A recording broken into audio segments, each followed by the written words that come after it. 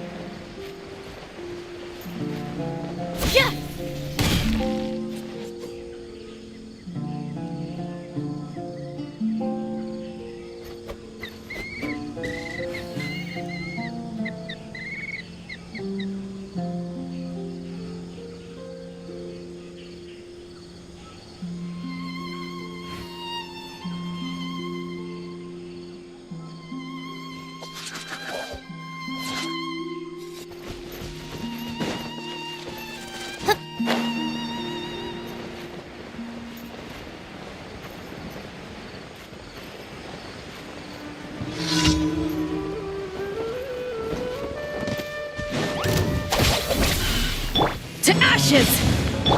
Odds reveal the... Keep back!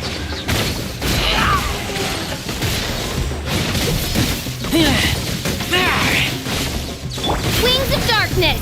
Come, sever night from day! Stand with me!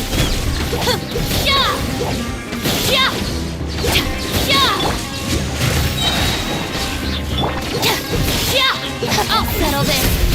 Power that ended Python!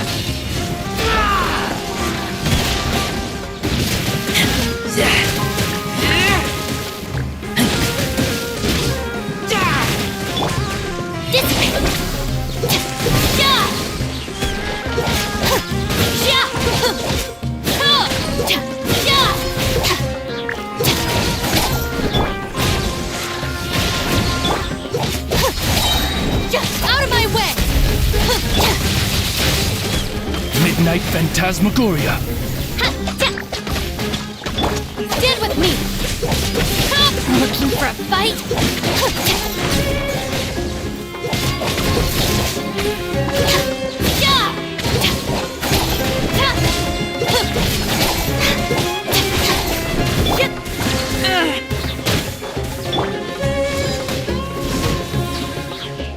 To ashes!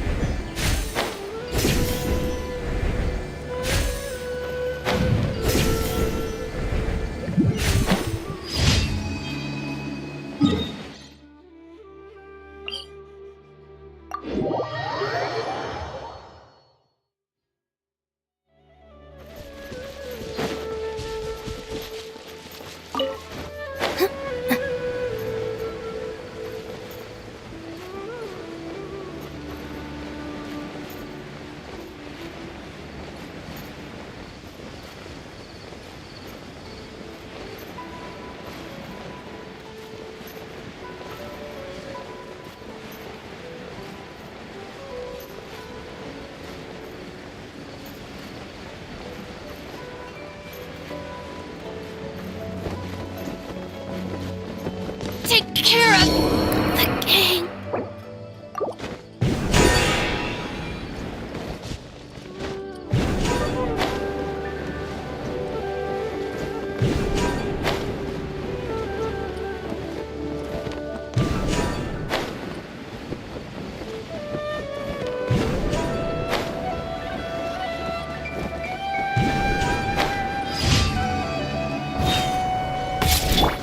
Our bond is strong.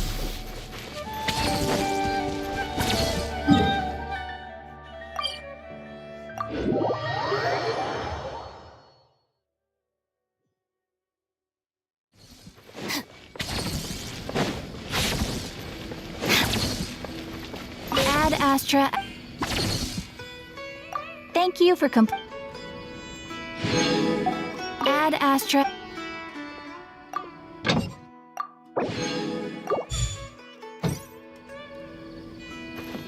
Dissipate.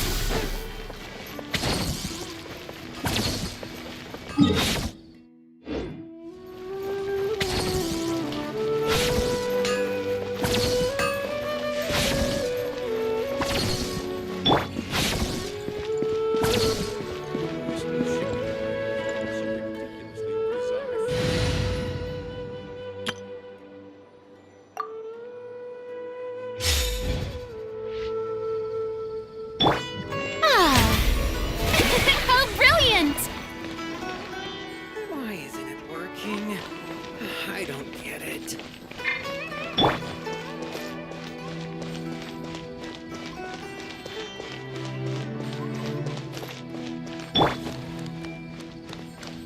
This new shipment of items, they're also ridiculously overdesigned.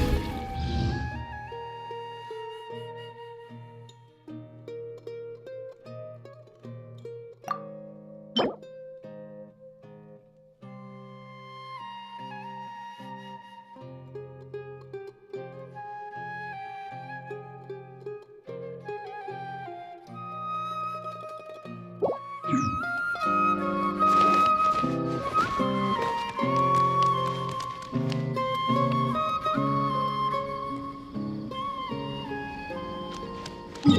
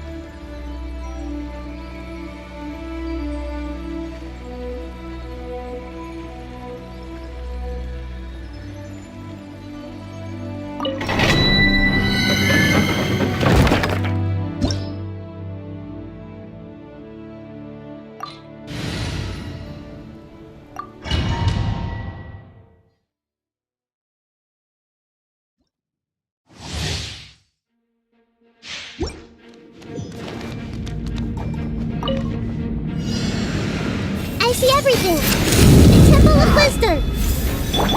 Strike a pose! Time to shine! Light it up! Now you shall perish! Shine down!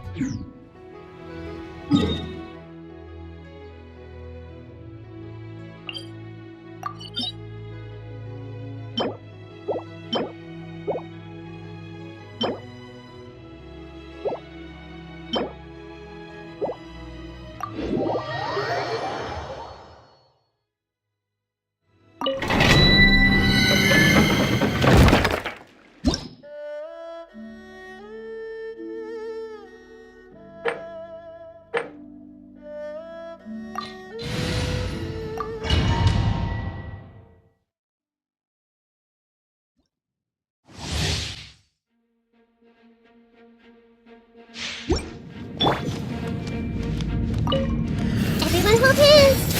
Make yourselves at home! Shower me with praise! Let my name echo in Rise with the sun! Torn to oblivion! There is no escape!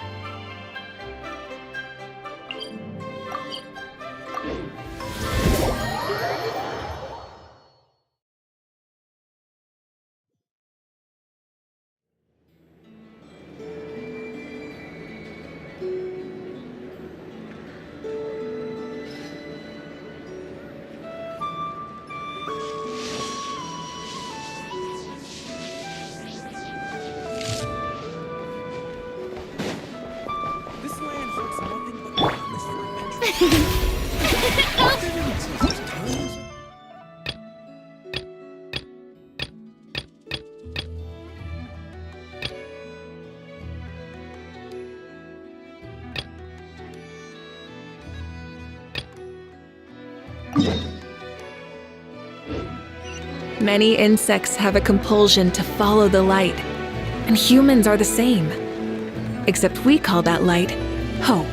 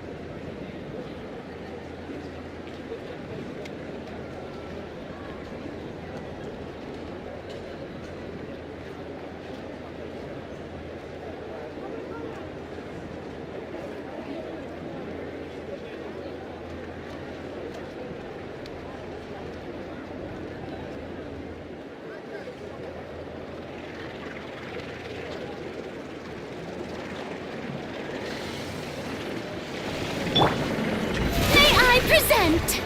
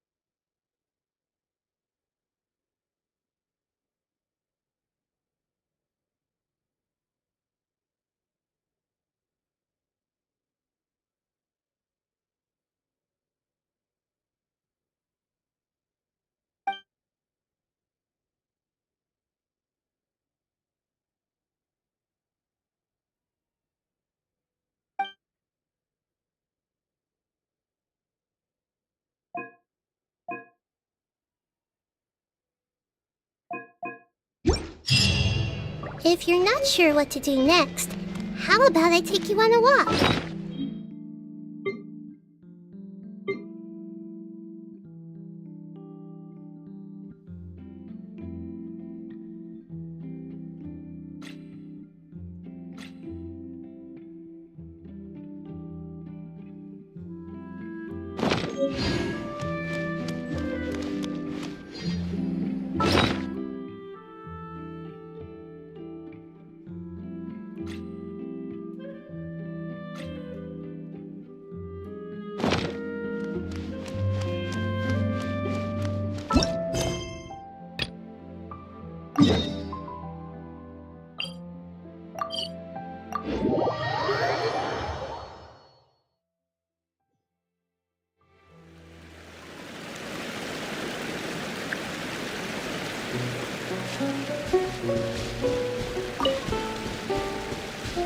Look over there! It's a Melusine!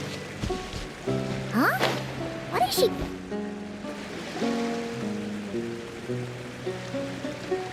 Hey there, Melusine friend! Need any help? Oh, Traveler Paimon! It's you! Long time no see! Right in one! You know me too well. Everyone in Marcy is preparing a surprise gift for Monsieur Neuvillette. We're working together to make him a new outfit. I was about to go find some gems and shells to decorate it with. Wow! A surprise present! Is it really okay for you to tell us like that, though?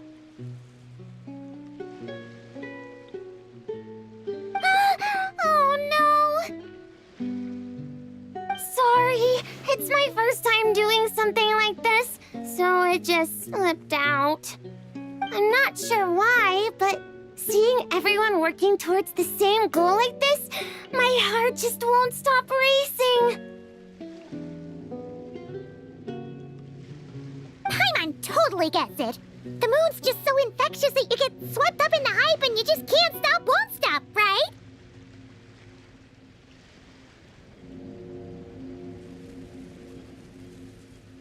Yeah, it is! We may be playing different instruments, but we're playing in harmony. So, why'd everyone suddenly decide to give him a gift? Oh, that! Monsieur Neuvillette is always sending gifts to everyone in Marcy Village. So, after discussing it, we decided to make something for Flo handled the blueprints, And then we all picked out the materials and sewed it together. And Seren was in charge of emergency precautions to prevent things. Emergency precautions? Things getting out of control?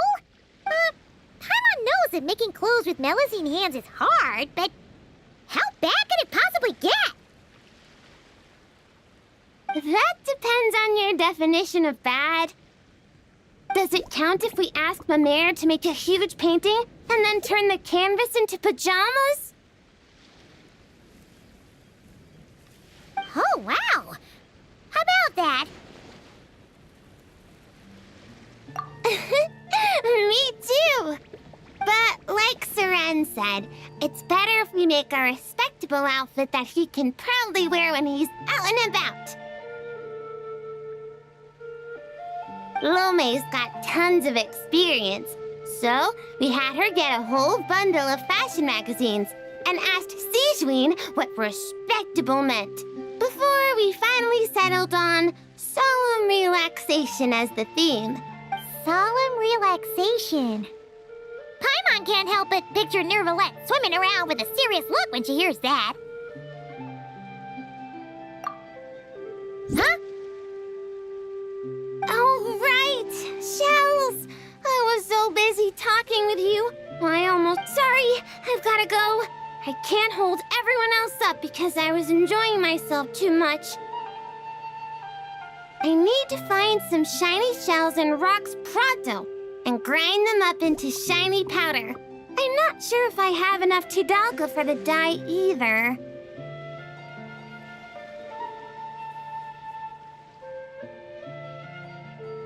Leave it to us! When it comes to finding stuff, we're the best in the biz! As much as you need, on time, guaranteed! Really? You will? Thank you, then. Could you please help me find some of the shiniest, brightest barrel conches? I remember there's a bunch in the waters around here. 2 or 3 should be enough. Even 20 or 30 would be a piece of cake. Oh, that's way too many. I'll focus on finding gems over here. Good luck to us. See you soon.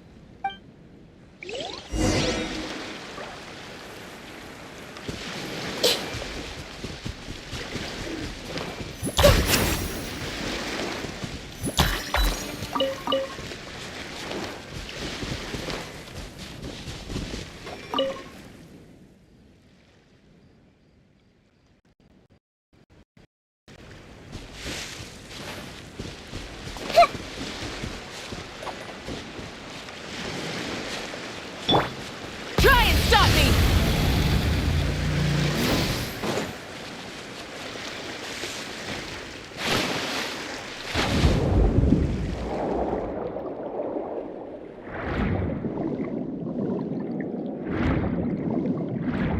Lotta! The shiniest... Whoa! Any shell that shiny... Nice! Shell secured! Not a single hiccup! Ah!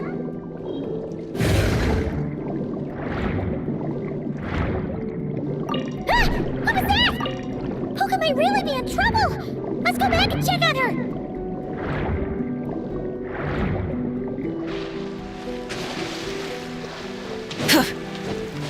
Hit.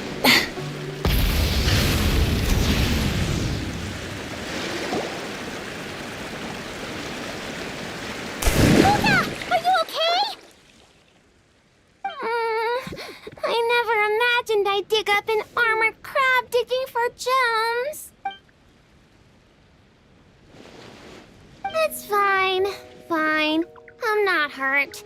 Sorry for making you worry. Good thing this bishop showed up. Gobbled that nasty crab right up. Huh? Bishops eat giant crabs? Maybe they don't actually like crab that much. It doesn't look too thrilled. Oh, right! We should be focusing on... Why is there a bishop? No clue. Never seen one around these parts before. Monsieur Neuvillette warned us that while some bishops are super friendly, others can be really dangerous, so we shouldn't get too close.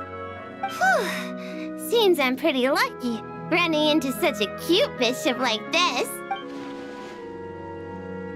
Then be sure to give it a proper thank you the next time you run into it, okay? Yeah, for sure. And I'll treat it to something tasty, too. Only thing is that I'm not sure what it likes. Definitely not Tidalga. Wouldn't have thought such a big bishop would like something... Whoa! Tidalga! When'd that get there? Huh? So, this pile of Tidalga is... Nope.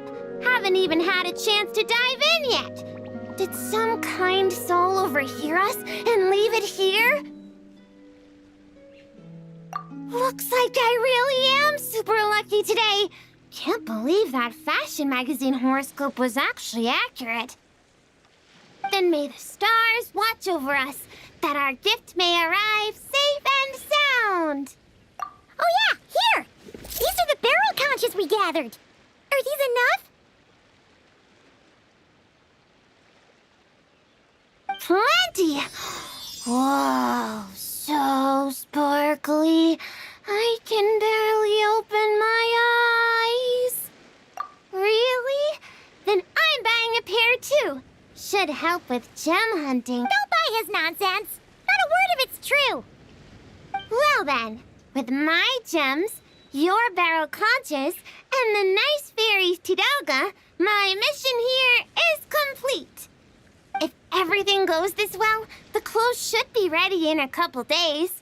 Hey, when we deliver the clothes to the Palais Marmonia, will you two come see what we made? Let's meet up at the Palais Marmon. Sounds great! We'll be looking forward to hearing.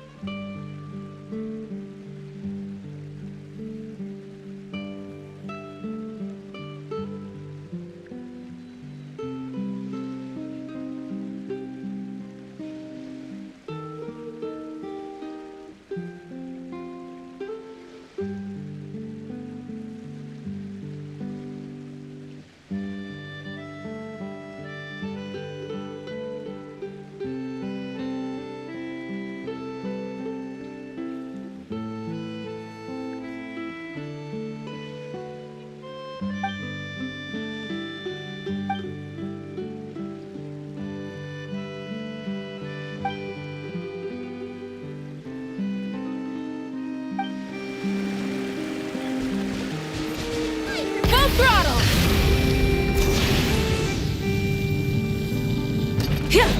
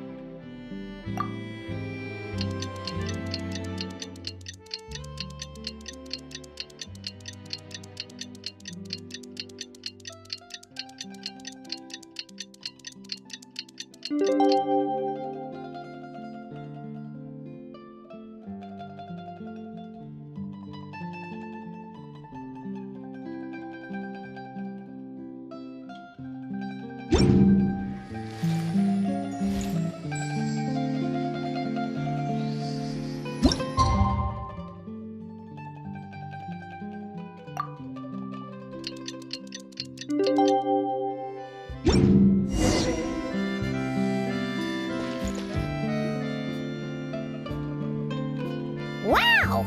It's been a long time since Paimon's seen the Palaemomonia this busy. Puka wasn't kidding. There are a ton of Melazines. Huh? Something's off, though. Everyone? Excuse me, miss? Mr. Gestionnaire, do you enjoy your work here in the Palaemomonia? Are you asking? Well, about that, I can't really say that I'm happy, or particularly unhappy. Though I've been here for some time now, I still feel as though I only just started. Got it. So, put another way, work at the Palaemomonia is so exciting that it feels as though you're always filled with energy, like you're in your prime, correct? Exciting? Oh, no. I'm more anxious, really. An exciting anxiety? Is being a gestionnaire really that nerve-wracking? And sure, I thought only the Marechaussee Phantom was like that. Oh, no. It mustn't be exciting. If anything on the job excites your nerves, that means the process has already gone terribly wrong.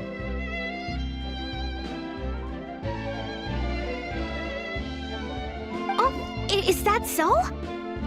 Sadil never mentioned anything like that.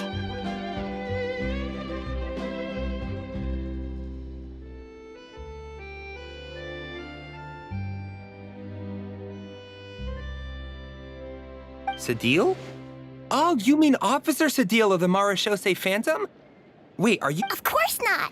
If we're talking ability, I definitely would have passed the exam first! Grana, now's not the time to get competitive. Look at the poor man. He's so nervous he's sweating bullets.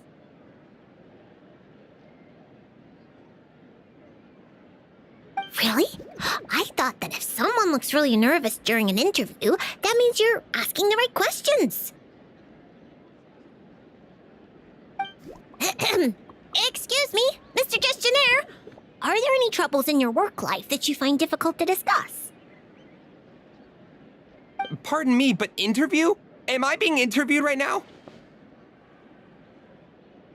Well, yeah. Oh, no. According to regulation, gestionnaires are strictly forbidden from giving private interviews, especially to parties of unknown provenance. Excuse me, Miss Melazine, but might I inquire your full name and the newspaper at which you're currently employed? Special Reporter Lome for the Buoyant Otter Gazette. You obviously just made that up. Lome, what happened to truth in reporting? Does the Court of Fontaine really have a newspaper like that? I need to go check the files. My good sir, are you feeling all right?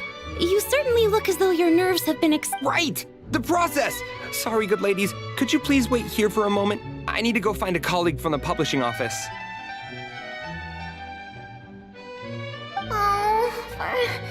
We were just going to ask him how to get to Monsieur Neuvillette's office, yet somehow it turned into a practice interview for Lome. Mr. Eon, there you are! The tea Miss Cornelia so kindly made for us is nearly cold. Just what have you— Oh my word, what happened here? Why are there so many Melazines? Mr. Realte, please give me a hand. I can't possibly take care of all these Melazines myself, much less give an interview while I'm at it. Interview? I never saw any such thing on the schedule. Which newspaper? The Buoyant Otter Gazette. Oh, really? Yet what you're holding certainly doesn't look like an otter. Of course not. This happens to be the one we're looking for this time. This blue creature can't be me, can it? Looks nothing like me. Hey! Watch what you're calling a blue creature! This is none other than the eminent Monsieur Neuvillette! Huh? I see. Mr. Ian, please refrain from undue alarm. I understand that your heavy workload and lack of sleep might have left you rather tightly wound, but you must remain calm.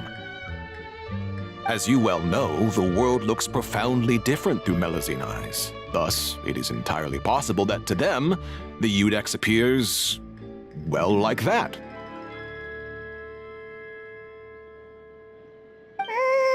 Pretty much. Monsieur Neuvillette actually looks a bit different to every Melusine. So we split the difference. Ah, you split the difference. I see, a most judicious approach. In that case, might I inquire what matter you wish to see Monsieur Neuvillette about? We're here to give him a gift. Gun salute! 21 gun salute from Monsieur Neuvillette.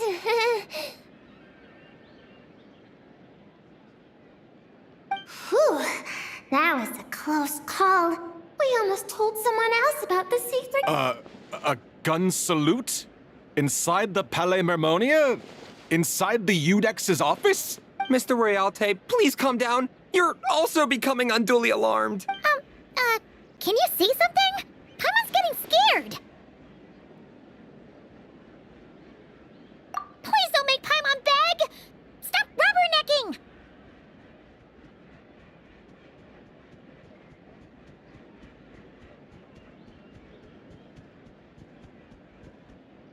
It's not that Paimon can't sympathize, but it looks like Realte's really about to call the guards.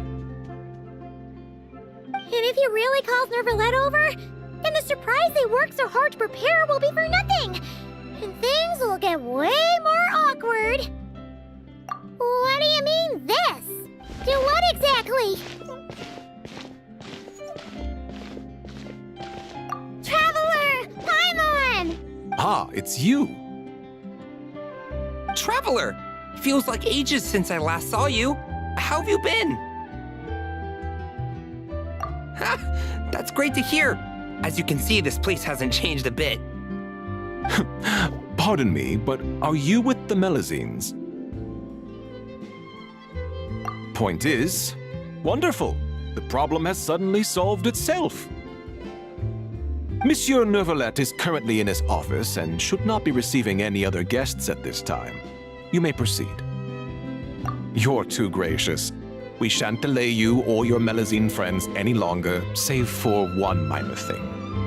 Eh? What's that? While inside the Palais Mermonia, particularly in the offices, please ensure that any items you're holding remain below head level. Otherwise, our most enthusiastic colleagues will doubtlessly assume you have a special request that you plan to seek assistance with. Got it. We were only holding it because everyone was scared of getting lost in the court of Fontaine. But now that we've reached our destination, Puka, if you would? Sure, Flo. Putting it away. Oh, so that's what... It's fine. With the two of us here, there's no way you're getting lost. Come on. Neuvillette's office is right over there. Please take care, everyone.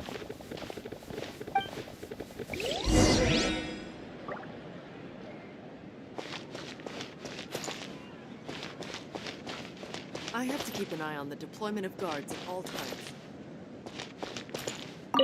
Okay then. Please lead the way to Monsieur Neuvillette's office.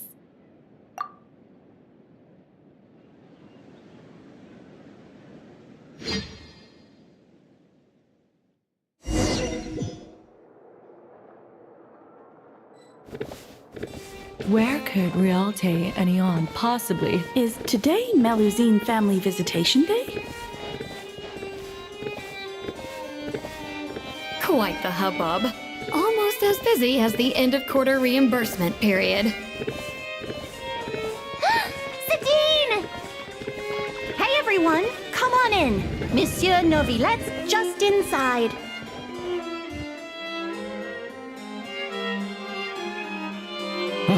I thought it might be you.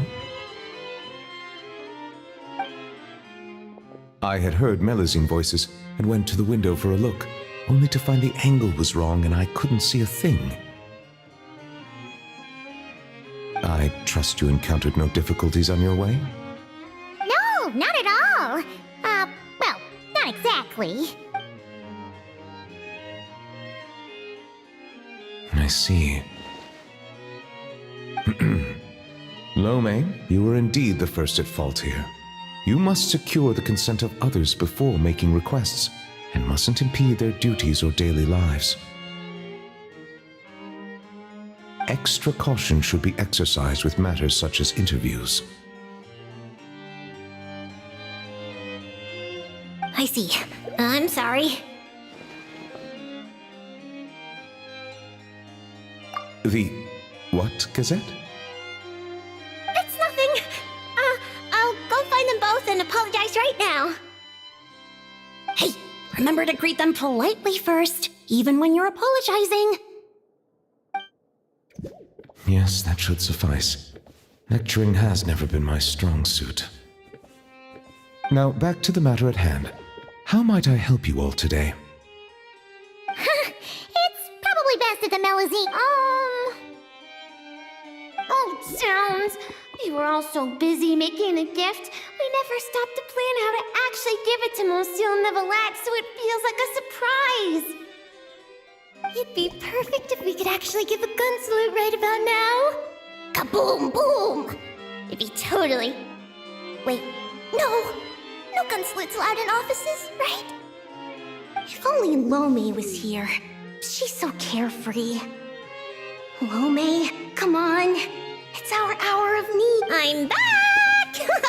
Those two gentlemen are both great people. They not only didn't scold me, but they even served me tea, too. Huh? Why haven't you given him the clothes yet? I already finished 2 whole cups.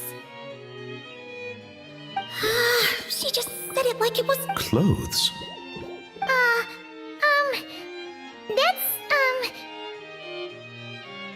Yeah, you're right.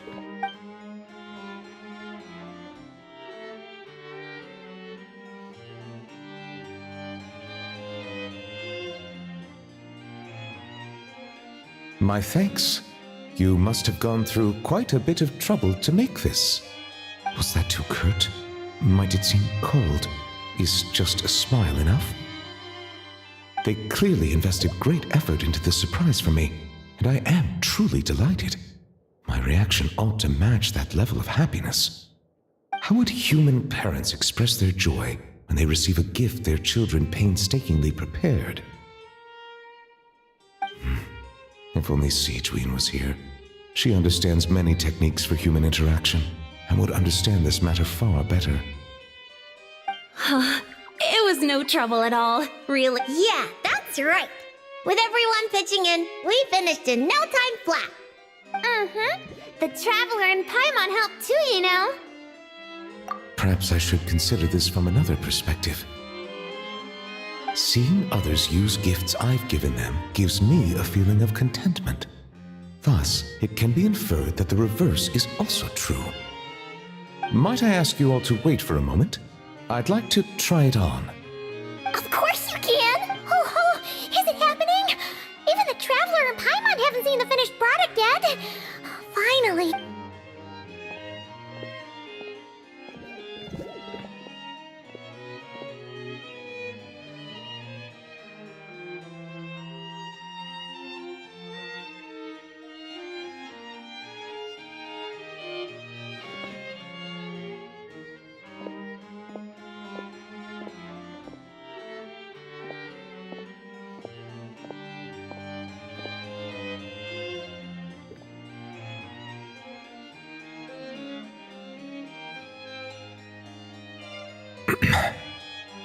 Well?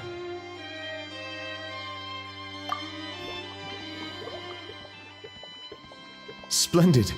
Both the Melusines and I are delighted to hear that. Oh, it looks gorgeous! Plus, now Paimon... Ah, indeed. It is aptly suited for non-official occasions. Moreover, if I'm not mistaken, this outfit seems to have a certain exotic feel?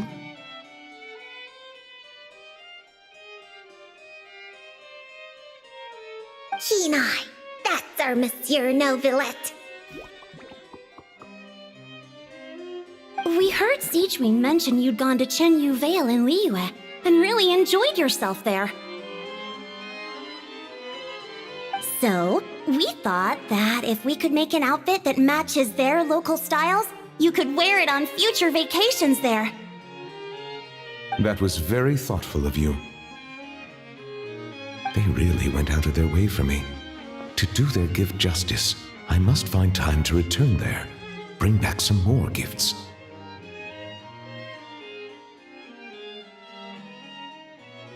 But what should I buy? I suppose I shall decide once I get there. I can ask the locals for recommendations.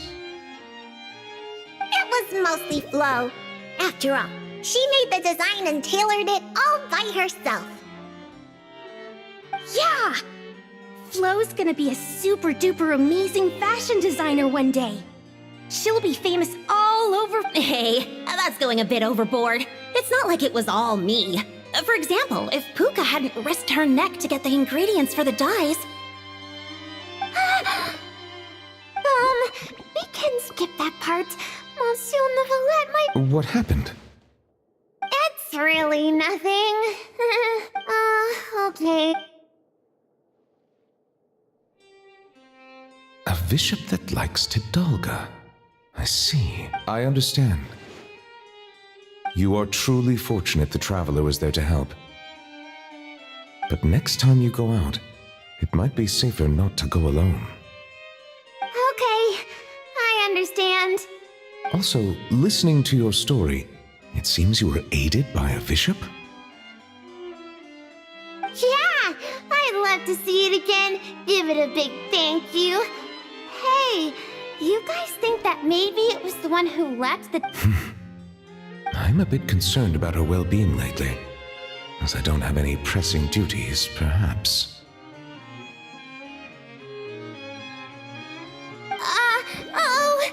We've stayed too long, haven't we? We really should get going while it's still early. Excellent. In that case, allow me to accompany you. Huh? Really? Oh, if we go now, we can make it back in time to treat you and the traveler to dinner. All right! Blubber profiterole, poisson seafood soup, poisson champ pie. Not enjoying the Melusines, have you?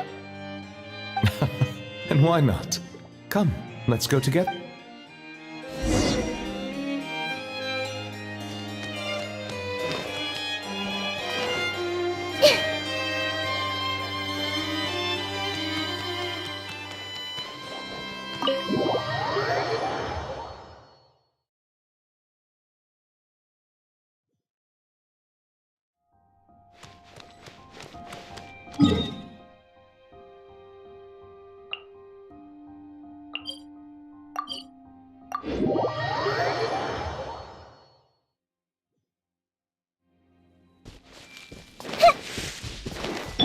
Try and stop me!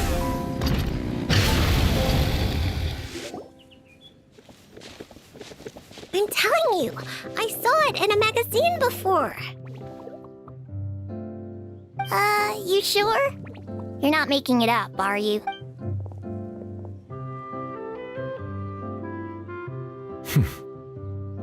Come on out now. It's me. Nouvelle! Passive! Passive! Whoa! It's passive! So, you know the... Passive? This is how you address her, then?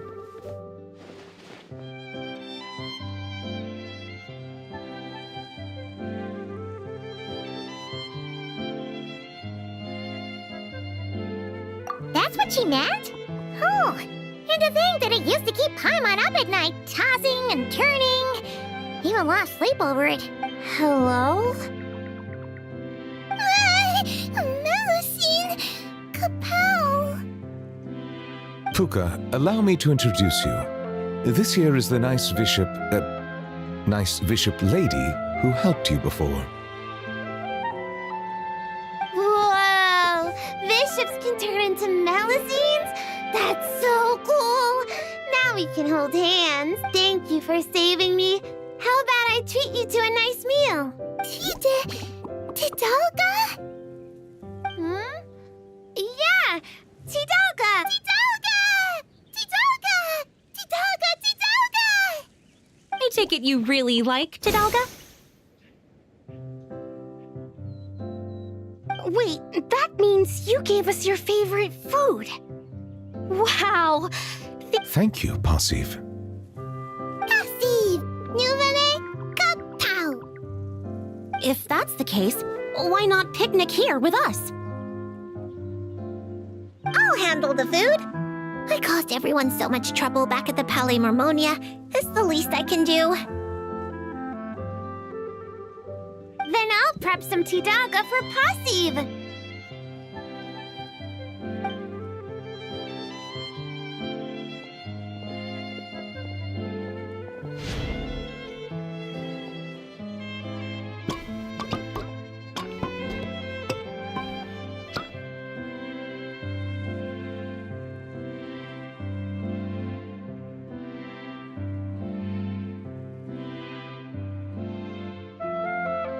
Tidalga much.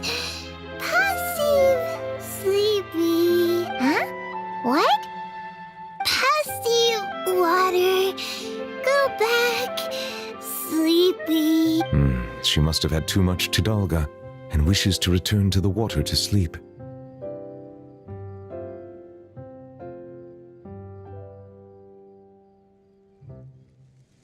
Hey, like you're any different. Passive leave. Wait! Hold on a second. Huh? I don't know where she lives, or if only I could give her something to remember me by. Oh, I know! Here, for you! Ah! Nouvelle Passive! Nouvelle good thing! Amazing! She recognized it right away!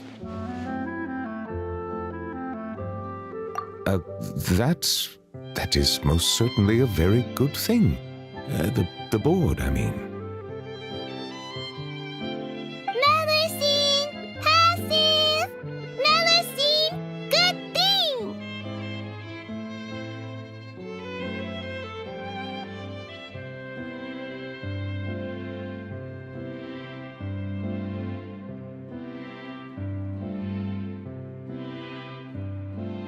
Nouvelle! Good thing! Paimon! Good thing! Traveler! Good thing! Still the same old Passive, huh? Gone in a flash. No need to worry. She already considers Fontaine her new home. We'll see her again. Learning to share is part of the process of joining the group. 'Twould seem I'm not the only one she's learned a lot from. A most astute observation. I too have learned much from humanity. And now that I think about it, this learning process actually began a long... Monsieur Neuvillette, are you thinking about the past? Yes. It was after I was born, but before I had joined the court of Fontaine.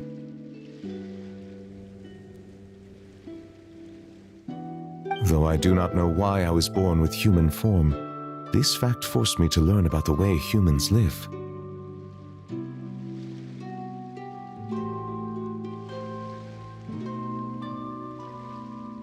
At that time, I was constantly perplexed by all kinds of questions, such as how human language could record history, how they produced things and traded. And why they insisted on using the flesh and blood of a god as a medium of exchange. Could not pebbles and seashells serve the same purpose? Maybe because rocks and shells break easily. And gods do not? They probably do. Indeed. Fortunately, we have ample time. Perhaps in the future, we will witness the world transform once more. Very true.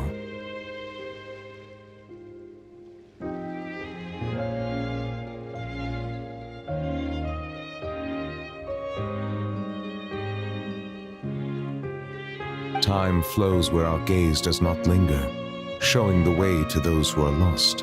Rather than dwelling on such things, it is far better to live in the now.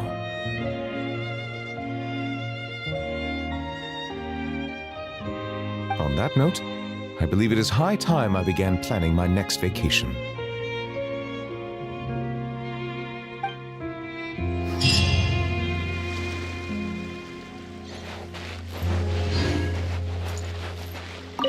Monsieur Neuvillette, can I ask? Of course you may. I've heard that Liyue has fire wrapped in paper. Lights that can grant any wish. Is that true? Fire wrapped in paper? Wouldn't it break? And isn't that dangerous? Yeah, that's right. If your wish is to burn the whole house down, then it might come true. Whoa, Puka. Where'd you learn to joke like that? I wasn't joking. Well, there is something like that. They're called Shao lanterns. They aren't dangerous if properly handled, but they do not actually have the power to grant wishes. I'm sorry. Oh, you don't need to apologize. Simply listening to me describe them would be quite dull. How about I bring some back for you once I visit Liyue?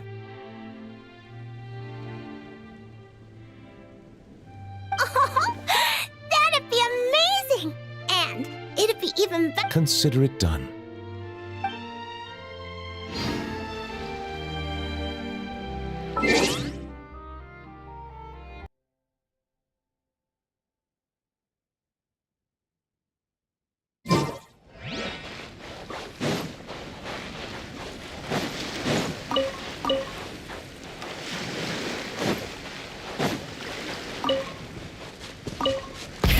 Rev the engines!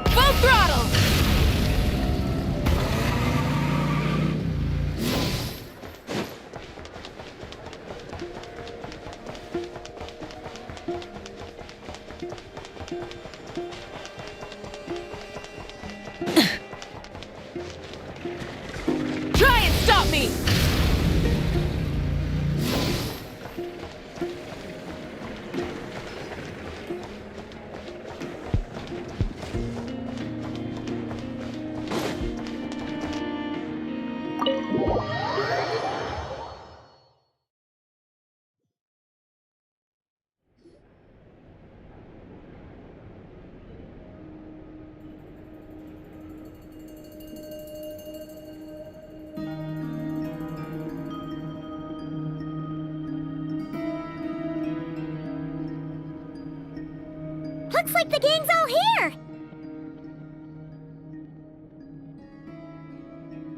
Yep, all ready. How about you two? Green and good to go? Paimon's ready! Great, let's get rolling then. Great. Well, first things first. wait! Someone's here. We heard your footsteps. Although... You've been here for a while now. I take it you followed the Traveler, but I don't sense any ill intent in you. Come on.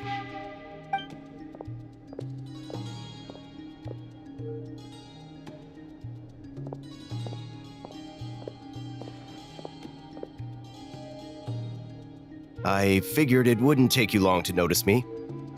I come bearing news from my lady, the Knave. Dottore went through the motions of returning to Snezhnaya, but it was obviously a facade. However, he has not returned to the Kuvaki Experimental Design Bureau, nor has he made an appearance in Not. Well, in that case, he'll be in his lab way up north. I always wondered why he applied for his own private pad. He was planning this all along. Tell them that Sandrone and I will go on ahead. If they still intend to pursue this matter, they should meet us at the research center in the northern tip of Notcry. Nice of Columbina's two best friends to think of us. We appreciate the heads up. Our sincere thanks to the VIII for your aid. Lady Damselette may have left our organization, but at least some of her colleagues remain genuinely concerned for her well-being. Not to mention that the Doctor's increasingly cryptic conduct gives us great cause for alarm. We have crossed swords many times before, but it's not personal. We're just on different sides. We don't lack humanity. And so, as fellow friends of Lady Damselette, it's only right that you should be in the know about this. Arlecchino's situational awareness has saved us a lot of trouble. I'll leave the map here with you. If you do decide to head to the research center, please proceed with caution. And remember, at least while you're in Notcry, Lady Arlecchino's subordinates are your comrades if you want them to be. This is very accommodating of you. Just doing my duty. I shall take my leave now. If you need us, you'll find us at the Experimental Design Bureau.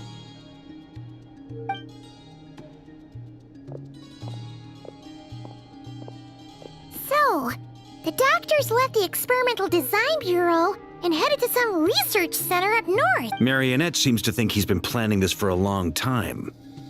But when did it start?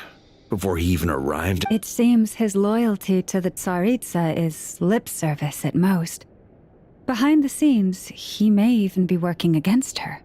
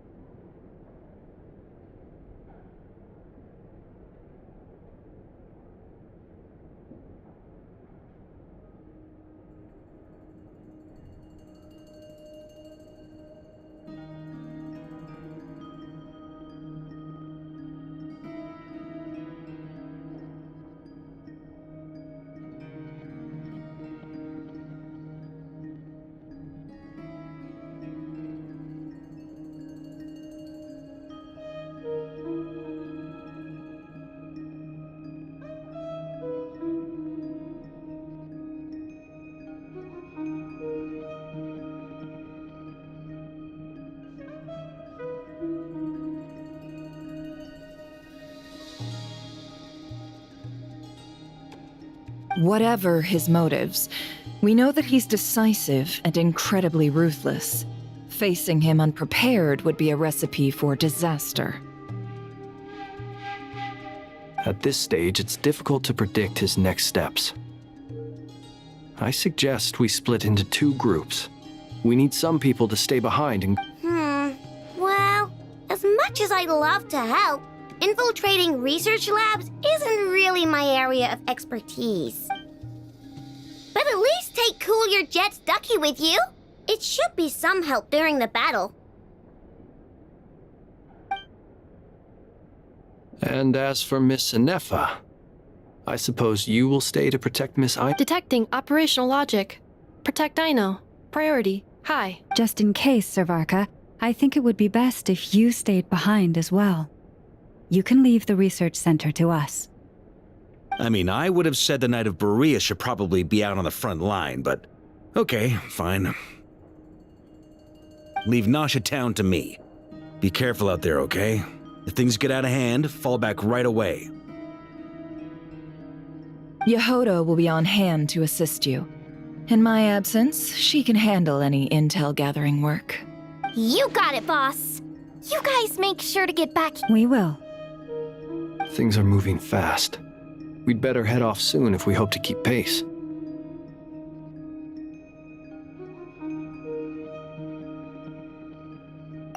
So, it's infiltrate a secret research facility, or...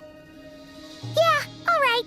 Paimon will help out here instead. We all have to bring our A game here. So, anything you need to wrap up before we leave?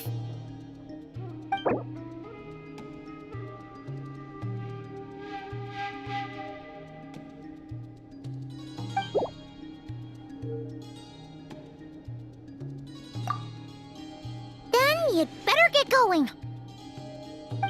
Very well.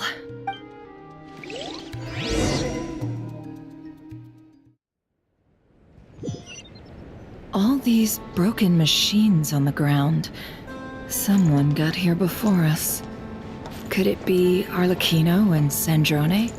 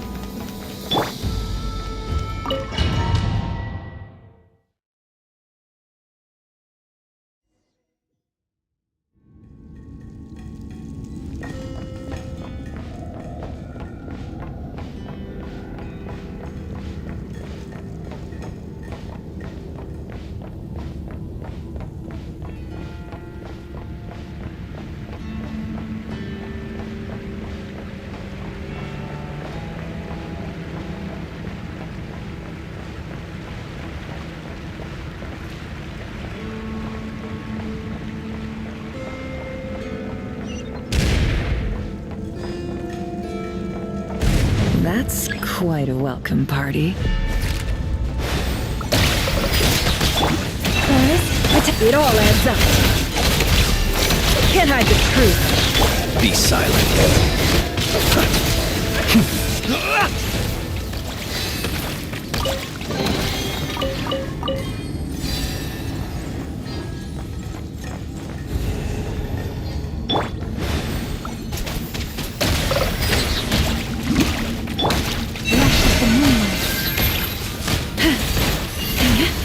No more love.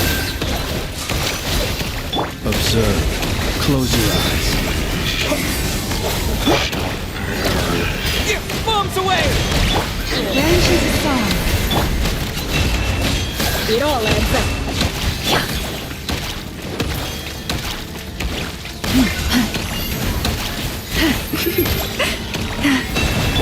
No more lies. Be silent. Close your eyes. Water jet! Leave this place.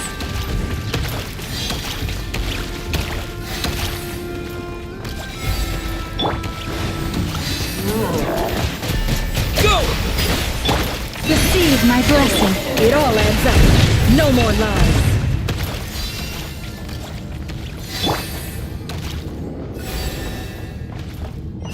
back! I said get back! Do you hear me? Why isn't it working? No! Don't come any closer! Don't!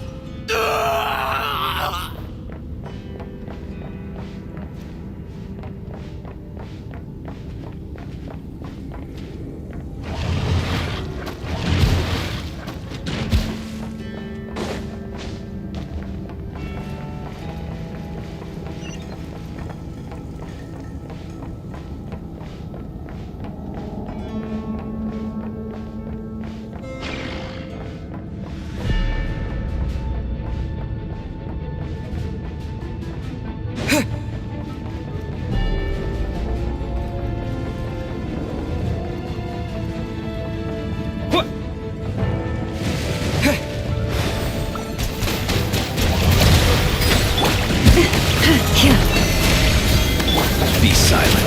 Close your eyes. You poor soul. May your spirits find peace. Grab that key on the ground. We'll probably need it at some point.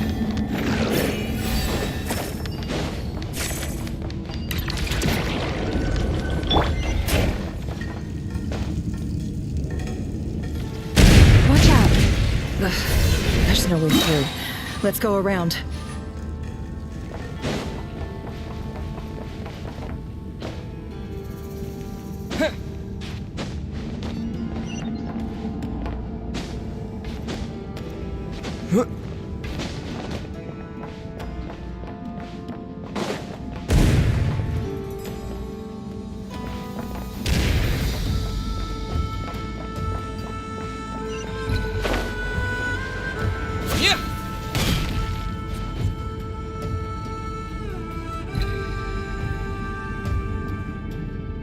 What the?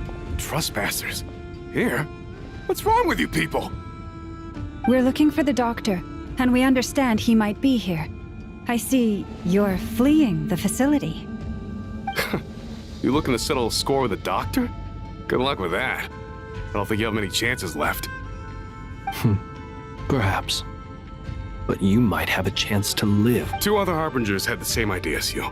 They're already inside. But what good is it gonna do? The doctor wouldn't do something like this unprepared. Seems to me that you're not too thrilled about being his subordinate. Also, is it just me, or do I sense monsters nearby? If you'd prefer their company. We need to know what the doctor is up to. Please, if you know anything, this is about more than us versus the doctor. His actions could have consequences for all of Nodcry. And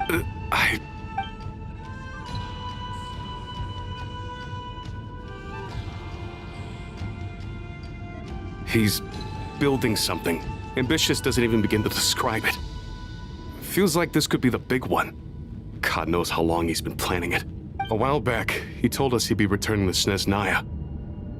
We weren't expecting him back so soon. This time he brought some gemstones with him, or something. The moon marrow spheres. He stole them from their... Oh, Lady Damselette? Last I heard, she left the VIII. Before she went, she told us she'd finished what Her Majesty asked of her, and wished to focus on some personal matters. I remember thinking that leaving us might not be the best choice. I mean, I always looked up to the captain the most, and... Back when this all started, the higher-ups dispatched 3 units to Nodcry to execute their plan. They were led by the Doctor, Marionette, and the Damselette, respectively. I was a part of the Damselette's unit to begin with. She never really interacted with us much. In fact, she seemed sort of detached from everything. Not because she was distracted, just felt like she was indifferent to the world around her. Like she had no stake in anything, that she always seemed like she was staring off into the distance. Almost as if she didn't see anything worth living for in the present, so she had to look further afield. That's right. She always used to stare up at the sky. The Doctor used to stand nearby and watch her. Apparently they got along well at first, but somewhere along the way, she grew wary of him, started avoiding him as much as possible. After she left, everyone in our unit merged with the Doctor's. He's similarly indifferent to the world. Except when it comes to the moons. He seems to have big plans for them. Right now, obtaining the 3 moons is his #1 priority. He even said if he can only get his hands on 2 of them, he'll create a 3rd one himself. How would he create an artificial moon marrow? Maybe the knowledge he gained from the Hyperborean phantoms has... Thank you for cooperating. We appreciate the level. I get the sense that you'd serve under Columbina again if you had the chance. Would that be fair? No, she's no longer a harbinger. As a member of the VIII, my loyalty will always... I'm only telling you all this because I don't completely trust the Doctor. His actions do not align with the goals that first brought us to Nodcry. I understand. We'll do everything within our... The Knaves unit is based at the Kuvaki Experimental Design Bureau. Well, now we know what's going on here. Artificial moon marrow. He's likely well on the way to completing it. I fear this could get ugly.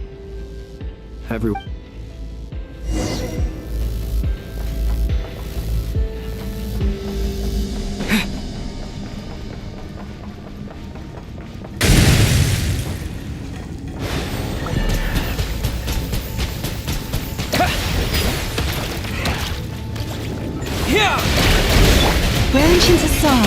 Be silent. Observe.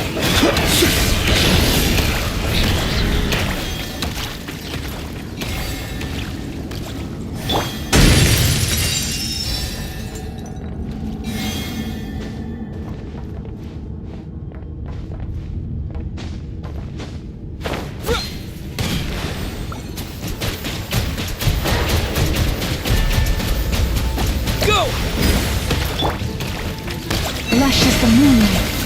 Be silent. Close your eyes. Do you fear the dark? For the everlasting thirst. Can't hide the truth. The deception ends here. Go!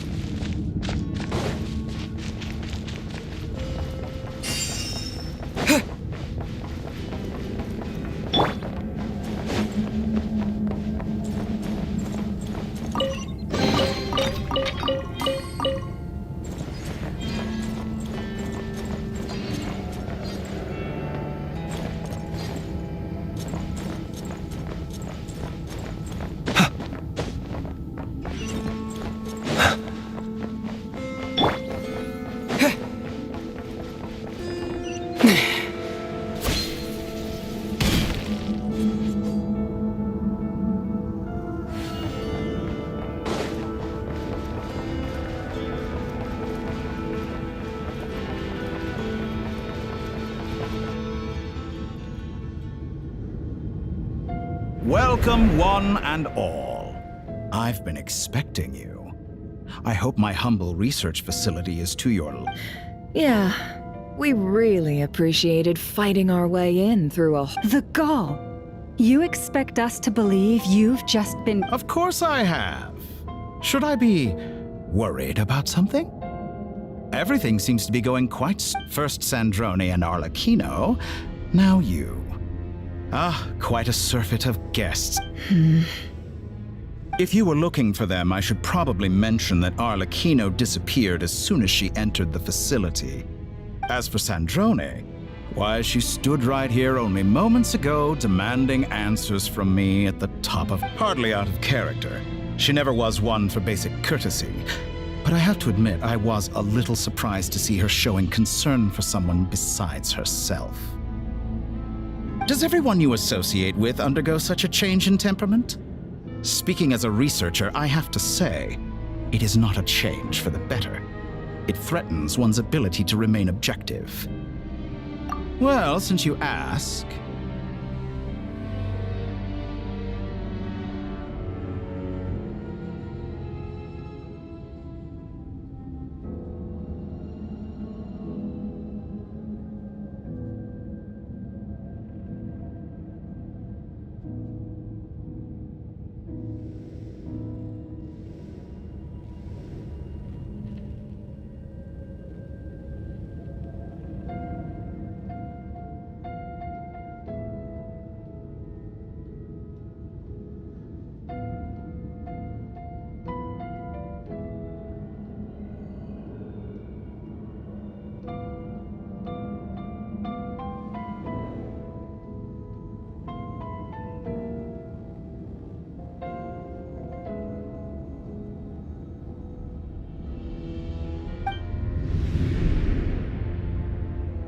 So you've got your hands on the moon marrow, and now you're claiming godhood. Don't you think that's a bit of— I must protest what you are insinuating with that phrase. I am not claiming anything. I am stating a fact. You're a researcher. I'm sure you appreciate the distinction between the two. Huh? Wait, you really think you're all that? You'll excuse me if I'm not being a polite little lady for you. We're colleagues. We both know what kind of person you are. By the same token, I knew you'd respond along those lines. You and I both understand that facts speak louder than words.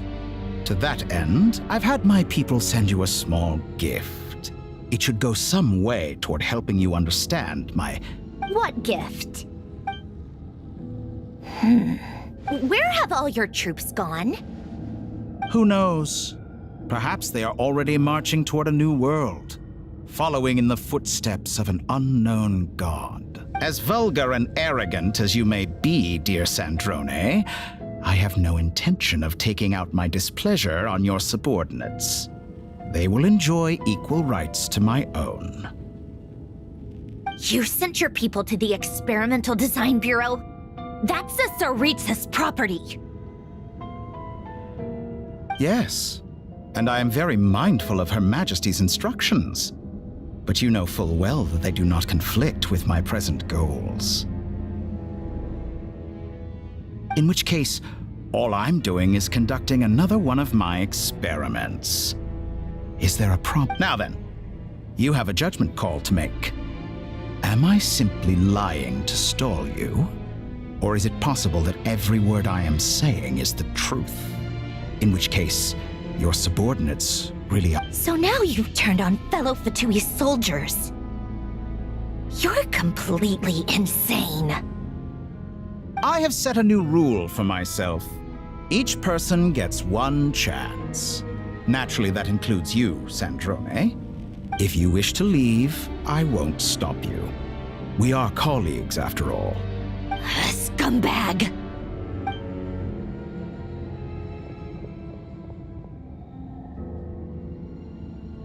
Still, I hadn't counted on Sandrone sparing any thought for the people of this world. Shame. I always found her self-centeredness to be one of her few better qualities. How can she ever hope to achieve greatness when she's so obsessed with protecting her little design bureau? It's more than a little disingenuous to speak of achieving greatness while taking hostages. Or does honor no— Honor? I have the marrow of 2 moons in my possession and will soon complete the construction of a 3rd. I will be the god of a new world. And you speak to me of— Those are sacred relics. You do not deserve them. In my view, many in this world do not deserve to be alive. And yet, I mercifully permit them to go on living, do I not? You'll come to regret your actions. Will I now? Let's see if you can make me.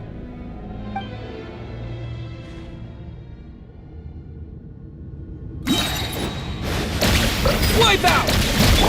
Forest, protect us. By the frost. Be silent. Target acquired. Night falls. It all adds up. The mystery unravels. No more love. Is that the best you can do? Observe. Close your eyes. Do you fear the dark? For the everlasting forest. Forest, protect.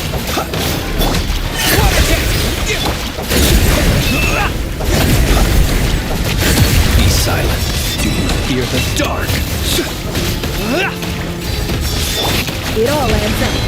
Seek within. Water jet! Arlecchino. Thanks for the assistance. Arlecchino. They see you as an ally. What a farce. You're clearly here to destroy my research, not me. I'd say your research is more valuable than your life. Am I wrong?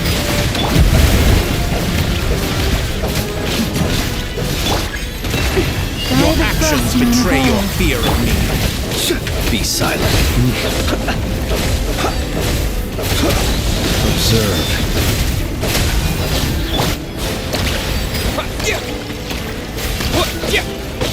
No more lies. Is this all It all it adds takes up. to tire? Close your eyes. Observe. The deception ends here. Is that No the more best lies. you can do? Get lost! Laid bare. I expected Witness so mine. much more from you. Transfixed. Wipe out!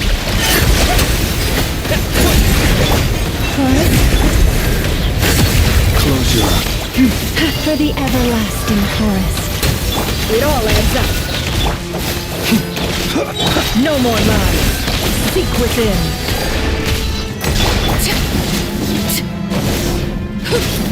Your actions betray your fear of me. The night cometh. Be silent. You poor lost lamb. It all adds up. Vitar is too powerful with the artificial moon now in his arsenal. Fighting him is futile. Quickly.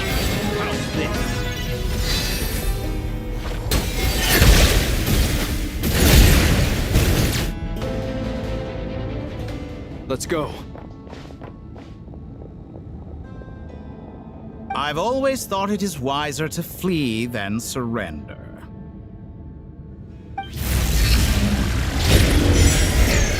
Watch out! What the? Forget about me! You should... Where's the traveler?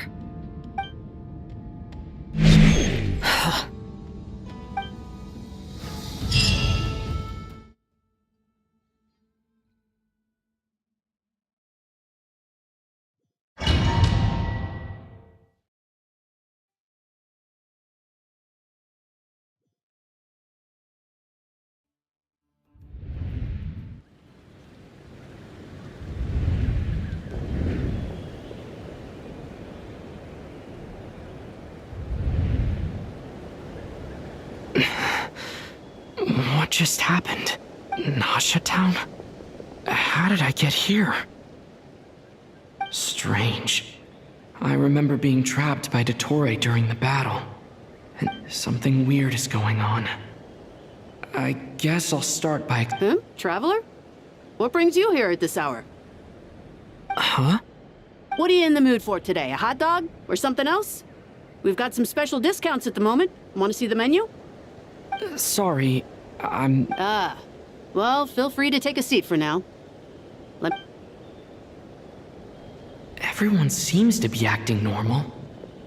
Am I just overthinking? Oh, darling, look who it is. One of our regular customers. Get the traveler something to eat, would you, dear?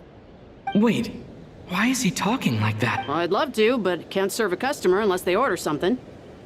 Anyway, I take it your business? Yes, thankfully.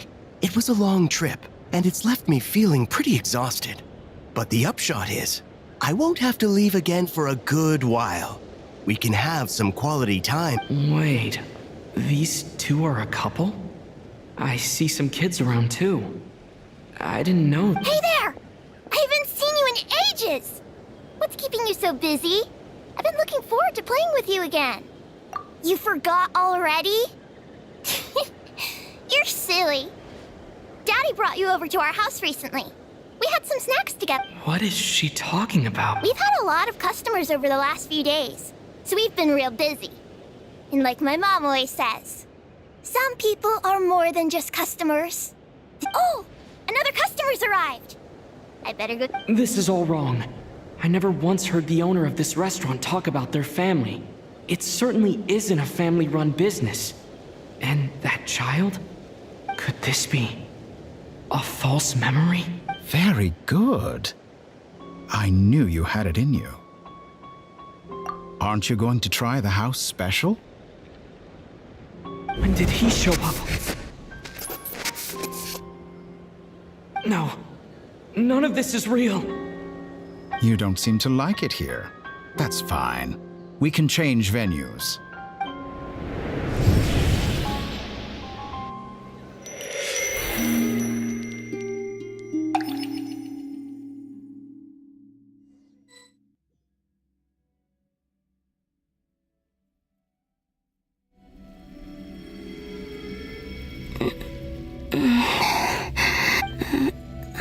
still alive? Where is this place? It took all my strength to open the moon gate, and then I leapt into it. So this is the moon's reflection?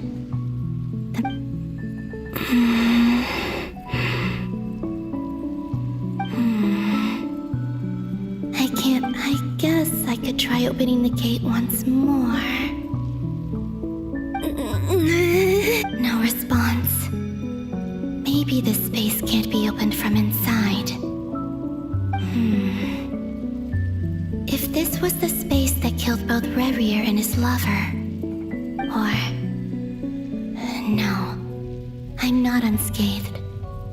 Even the air here feels frozen in place. I should conserve my strength and proceed with caution.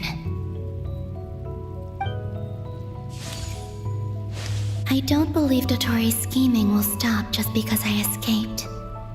If there is any chance that I can get back to the others, I must return.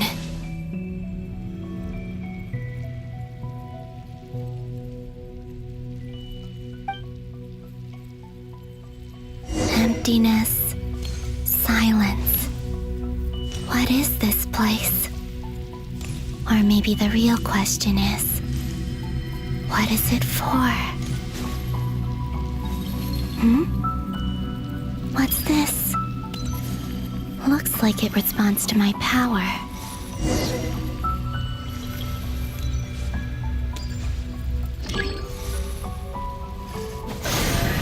Golden. Like Kuvaki. Is it some sort of guide? And why does it feel so familiar? I might as well follow it.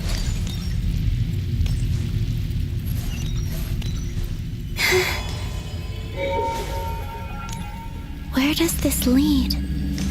Could it be the exit?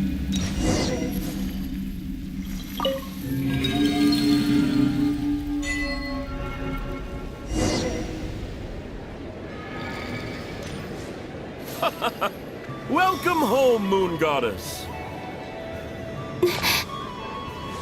Is this Nasha Town? But isn't Moon Prayer Night over already?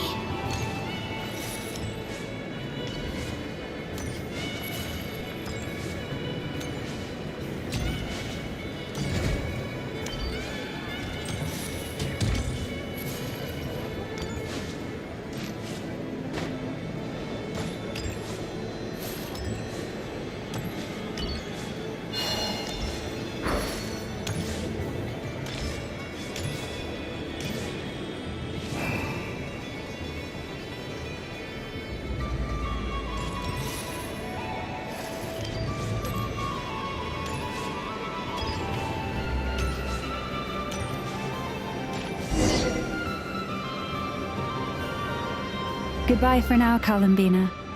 I hope you have a wonderful night. I will. Everyone else. Are these my memories?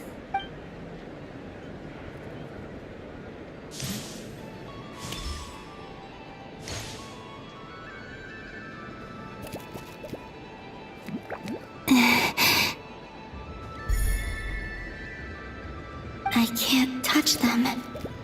It's as if we're separated by some impenetrable path.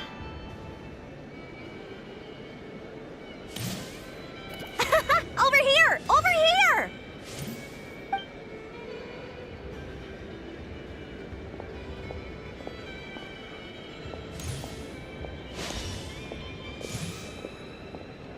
But the people in these memories pass right through me.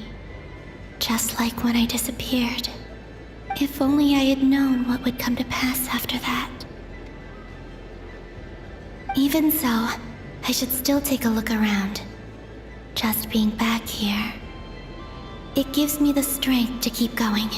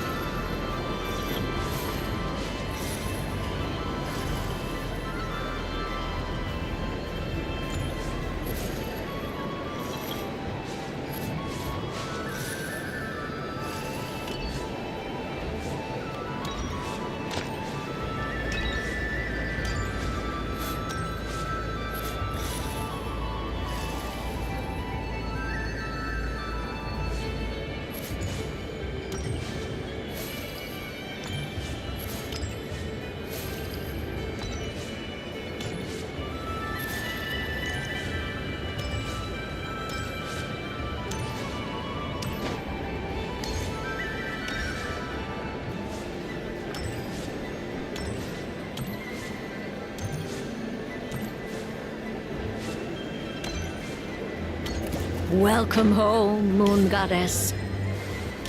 Oh, you're the genuine article.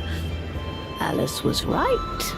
This moon prayer night was worth watching after all. Oh, yes. That was the fortune-telling stall run by Barbeloth from the Hexen Circle.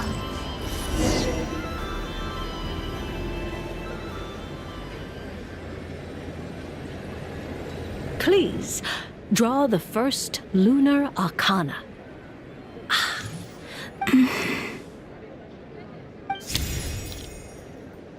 My destiny. I believe the card I drew was, now that I think about it. Barbeloth's divination was absolutely right. It's almost time to draw the last card. The one that represents...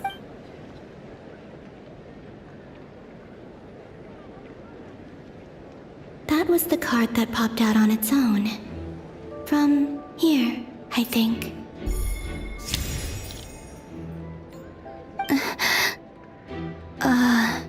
Kuvaki pulp? What? Fascinating. I've never encountered this before in my role as a diviner. What's going on? Did that card leave the deck? Because of my influence? All I did was try to touch it, and then...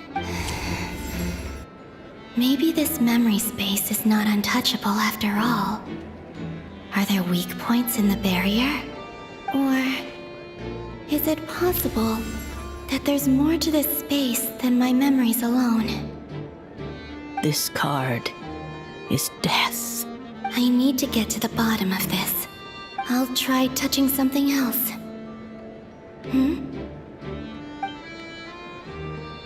Is this...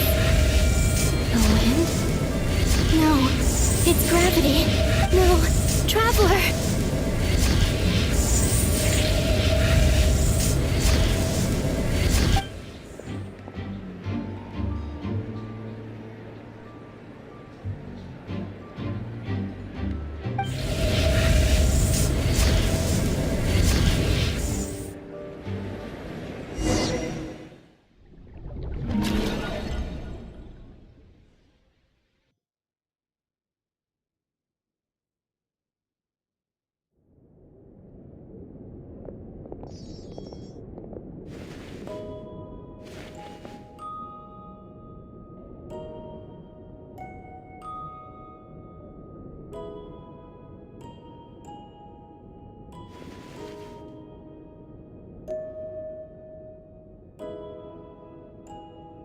Paimon, listen to me. From the bottom of our hearts, we are so sorry. We completely understand how you must feel. Don't say that! Paimon's not a little kid! You didn't leave him behind on purpose! There was nothing you could do!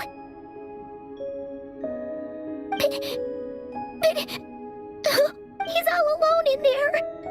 What if something happens to him? We've barely spent any time apart since we met. Is he... We must find a way to rescue him.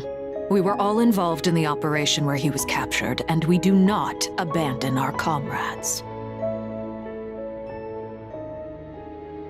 That being said, it won't be easy. Through conversation with the others on our return, we've arrived. Dottore's lab has clearly been in operation for a lot longer than we realized. We found many monster samples stored there.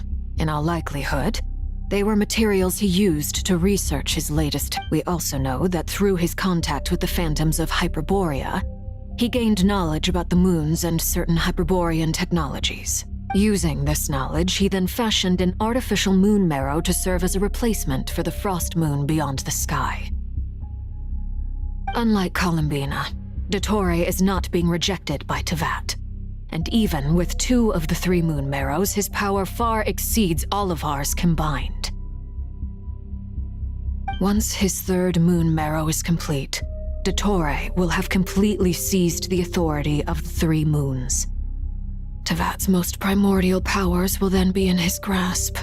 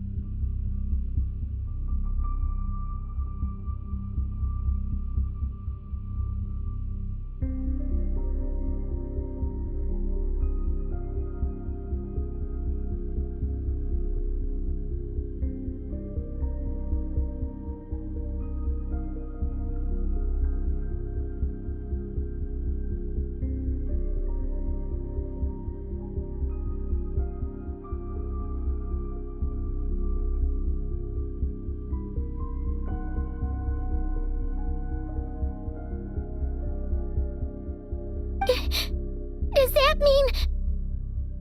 I'm afraid so. No one could have predicted this level of insanity. Not even from Dottore. And unfortunately, his insanity is... This is dire. Sounds like the world is done for. The Three Moons' authority can influence the very fabric of time and space. I dare not imagine what a monster like him would do with... The trouble's already begun, I'm afraid. On our way back, we discovered that part of Nodcry is being enveloped by an unknown energy. We cannot ascertain what has happened. I'm convinced this is Dottore's doing. Not that there's any way to prove it. The issue is, we have no idea. The only thing more frustrating than facing down evil is knowing that it will surely come, but not knowing when.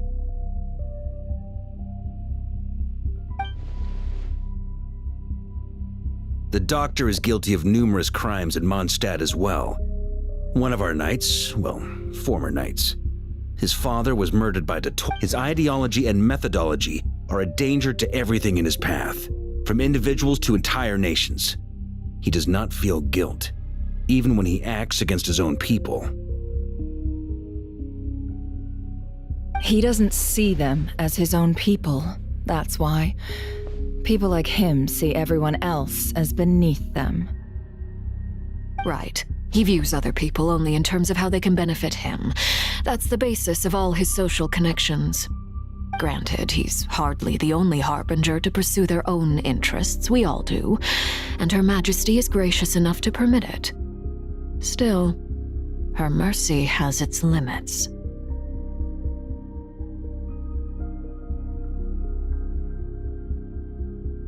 Dottore's actions have gone beyond even what the Fatui could have imagined. Usurping divine authority to become a god.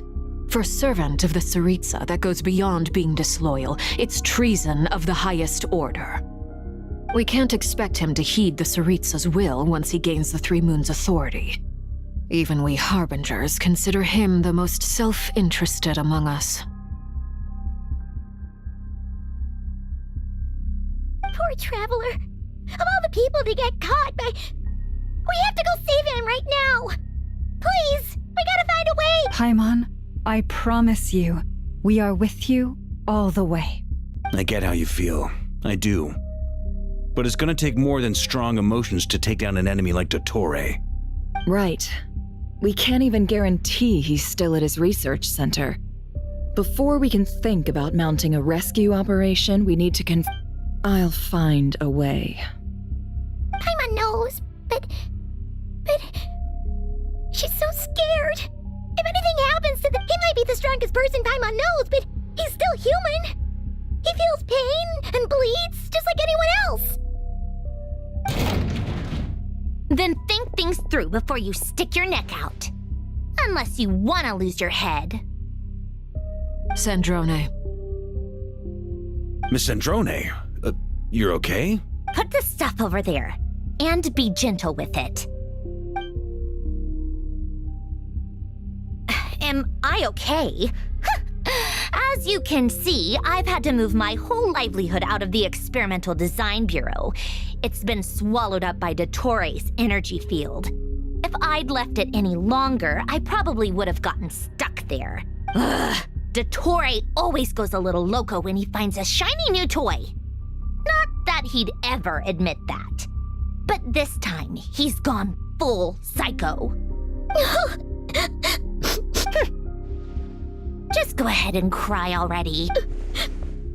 Sorry. Paimon's not trying to make it seem. It's just... Oh, Paimon. Let it all out. There's no shame in it.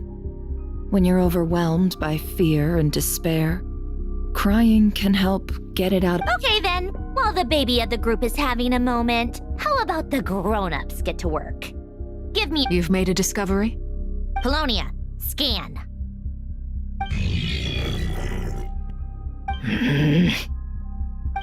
You, hand, now. Oh, I thought you'd never ask, my lady. Curses! You're next, then you.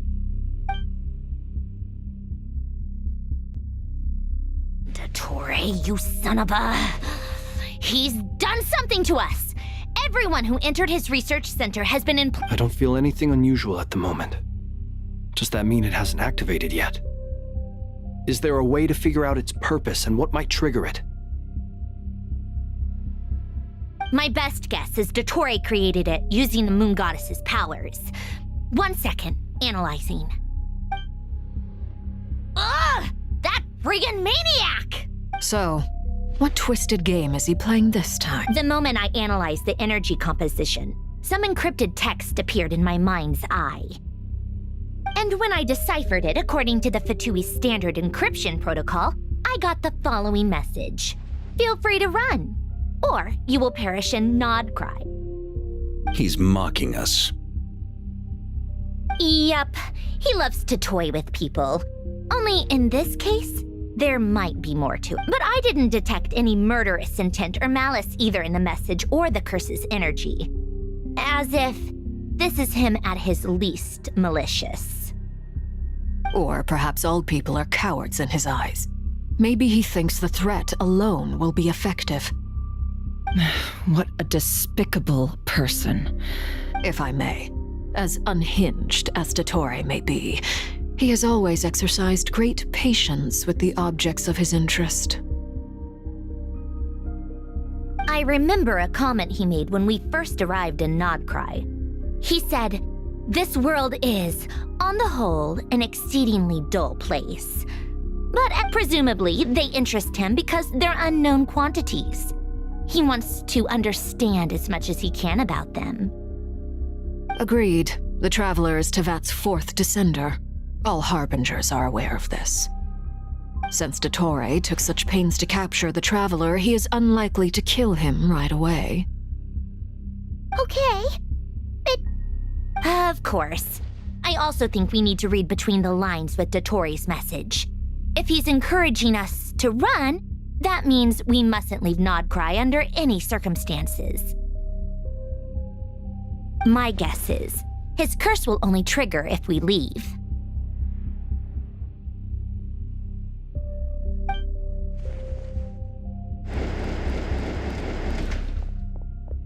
We've discovered multiple energy fields.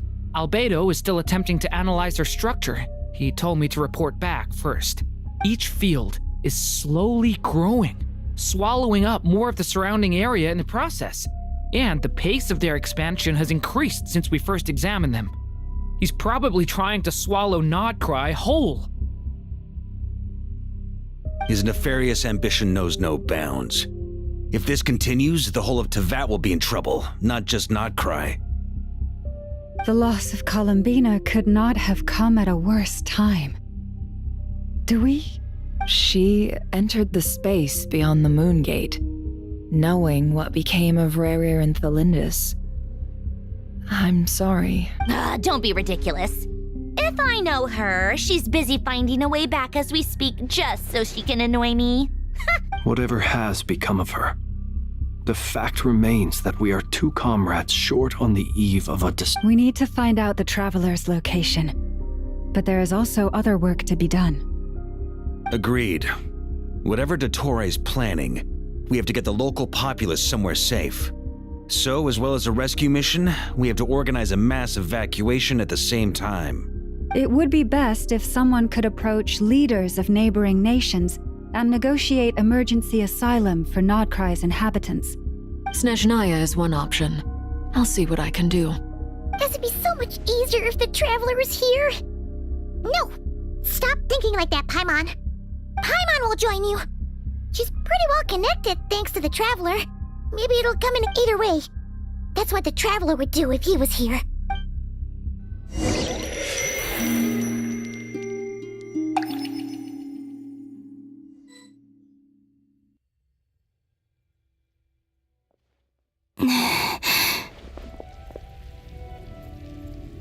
Back here again. That gravitational force that pulled me back. Is this where it came from? When I saw that memory of Moon Prayer Night, I think I influenced reality. Was it? If only I could have sent the others some kind of warning on Moon Prayer Night. Maybe we could have stopped Dottore. I feel so heavy. Well, even so, I have back to emptiness and silence again. I should try and find my way back inside that.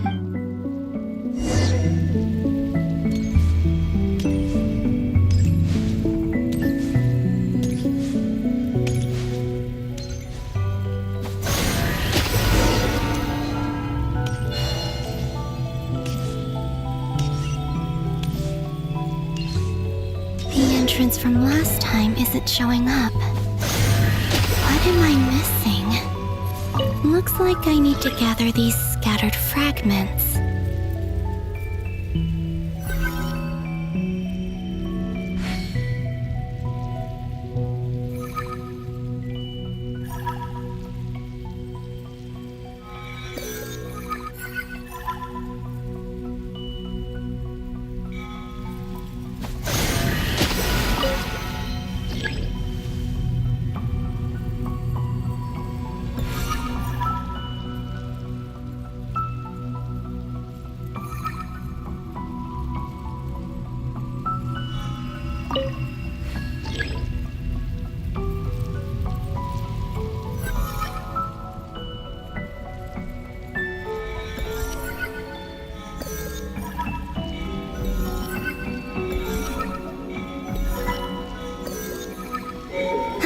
It worked. Hopefully I can stay inside for a bit longer this time.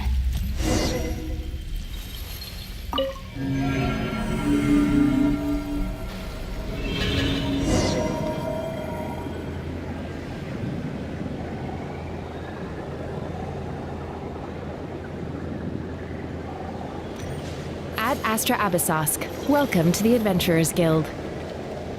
What? This doesn't look like Moonprayer Night.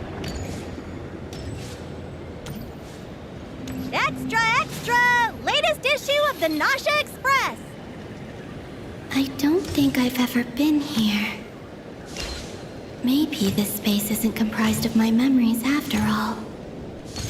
There aren't any festive decorations around. Is this Nausea Town after Moonprayer Night ended? Did Dottore's plan not affect the town? Or is no one aware of what happened because he used the Three Moons' authority? Let me see if I can influence anyone else. So, what do we do next? Wait, that voice. Paimon? The most important thing right now is to find that mage. Lauma the Traveler and Mr. Varga are here too. I'd better go pay the VIII a visit. Traveler!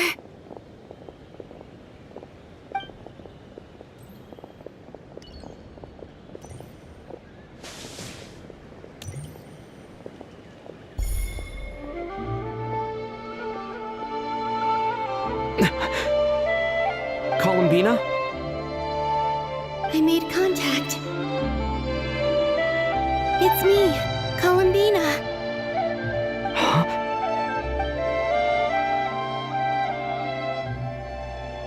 Traveler? Let's go! This is no time to be spacing out! Huh? Wait a moment. This has happened before. This is what happened when I disappeared.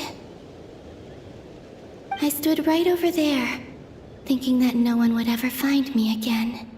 It was only when he called my name that I decided to follow them.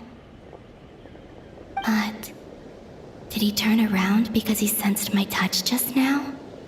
Is it really possible that from in here, if I keep following them, maybe it's that gravity again?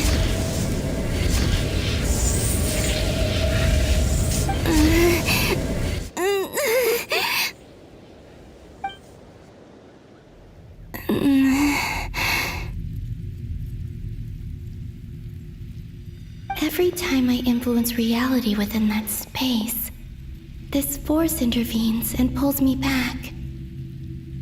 It's as if it's trying to stop me from leaving. I'm getting weaker and weaker. I'll just have to try another approach next time. Come on, Columbina. Keep going. You have to tell everyone.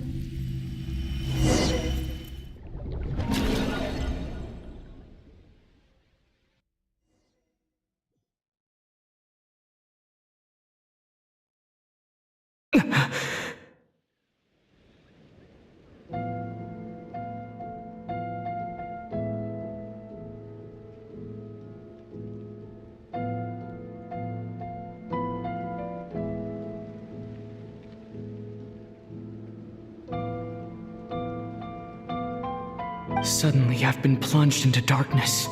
It feels strange, as if something has grabbed hold of me. Is Torre now powerful enough to interfere with space itself?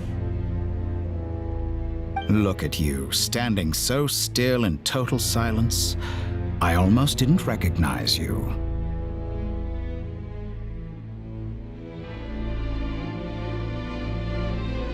Hello there, traveler. He seems to be in a good mood. Wait, what's that behind him? Ah, so you noticed. This is the completed trilune. 2 primordial moon marrows and 1 artificial specimen. You are wary of it. Good. Maintain that reverence. You performed well in that recent battle. Brave and reckless as always. Courage is the sign of a true hero, and impulsiveness is the hallmark of those who strive to advance. I say this not to belittle you.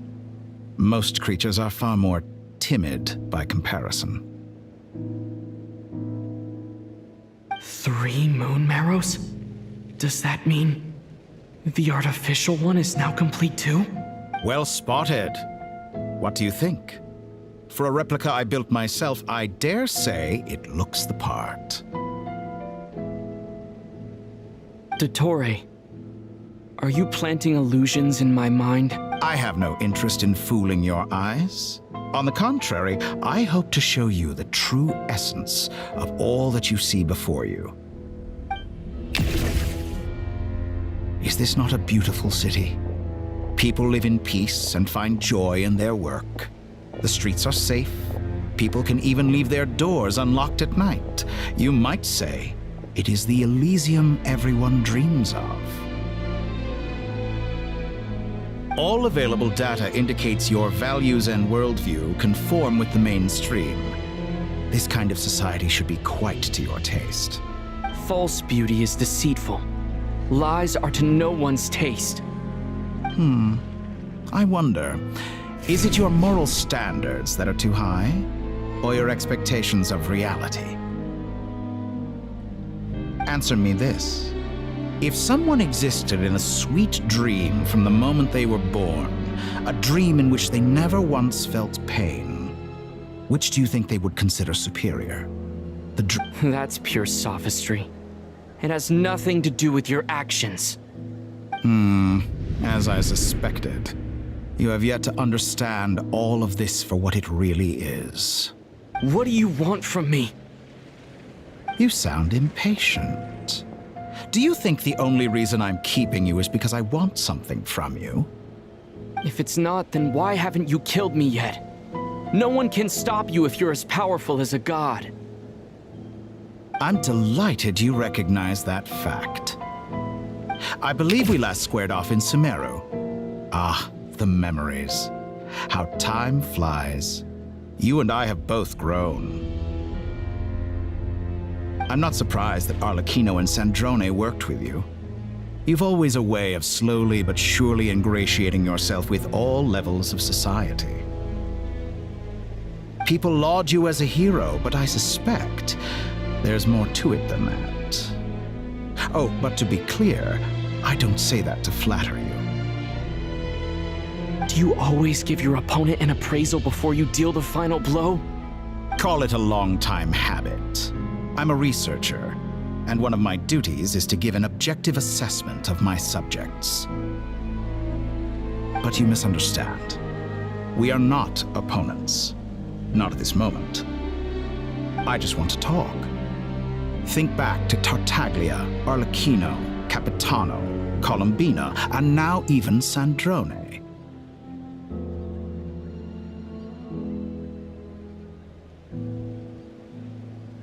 You've worked with each of them in the past. I believe you can work with me as well.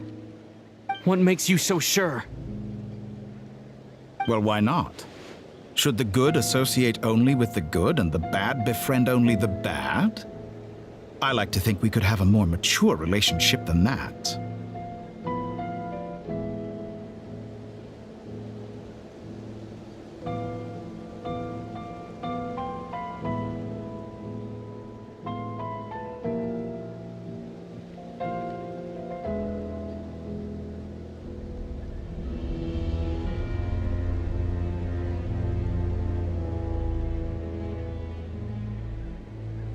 Surely you don't think all your relationships are grounded in friendship or shared ideals? People come together because it benefits them to do so. If you think of the people you admire, you must surely admit that they have morality, ambition, dreams. People have plenty of words to embellish the nature of their relationships. But once you break free from those ethical frameworks, you will see that the only thing connecting the two of you is mutual benefit. And that is what I'd like to talk to you about.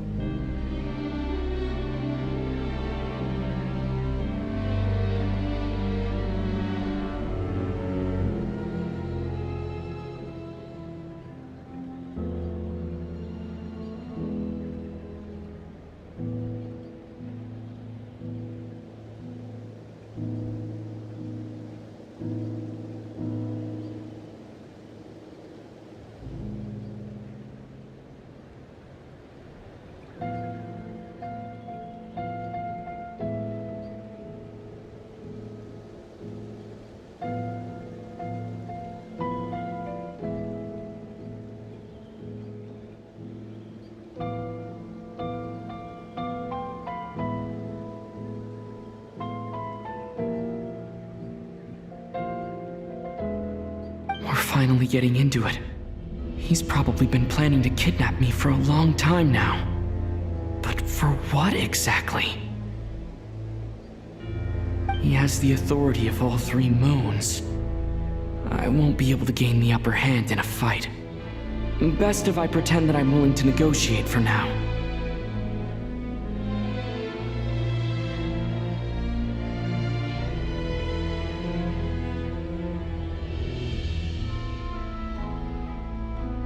You say you're a god, but you also speak of mutual benefit. What could a god want that the three moons cannot provide?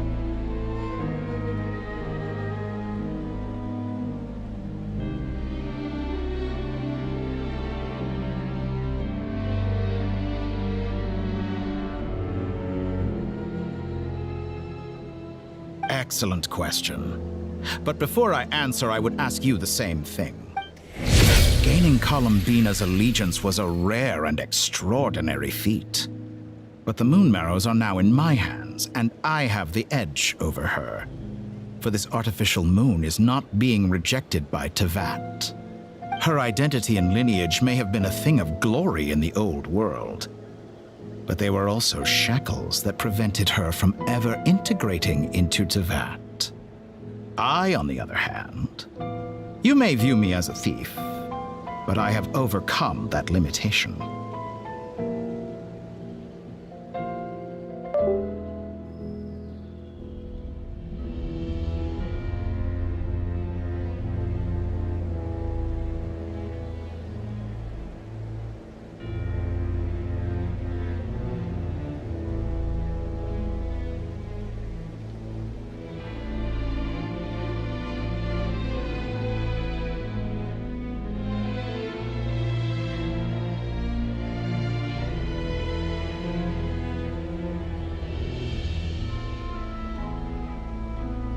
So what is it that the Three Moons cannot grant you? What stops you from negotiating with me to get what you want?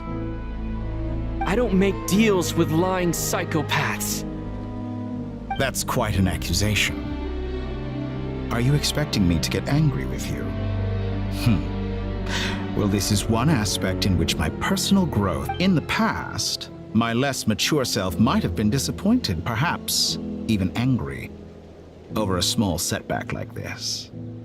Like when you and Lesser Lord Kusanali joined forces but things are different now.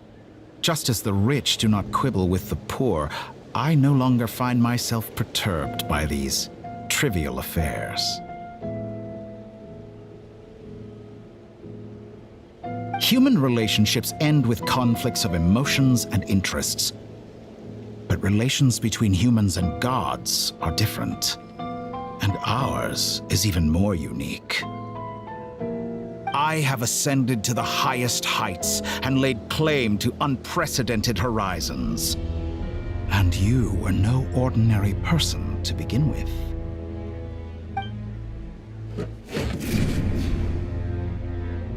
Allow me to show you the world, Descender.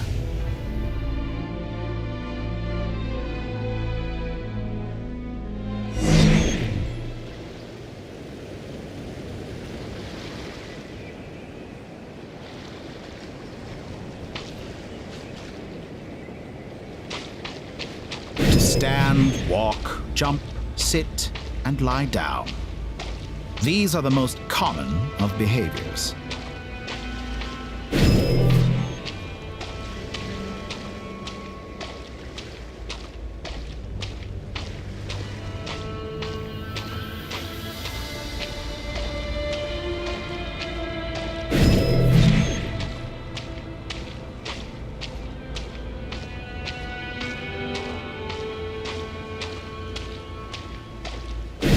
Have you ever wondered why we were born following such laws?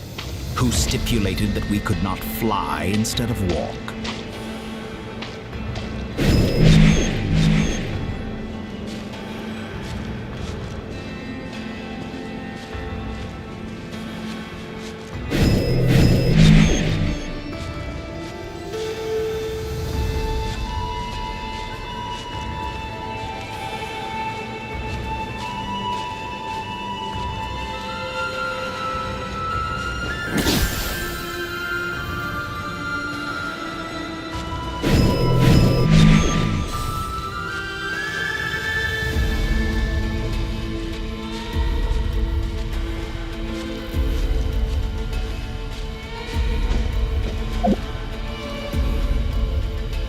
Someone of your talent and experience must surely know of the four great rulers who serve the heavenly principles. They govern life, death, time, and space. One wounded by a blade will die from blood loss or infection, and one who falls into a lake will drown in agony. The elderly wallow in solitude, and the solitary age faster. Eventually, new life is born, only to embark on the same path. These four divisions anchor the world and shackle those who live in it. But they themselves transcend its boundaries, squandering the power bestowed by the heaven. All who live yearn for equality, but unless the gods prostrate themselves and profess that they are mere servants of the living, equality can never exist. Who makes the rules we must live by? Who has the right to restrict us?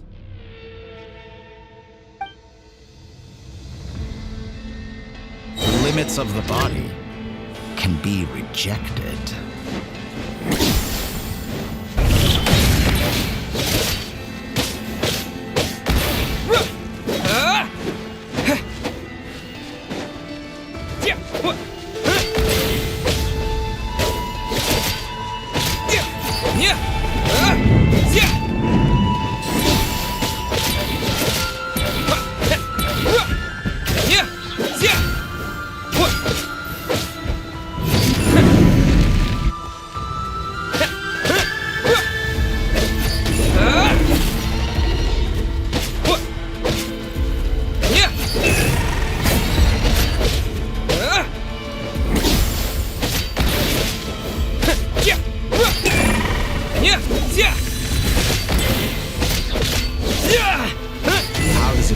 to be among those with absolute power.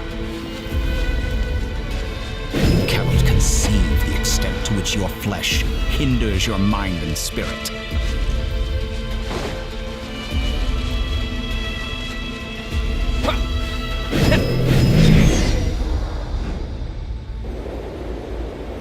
Only by discarding our useless, primitive eyes can we perceive a new world. How narrow-minded we all were in the past. Why should the final answer of the world not be the power that predates those of life, death, time, and space? The power of the Trilune. Through it, I have glimpsed new experimental possibilities. Nature suppressed, authority exiled, souls controlled.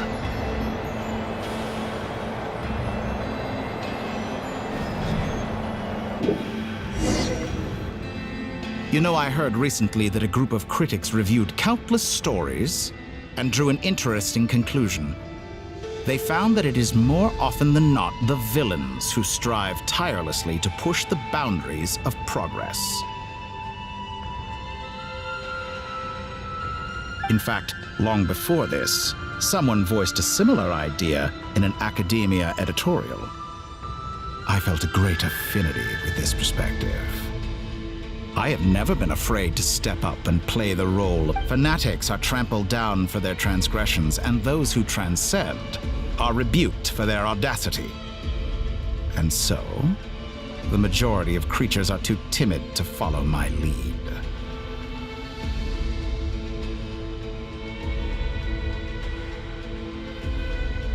But all sacrifices made during my experiments have been worthwhile, as you can now see. I can offer you something new, something unique, precisely because I am a villain. Think about it.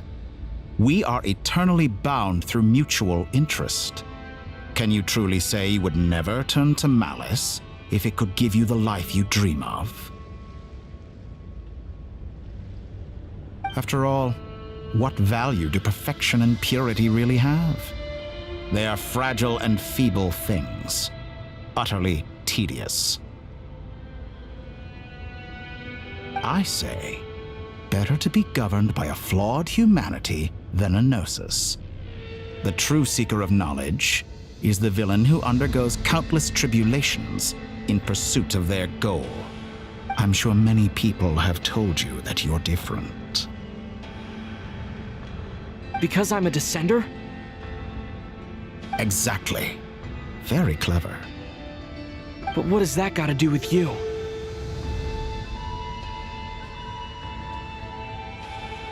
I do not conceal my wicked deeds, my selfish desires, or my greed. A true researcher must act as I do if they are to understand and speak of the truth. And yet, a knowledge seeker like myself will inevitably grow tired of studying Teyvat beyond a point. You have traveled to all corners of the world and met many people. Along the way, there have been moments when you were misunderstood or even became a wanted criminal. And all the while, you have spent your days doing some of the most mundane jobs in the world. You fight and toil, claim minuscule rewards from my friend Pantalone, then you fight some more, winning some battles and losing others as your search goes on. And this cycle continues. With no... Surely you must sometimes grow weary of being stuck in this same loop day after day. We're completely different. I embrace everything that life throws at me. I am engaged in every step of my journey. How does that make us different?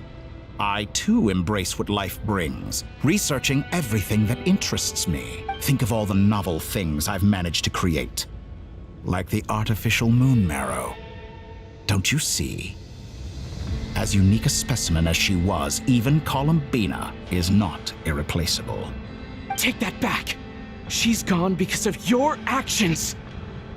I didn't say that to anger you.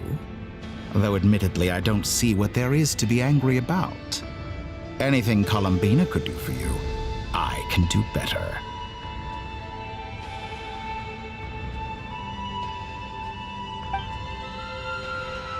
I know what your ultimate goal is. You wish to walk the path your sister walked, and seek answers from her at the end of that journey, don't you?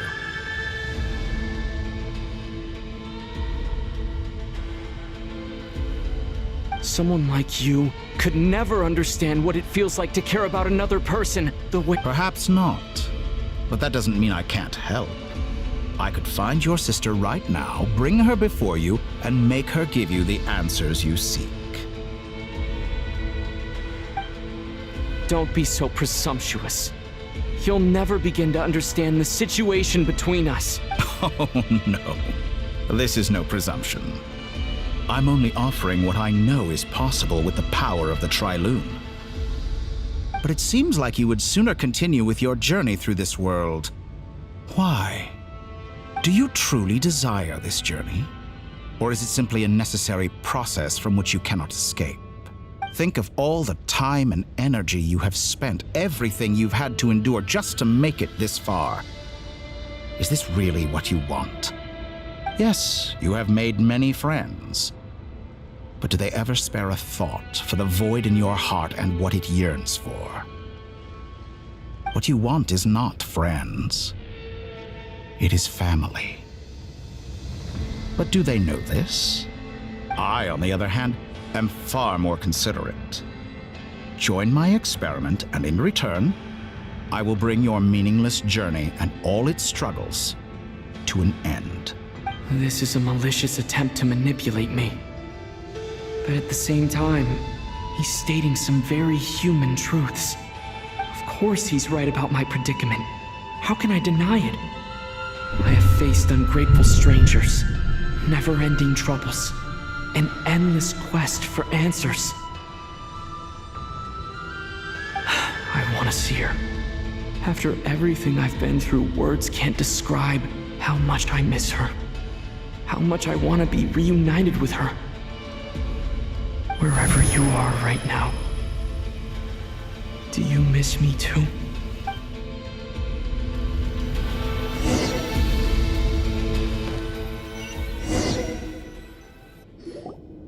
All right, everyone. Our next mission is clear. We need to contact all the major organizations, explain the situation to the public, and then begin the evacuation. The residents of Nodcry are quite dispersed. The two most populated areas are the Southern Isles and Pyramida. Miss Lauma, I will leave Hisi Island and Nosha Town in your hands. I will liaise with the Fatui and Pyramida. Agreed. We will reach out to Natlan and Snezhnaya. Anyone found north of the Experimental Design Bureau should follow the Fatui to Snezhnaya. As for those dwelling south of that line, I will ask the Voynich Guild to help persuade them to leave. Then I, Mr. Varka, and the Frostmoon Scions will escort them to Natlan. The Voynich Guild has dealings with the Curatorium of Secrets. I will send them a letter vouching for your credibility. Yehoda, you should help Lauma. This is too big of a task for one person. My wish has come true. You're willingly lending me your most capable employee for the day. Well, good for you if all this only takes a day. Of course, if it— Boss, wait! Don't— Oh, I'm sorry. Well, no one's more important to me than you, boss. And remember how Lauma healed your eyes after that big battle? I think that's worth it. Are you completely incapable of acting in your own self-interest? Or do you simply devalue your own Are you sure you don't want to come with us? Who will see to our other work if we're all busy evacuating residents? Sandrone insists that Columbina is still alive, and we have a traveler to rescue. But boss, Well, Nefer, I'll link up with you once my tasks are complete. What makes you think I'd need you to do that? I'll need it. And considering the way you approach certain matters, I think you'll be better off with me present. That's quite enough. Just focus on your work. I bet we're in for an uphill battle here. But we can help out too. Inefa and I are gonna help Nasha Town's residents carry their stuff. Loading schedule. Store essential local research data and technology samples, then escort the people to Natlan. Understood. I will execute this to the best of my abilities. Great stuff. Thank you, ladies. I've contacted the Lightkeepers. A colleague of mine will join us shortly. I will persuade them to conduct a thorough search of the region to ensure that no civilians get left behind.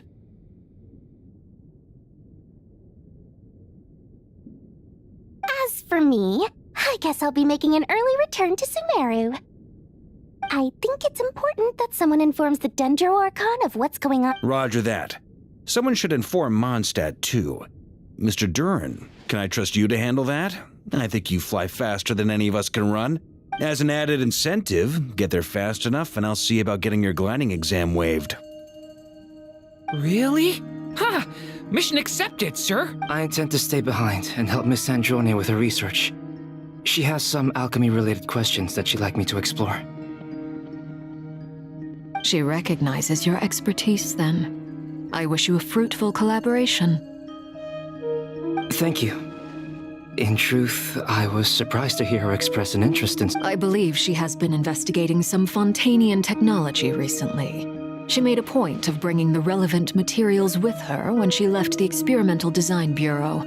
She's sorting through everything in her room as we speak. I should mention that we have one other friend who isn't present. He hasn't made his position in all of this clear. But if we know anything about him... Paimon's been very quiet today. But I know how close she and the Traveler are with the Natlanese. She should come with us to the border. Okay. Paimon will do her best. Make sure to heed Sandrone's warning. Many of us have been cursed by Dottore. As such, under no circumstances should anyone cross national borders. Remain within Nodcry. That aside, personally I have faith in Columbina. Things look grim, sure, but who knows how it'll play out.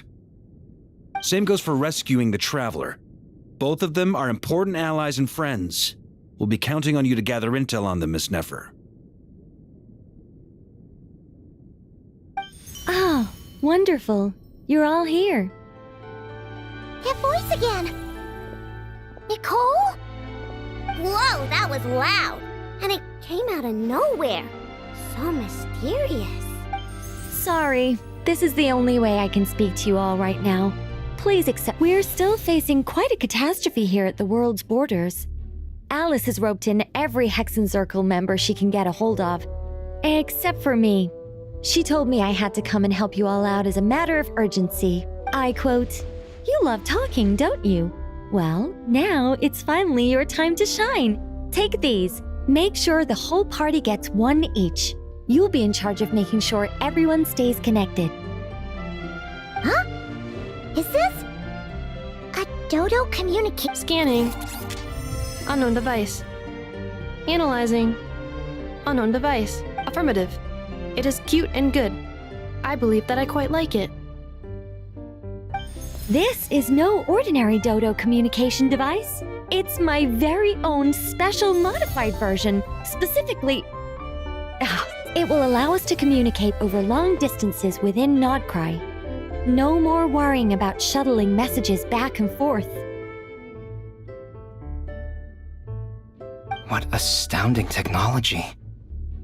Am I right in assuming that it relies on your personal ability? Yes, exactly. Right on cue, Albedo. I'd love to brag to you all about how it all works. But no, next time.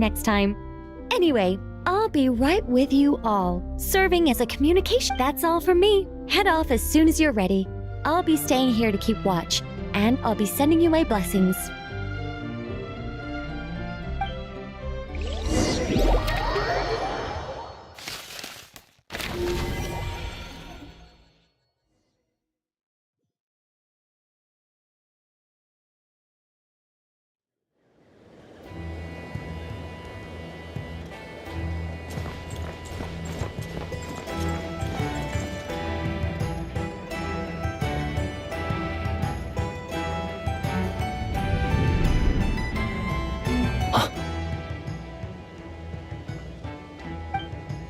Ah, Sir Flint.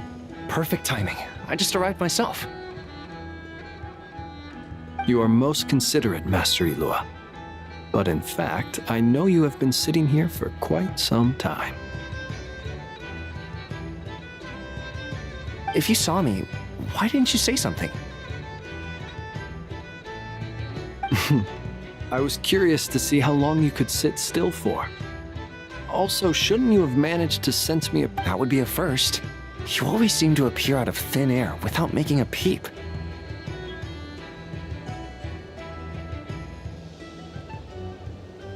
Also, how many times do I have to tell you not to address me as master? I don't qualify. I beg to differ. Why should a young man so well versed in social graces as yourself not be worthy of that title? Please, Lord Flint's... Sir Flint's. I'm begging you, don't flatter me into complacency like you do with everyone else.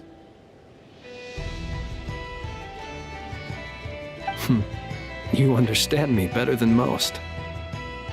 My newest acquaintances tell me I love complimenting others. I think they don't understand why you do it. You just love puffing people up till they're a big, happy ball of hot air that floats away into the sky.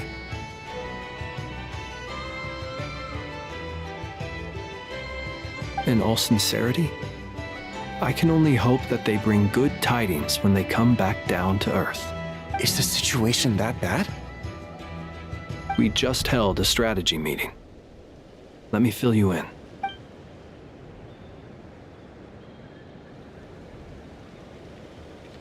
In short, we need everyone gone from Pyramida.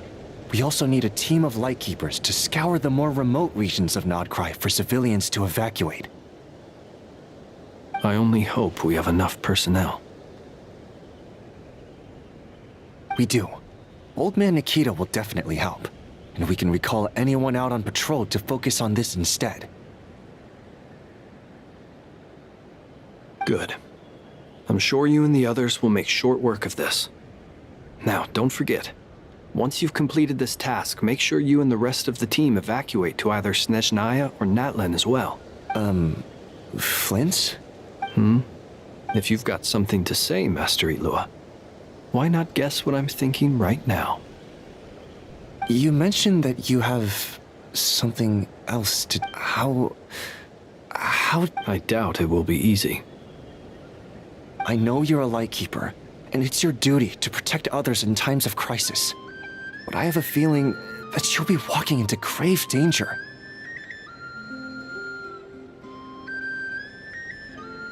However bad things have gotten in the past, Nodcry has never faced a mass evacuation before. But from the sounds of it, you don't intend to come with us. I don't mean to pry, and it's probably none of my business.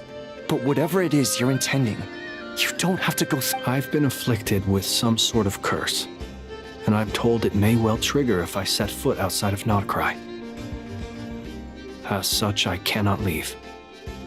I have to act, if for no other reason than to fight. What? No. Why? Why would... There are plenty of people out there willing to trample over others in pursuit of their own goals.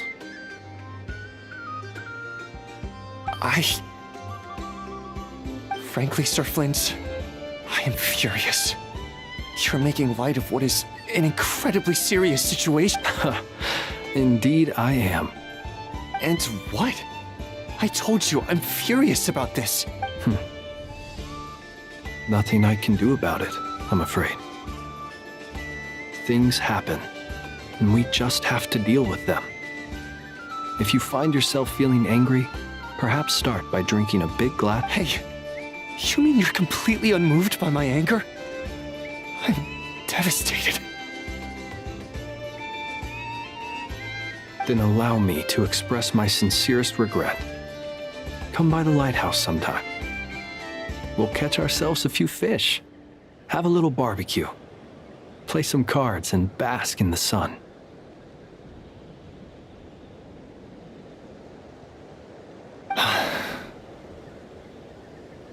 Maybe I need to spell this out.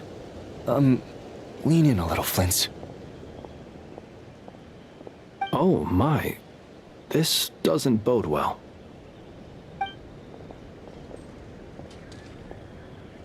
Word is that you were caught up in a real horror show recently. People were amazed that you returned safe and sound. They've been debating whether you're even human. I've returned safe and sound from plenty of crises. When you say people... Fine. I'll be frank. You're... Heavens. Now that's a horrifying... You know what? Forget it. We'll revisit this once it's all over. A sound plan. Albeit a little ominous sounding. Just promise me you'll come back in one piece. For you, Master Ilua. How could... Also, please pass my regards on to our colleagues. Tell them, thank you all for your assistance. Please put safety first.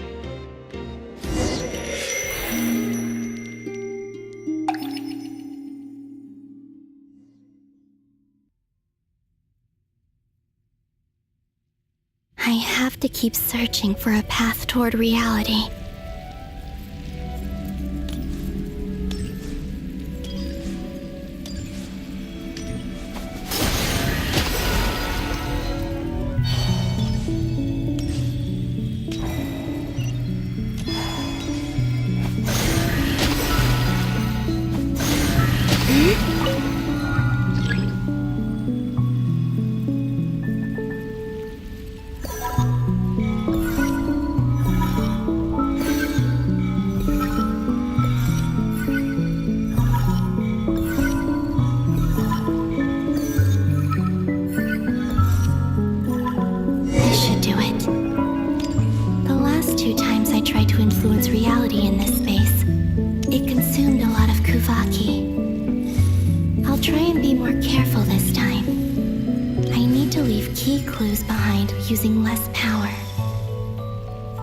Everyone still remembers what I said on Moon Prayer Night.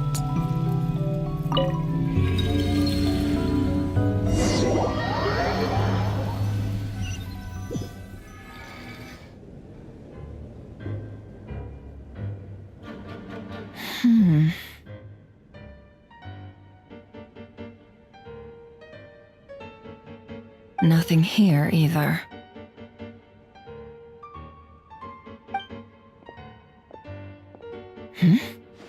Flint's?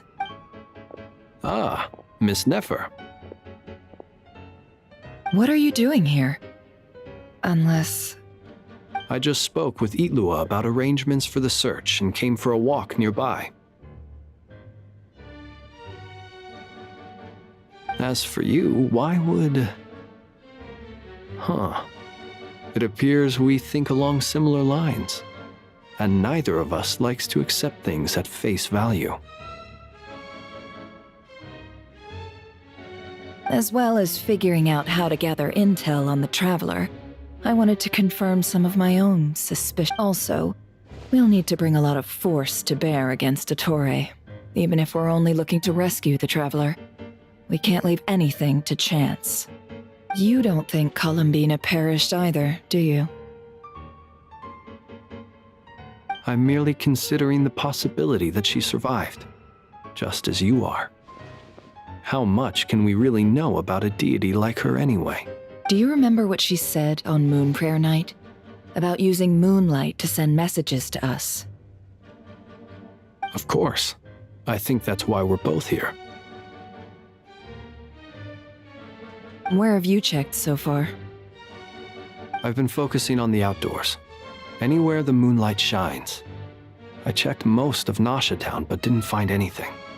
I checked the Curatorium of Secrets, and a few rooms where I thought I might find some leads. But no luck here either. The only places I haven't looked yet are the rooms in the flagship. But process of elimination isn't the only thing that brought me here.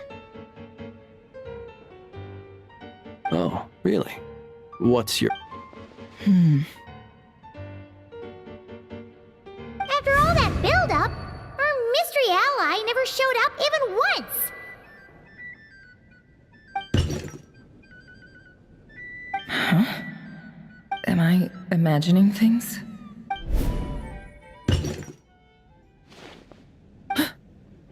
Come on, let's see what's going on.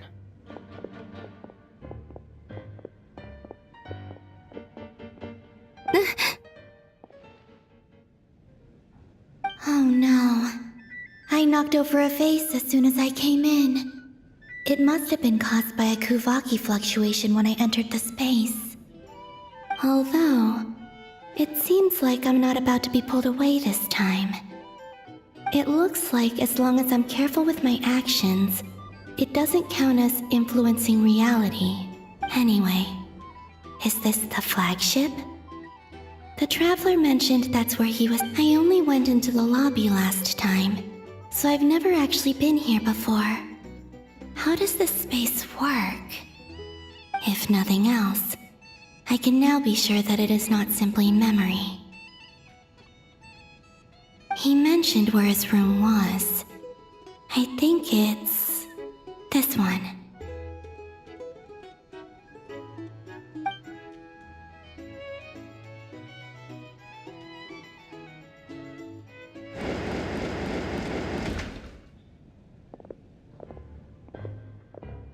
The door is closed. But if this is anything like when I disappeared, then maybe...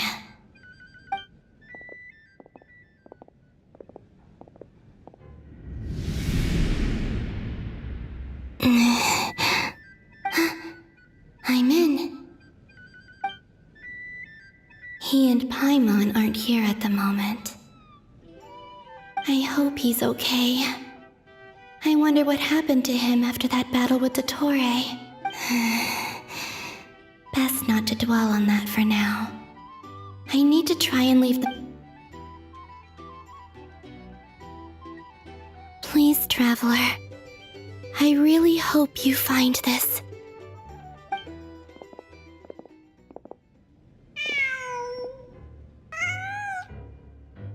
Huh. Just a cat. Nothing else here strikes me as noteworthy. Didn't you stay here for a couple of nights once? Before Rerir showed himself, yes. It's also where the Traveler and I first met. Did you notice anything unusual during your stay? I remember thinking how much noisier the flagship is at night compared to the graveyard. Other than that, the Traveler and Paimon were most congenial neighbors. This is where they've been staying, yes? Over here? That's right. I wouldn't usually condone breaking and entering, but we can make it up to them later. Focus now. I have to write a message on the wall using Kuvaki, just like I said on Moon Prayer Night. Simply open your windows on nights when the moon shines bright, and the moonlight will naturally flow towards the words I have written. Here goes. I'll need to carefully control my strength.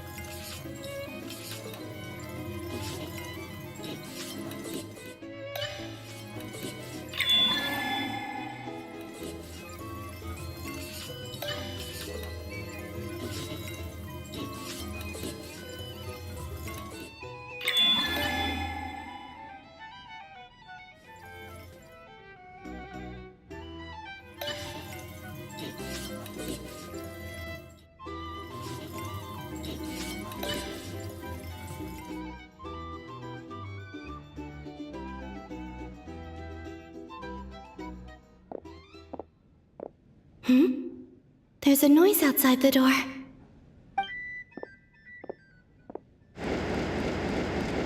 Please, you have to see these words.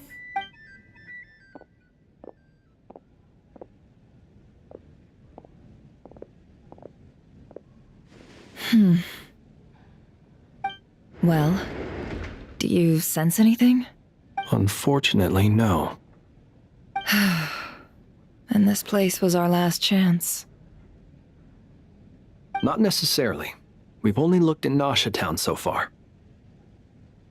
Miss Columbina said she would leave messages at her friends' dwellings. It's still worth checking where Miss Lauma lives and where I live. Let's try and make some time to look into those then. Wait. What are you waiting for? Paimon might have over... What's that look for? This is a victory feast. It's normal to eat a little more than usual. The Traveler in Paimon. It's really, but... Why are they talking about it? You worried Paimon sick while you were out there fighting Rerir, so this is your chance to make it up to her, alright? Wait. So this is the night after the battle against Rerir? How did I end up here? Wait. Time. That's it. Every time I've entered reality within this space, it's been at an earlier point in time.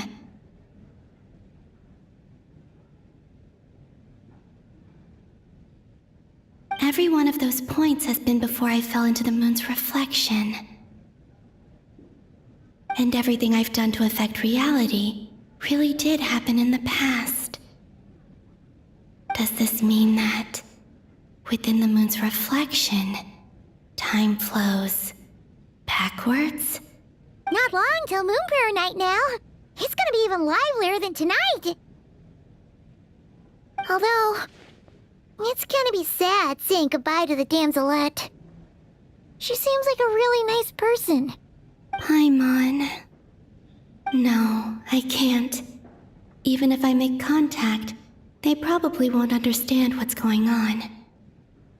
And in any case, I'll likely get pulled away again if I do. Instead, I have to find a way to get them to notice what I've written. Wait, even I hadn't thought of doing that before Moon Prayer Night. They'd never conceive of that possibility.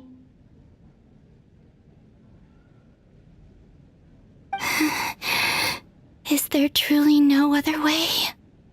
Don't lose heart. We'll find a way somehow. Huh? Oh, you say that, but the Frost Moon is beyond the fall sky. If we wanted to go visit her, how would we make it through to the other side? We might not have all the answers now, but I'm sure we'll find a way one day. Huh. Guess someone's gotta be the optimist. The present. The future. That's right. There are still things I can do. What's your plan? Flint's, when you were staying next door, did you ever open the window? No. The rooms here are dark and damp, and there's such a buildup of dust on the windows that the moonlight can't even get in. I didn't think it was worth the trouble. The moonlight. I think I see where you're going. One moment. I'll see if the owner is available. Don't bother. Time is of the essence.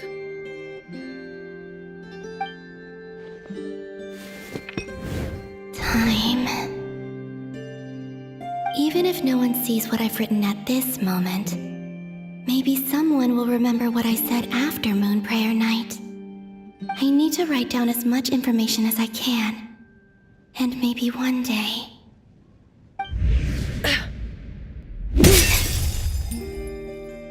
Huh? What's up with you? You can't even hold your cup steady. A little. Well, you should probably hit the hay then. You've had a really tough couple of days for...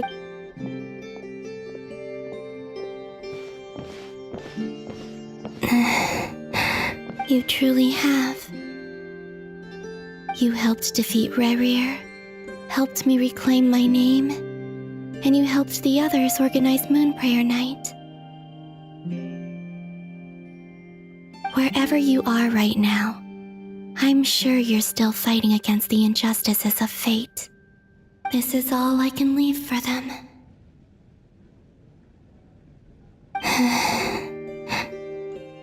How I wish I could stay here. But it's time for me to go. I hope to see you again in the next time. And if the opportunity presents itself. I will surely return to your side.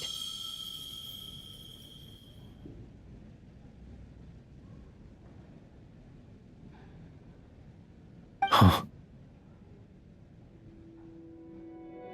Columbina.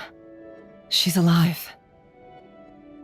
Not only that, but she's left us an entire wall's worth of clues.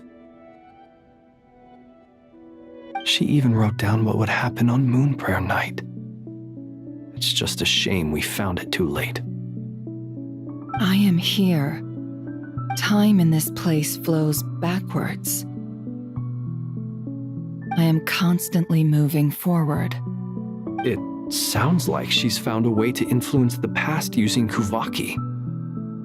But her future is our past. So, these words have been here ever since we defeated the Ray hero Solnari. We just never discovered them. Which came first, the chicken or the egg? Do you ever mull over questions like that? Only when I'm in a good mood and at leisure. Well, I never do. Everything that has happened already belongs to the realm of fact. As a business person, and especially an intel broker, what I do is extrapolate from those facts to try and read the future. An admirable philosophy. It's a means of survival. Let's go. We have a wall's worth of clues to share with the others.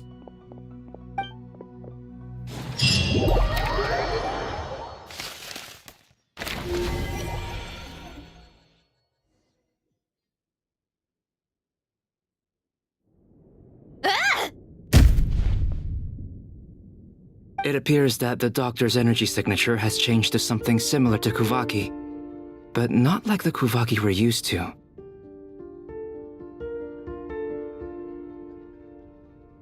Nodcry's Kuvaki devices will only have a limited effect on it. I can see why you've chosen to place your hopes in alchemy instead. Also, I must say these books are rather profound. My subordinates just shipped them in from Fontaine. Some of them are from the Narcissenkreuz Ordo. Some are incident reports from Petrichor, and then there's a few test reports for these junk machines. Additionally, after some further scanning, I've discovered something extremely annoying. What's that? Teyvat's skies contain multiple moons. A long time ago, when I did my first scan, but when I checked again just now, I detected 4 moons. So there's one extra? Yeah. Originally, I thought that if I could still find 3 moons, that would at least mean Columbine. But then it occurred to me that apart from the frost moon, Teyvat's moons are just husks. And husks surely shouldn't show up in the scan, since they're not alive. It's weird, isn't it? If we can't even distinguish between a dead and a living moon, how are we supposed to know whether a moon goddess is still alive? Or does this mean that the moon marrows are equivalent to the moons themselves? It's certainly possible. In which case, the fourth moon you detected may be Dottore artificial creation. So he wasn't bluffing. He really built his own moon marrow. It's easy to get overwhelmed when you have too much on your plate. Maybe you need to relax. Perhaps try going for a walk, or simply take a few deep breaths. Nothing can calm me down at a time like this. I need more time, and I need progress.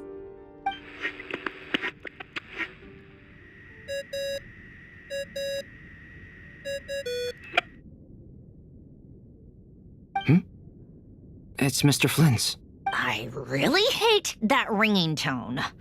Ugh.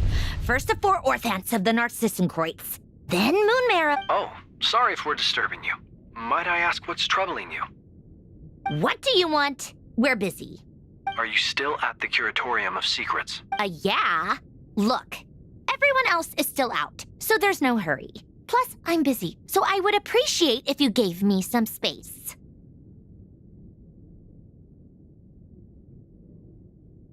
Even though we have crucial intel to share? Fine. Do you intend to share it via the Dodo communication device?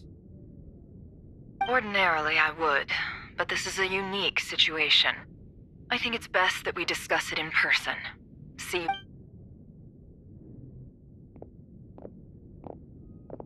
All right then. So, what's the situation?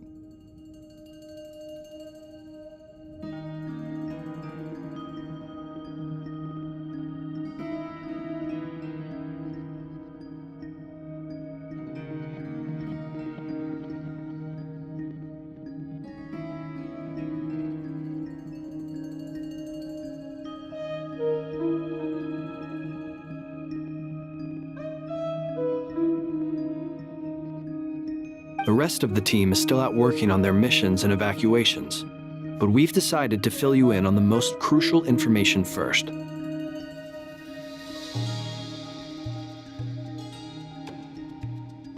Sandrone, you were right. Columbina is most likely still alive. That's the best news we've received in a while. By a long...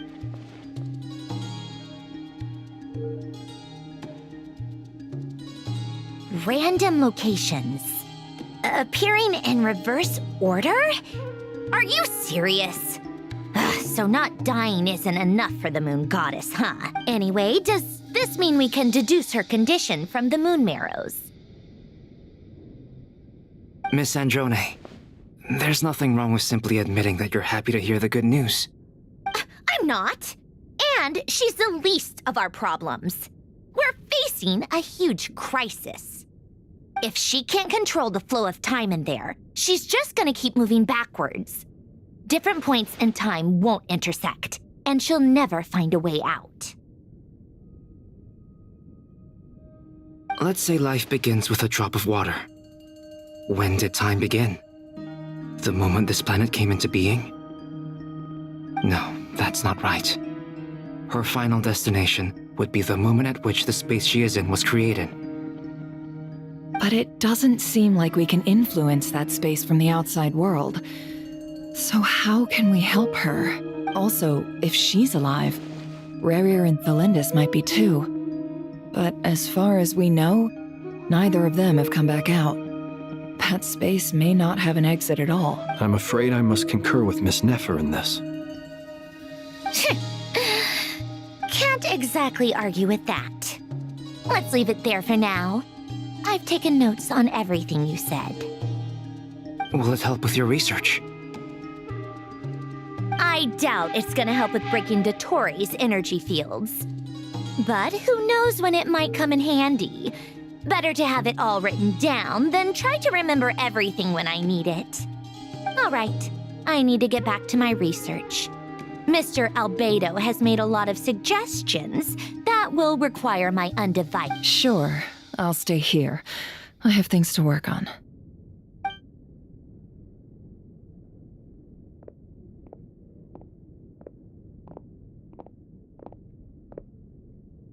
Paimon, are you there?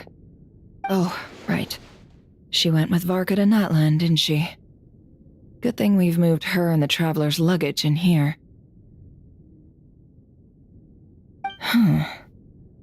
Speaking of the traveler, where could they be? There's a note from Paimon. Paimon here!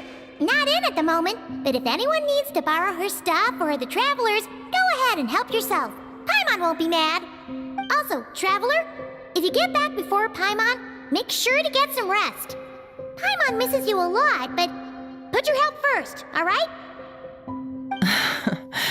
How sweet. Well, since you offered, Paimon, don't mind if... This is the traveler and Paimon's luggage. All the items they use day to day are here. It's well organized. I wonder which of them is responsible for that. What do we have here?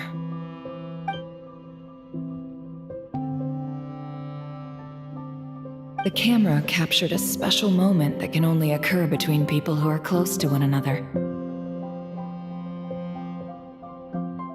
You can really sense how the photographer feels about their subject.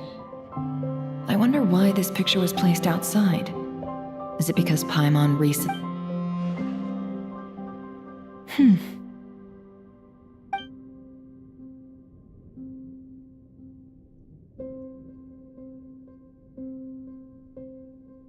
This must belong to the traveler. Perfect. I'll use this. Hang in there. We'll find you.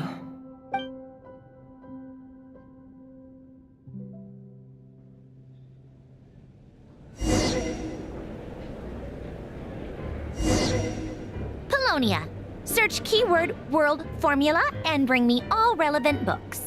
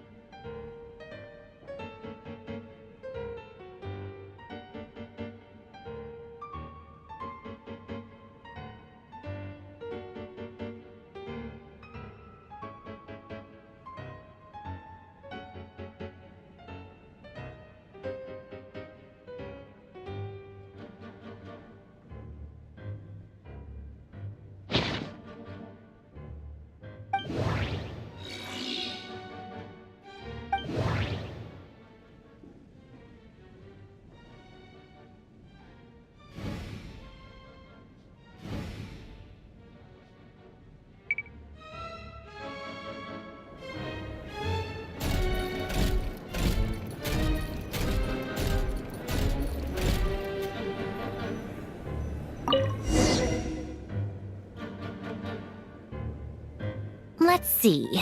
This one is on Tonki sermon dictation. I believe that the correct term for this is fortuna. This was an ancient Romorian technology, a wisdom unparalleled. I never imagined that Romorian ideas would be so similar to the diagram I have named, the world formula. This is strong evidence that human civilization should gradually shed possibilities as it continues to explore and evolve. The end of humankind may well be upon us right now. The sparks of civilization shall run out, unless we consider introducing variables from outside the system. Variables? Surely that can only descenders? Dottore likely captured the Traveler because of his descender status. But the Three Moons' authority comes from the world itself. Why would Dottore need anything beyond that? Where does this variable factor in? The world formula calculates the fate of an entire world. Introducing a variable would therefore give us...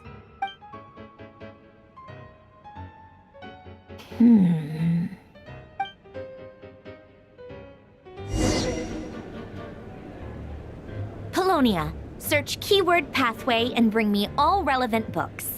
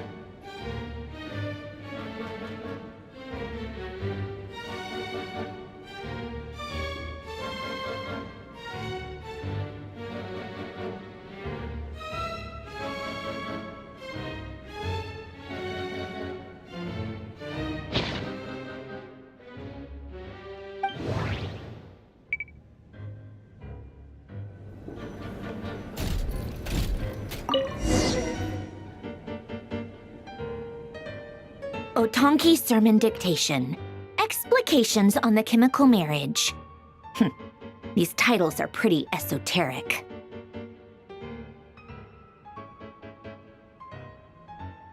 Observe and compute the pathway displayed in the guidance diagram. Deconstructing and reversing its effects could generate potential. So, it's one of Renee's draft lectures. Deconstructing the pathway. I suppose that could lead to a breakthrough.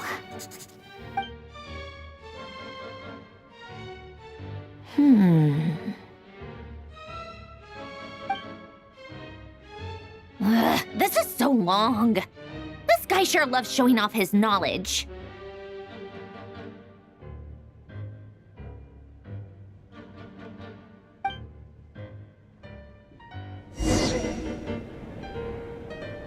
Polonia. Search keyword tree model and bring me all relevant books.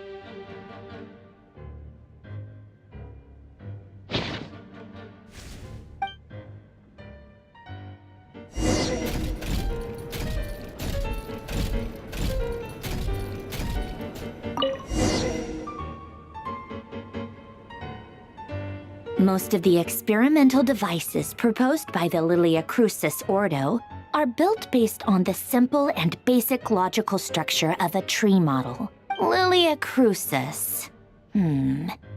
Guess they were trying to cover up the name of the Narcissenkreuz Ordo?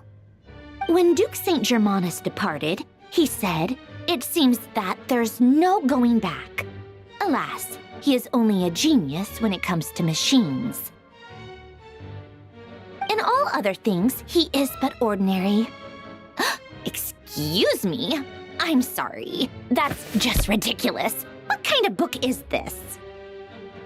Great Detective Herlock, the Alchemist and the Clockwork Saint? Isn't this a novel? Come on. Still, the author swears that they knew Renee well. Whatever. I guess it's not beyond the realms of possibility that Renee would say nonsense like that on occasion. Memory, wishes, souls, and persona. Frankly, this sounds more like occultism, but if Albedo vouches for it, I suppose there must be some alchemical basis to these techniques. The way Alain Guillotin saw it, the world was comprised of machines. The universe needed machines, and thus his technologies were created. That's why I was born. René, his full name was René de Petrichor, if I recall correctly. Sounds like he and the town must be intricately connected. That place was also the source of most of our information regarding Remurian civilization. Seems like some of his projects were based on their technology. The cutting of souls and storing them in vessels. These seemingly unrelated techniques underpinned René's research. Assuming that the 4 orthants correspond to alchemical categories. The chemical marriage model? Alain would have scoffed at that. He never would have let those theories or parameters anywhere near his mathematical formulas.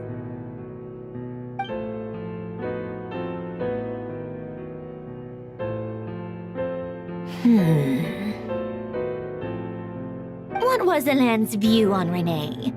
I know he mentioned the name, albeit very rarely. Oh, now I remember. Alain's old notes are here too. They mentioned René once. René seemed most out of sorts when he spoke to me. A lack of sweet foods has dulled his mind, I should think. Either way, his words are not to be believed. Yep, that sounds like Alain. My subordinates actually did a half-decent job digging out all these materials. Makes a change. Good for them. Some of Alain's old files are completely consistent with these records. He must have gotten them from the Tower of Gestalt. I never knew he got his hands on René's records that early.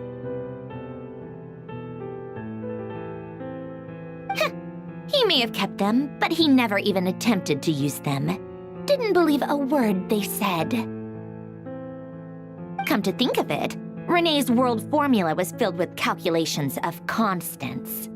That shows he believed that the fate of the world to be predetermined. As for Alain...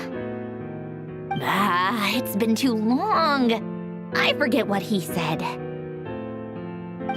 What would he have said? A guy like him, fervent believer in machines, but not headstrong enough. The world can be changed. It is worth persevering.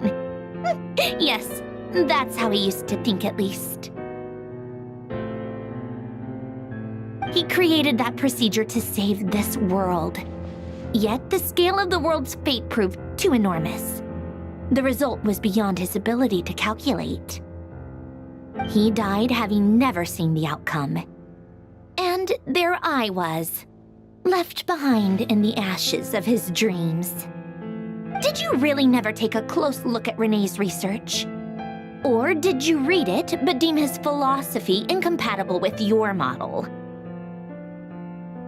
The very thought of trying to incorporate his ideas probably made you feel sick to the stomach.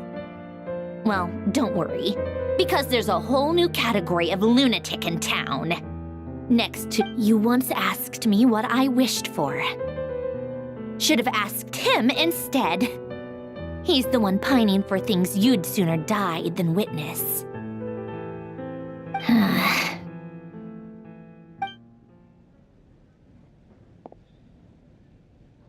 Even the tiniest variable can make big waves in the present. Now then, allow me to put these incompatible fragments together in your stead. First, establish and verify the existence of the Great Circle. Absolute nihil on one end, absolute reality on the other. Now, search between these two extremes. Then, the construction criteria. Variables. The sparks of civilization shall run out unless we consider introducing variables from outside the system.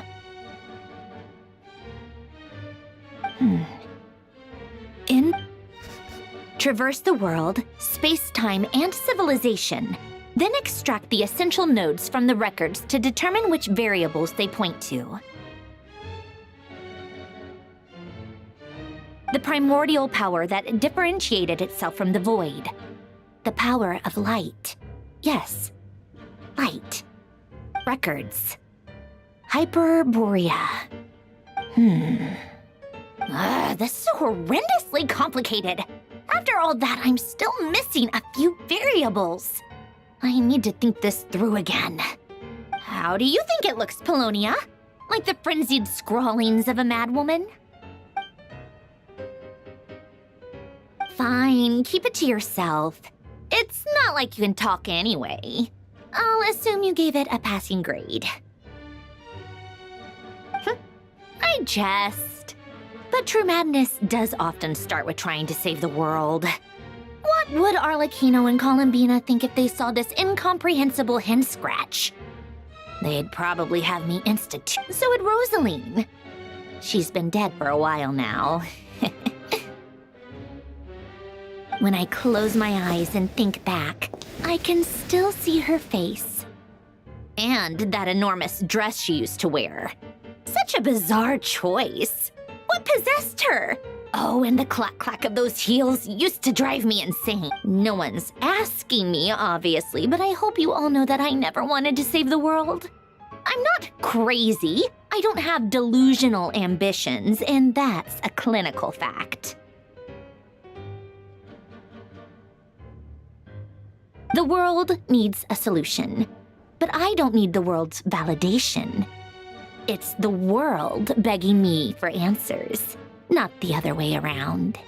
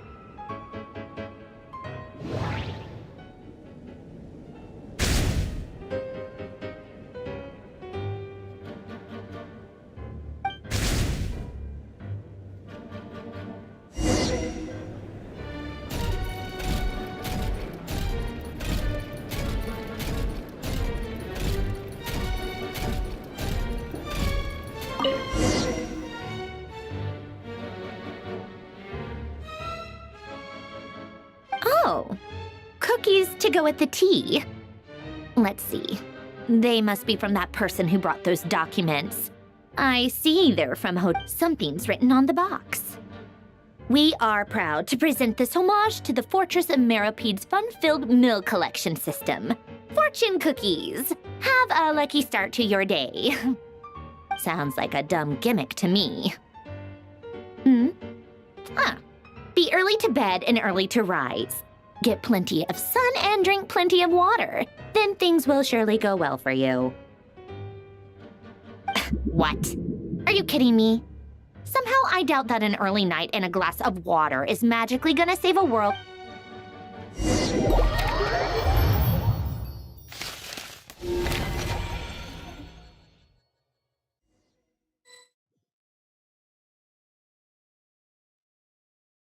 Lady Arlecchino, word has reached us that Lady Marionette's troops are all in position. They are ready to act as soon as the order is given.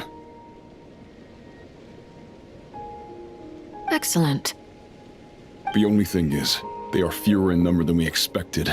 It looks like many of them must have lost their lives at the hand of the monsters released by the Doctor. Can't be helped. Allow them to join our ranks, and keep in contact. As you wish.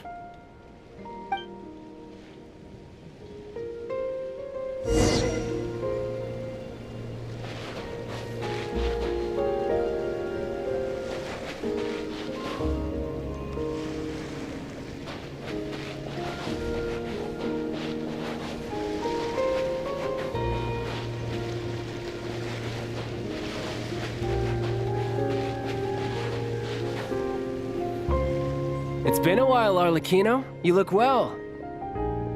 Did Dottore really have to build his lab right on the sole path between Snezhnaya and Nodcry? Had to go on a huge detour to stay out of its line of sight. Sounds like an arduous journey. I assume you've brought word from Her Majesty? Of course, all part of the job.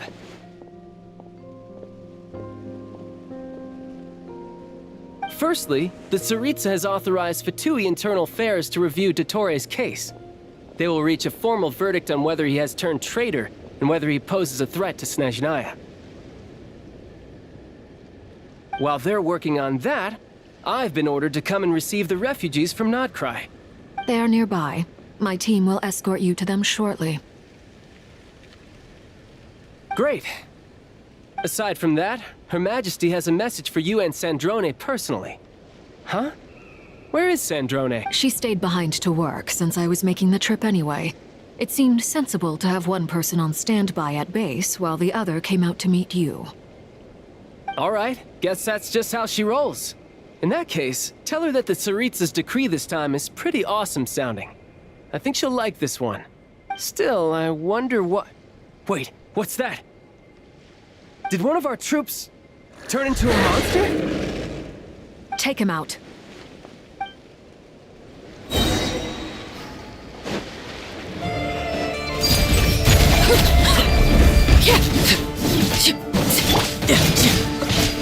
You can run, but you can't hide. Everlasting as the moon! Laid bare!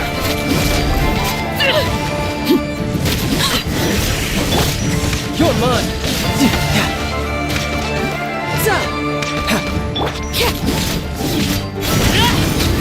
You've gotten stronger, Arlecchino. Nice. Stop that right now. I appreciate the praise, but I am not fighting you today. I knew it. Overruled!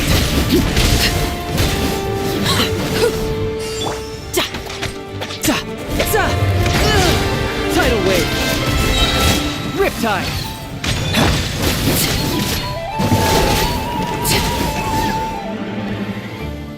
I can't believe it. He was a living, breathing human one moment, and the next? Another fine piece of work by our dear colleague, I'm afraid. What in the world has been going on in Nodcry? A lot.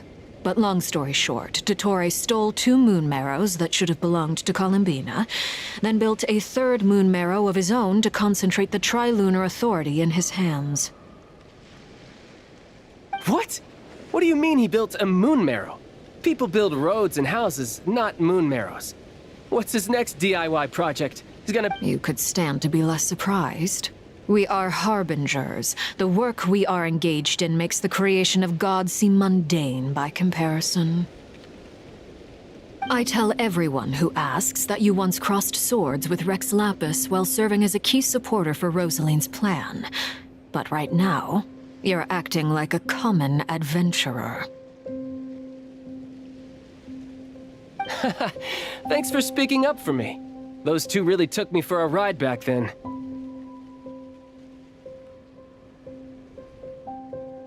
Then again, surely no common adventurer would manage to get tangled up with them the way I did. That's gotta count in my favor, right? It almost sounds like you wish to repeat the experience. I might have to lower my opinion of you. No. I'll stop talking. Please, go on. Dottore is currently still experimenting with his newfound power in ways that continue to corrode the outside world. As for the human mutation, I believe this is simply a consequence of his experiments. That radiant beast was once a subordinate of Sandrone's. I suspect he was only allowed to live so that he could become an experimental subject. Also, those of us who fought Dottore have been afflicted with a curse. As such, I cannot leave Nodcry. This is so much worse than I thought. No wonder Her Majesty's decree is so extreme. While these exceptional circumstances persist, the Harbingers are hereby authorized to use unilateral executive powers. Should Dottore pose a threat, Arlecchino and Sandrone are permitted to eliminate him. My thanks to Her Majesty. I will pass these good tidings on to Sandrone. Her Majesty has also declared that she will refrain from launching an attack on the now evacuated Nodcry due to the presence of unretrieved research material. A wise decision. By the way, how's my old partner doing? I'm assuming they're with you? Partner? You mean the Traveler? I'm afraid I have bad news. He was captured after our failed assault in Dottore's lab. His whereabouts are currently unknown. What? Why? Since when does Dottore have a bone to pick with him? That is indeed the question. I'm not sure he does. He must have some other goal in... This won't do. I have to rescue him. You can't. We have no idea where the Traveler is.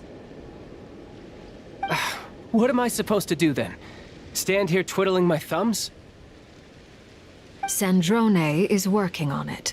The best thing you can do right now is complete your mission. Fine.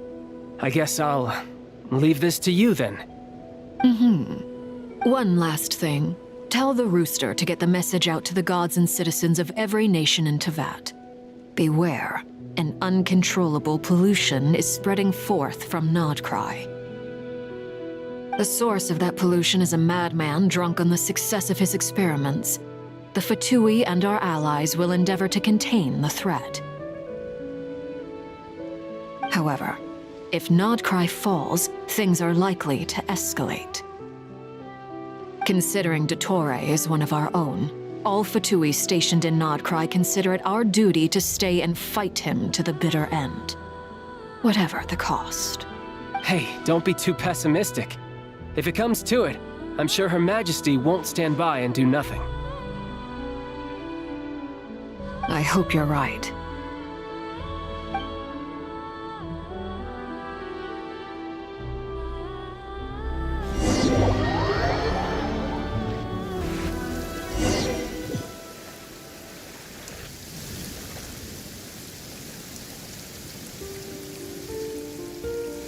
You're right on time.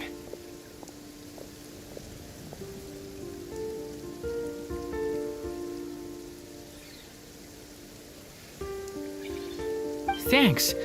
Hey, do you think I'll get that gliding exam exemption? I made sure I was on my best behavior in Mondstadt. I landed well outside the city and walked in through the gates. I'll help you apply, don't worry. For now, let's see what we have here. What are the doctor's energy fields even made from? The usual attract and repel principles that govern Kuvaki don't seem to apply to them. They are very mysterious, but ultimately, they appear to be comprised of energies from the three realms. Thanks to research by Master in the Hexen Circle, we know that Teyvat's 7 elements are derived from the more primordial power of the Light Realm, which is antagonistic with the power of the Void Realm. Since you have the power of the Dragon Durin within you, I'm sure you can already tell that this energy field contains no abyssal energy. That's true. It's not abyssal energy. It's something pure, wild, and untamed. I've been thinking about something. Do you still remember the device that Dory supplied from the Academia when you and Miss Columbina fought Raria? That was one of the most marvelous feats of ingenuity I've ever seen. The design, the craftsmanship, not to mention the operating principles. Surely the most ingenious feature of all. Dory didn't go into detail on how it functions, but I have a working theory. The clue was that Miss Columbina was somehow able to use the pyro energy that you provided, despite the fact that, as a moon goddess, she should only be able to use light realm energy in principle. Now, all elemental energy is, of course, derived from light realm energy to begin with. Hence, I suspect that the device works by restoring elemental energy to its original state. This presumes a theoretical model of the 7 elements akin to that of light refracted through a prism. Perhaps it is no mere analogy. I almost wonder if the idea for the device was conceived based on direct observations of said prism. It would explain how such an ironclad design... It is at once a masterwork of engineering and a groundbreaking application of the Academia's latest elemental theories. I suspect only Lesser Lord Kusanali herself could have devised such an ambitious technology. But back to the energy field before us. If this is pure light realm energy, its relation to elemental energy is one of integration versus division. Or you could say that the former contains the latter. Could this mean that elemental energy can dilute the power of the light realm? Should we give it a try? We should.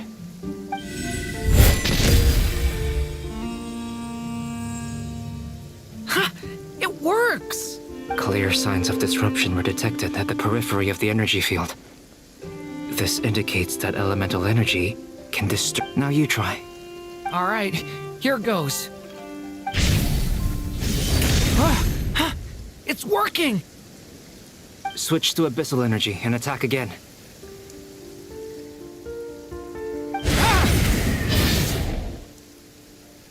No surprises there. Abyssal power drains the energy field to a significantly greater extent. I now feel confident in asserting that the energy field is indeed pure light realm energy, and that elemental energy can dilute it. But the energy field is huge! How much elemental energy will it take to neutralize it? We don't have to neutralize it completely. We can try other approaches. That's all for theory. Would you like to continue watching? So you knew I was here. Huh? When did you get here? A while ago. But Albedo sounded like he was working on his thesis defense back there. Back in Sumeru. You can end a person's whole career by interrupting them mid-speech. Very thoughtful of you. I'm truly touched. Could I ask... With what? A little test.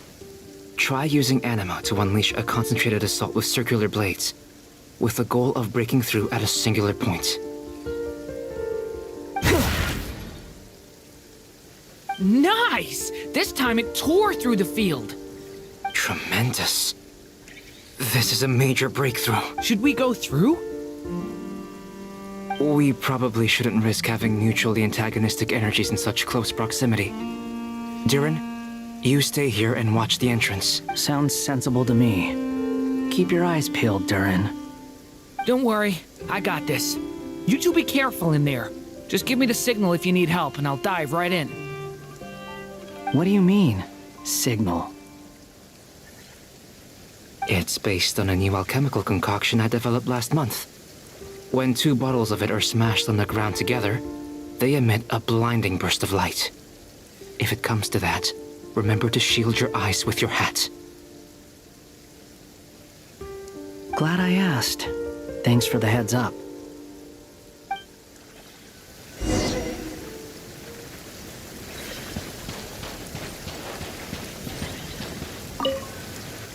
Like I thought.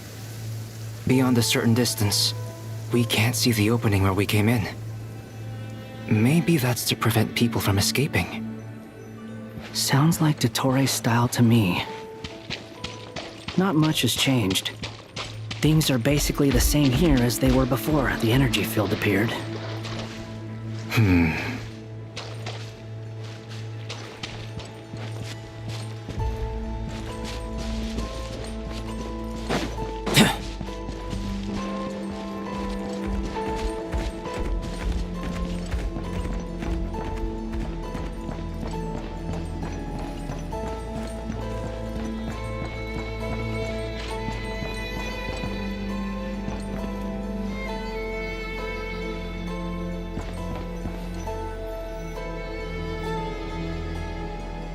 They have no heartbeats and they're not breathing.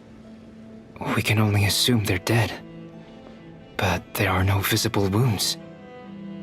Also, there's an animal squatting next to each body. It's watching us. That's not an animal's gaze.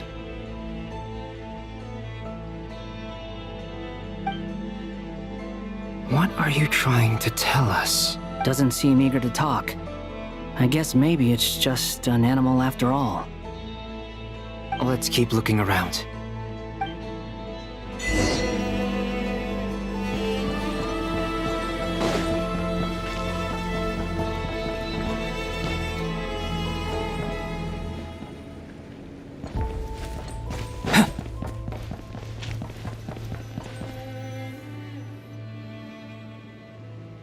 Same situation everywhere.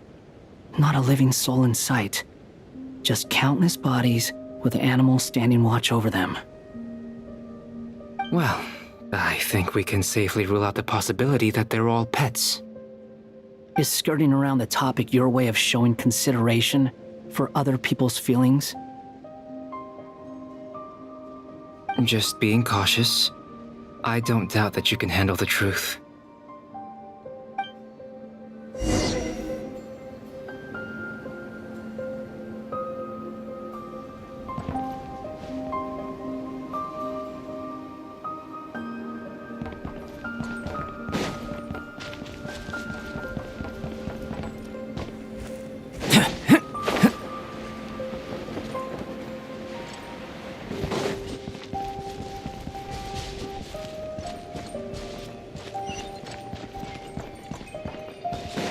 Careful.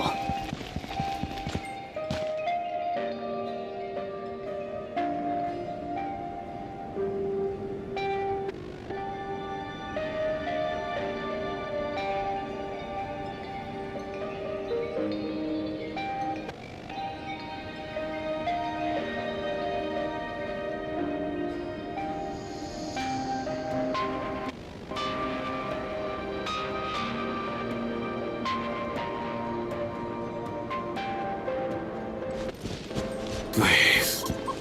Help us. Please. Over there. I hear a voice.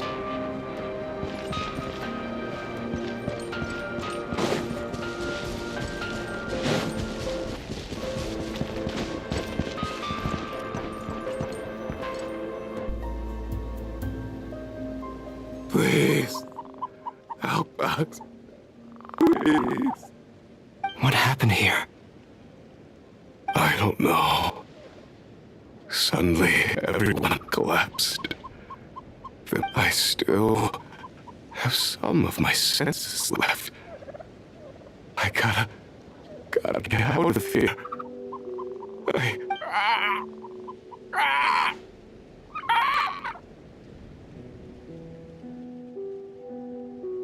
It looks like there's a huge experiment going on inside this energy field.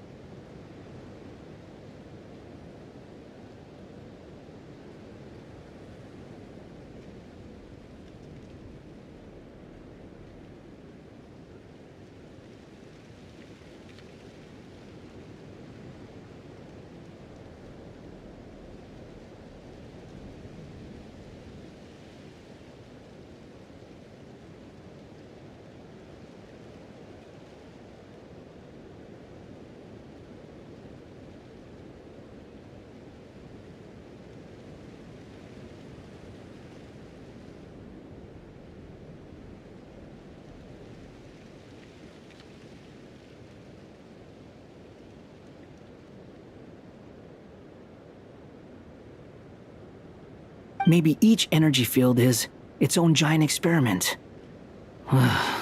Vile. He's swapping human minds with those of animals.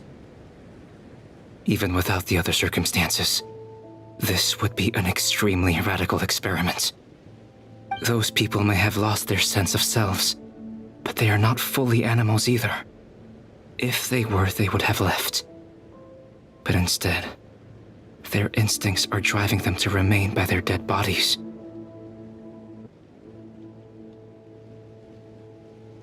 We should go. No sense in sticking around here longer than we need to. Agreed.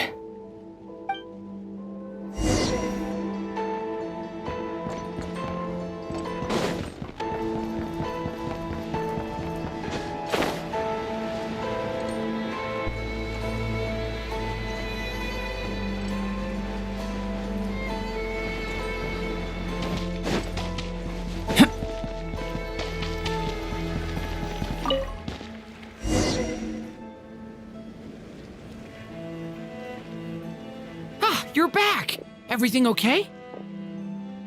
We saw some things that take a strong stomach. Otherwise, we should share our findings with the others.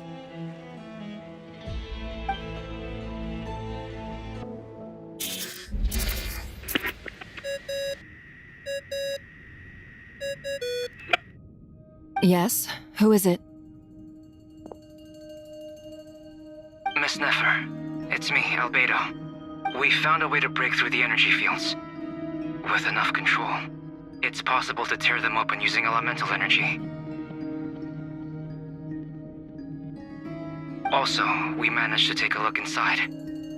Dottore is carrying out his cruel experiments on an immense scale. Any residents who have failed to evacuate in time will likely meet a grisly end. Sounds like he's living down to our expectations.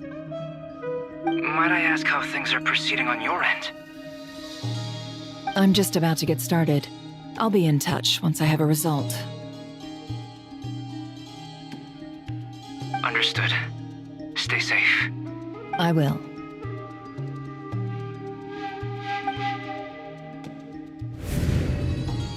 Well, Nefer, I'll link up with you once my tasks are complete. What makes you think I'd need you to do that? I'll need it. And considering the way you approach certain matters, I think you'll be better off with...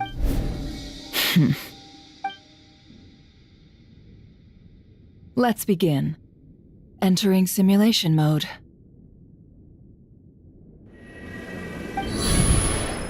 A vast wasteland. Is this the traveler's inner world? I was expecting something more vibrant, to be honest. Wait, someone's there. What are you looking at?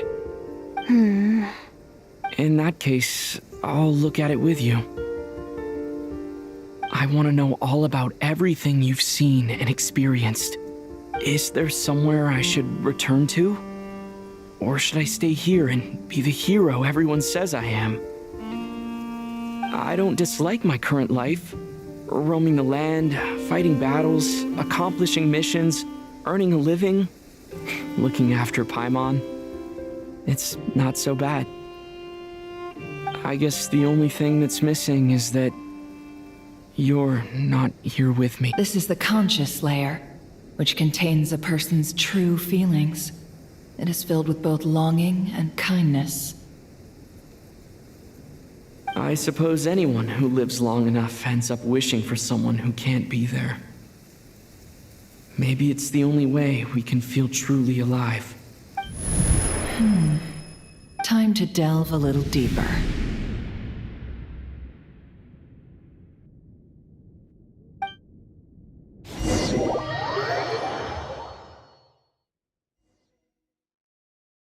Nasha Town is hardly the optimal choice for a place to live, but it has character and a reasonable population density. What are you trying to say? Oh, don't be nervous. I was just thinking where might make a good starting point for your journey. Perhaps perhaps I should send you further afield. Conria, perhaps. Conria ceased to exist long ago. Once again, you fail to understand the possibilities that the Trilune creates. Anything that has existed in the past, I can now recreate. You simply do not wish to see that happen. That might be because you miss your sibling and fear getting answers that you are not ready to learn. But this is not for me to judge. If we are to collaborate, we need to maintain an amicable relationship. In a moment, you will be able to...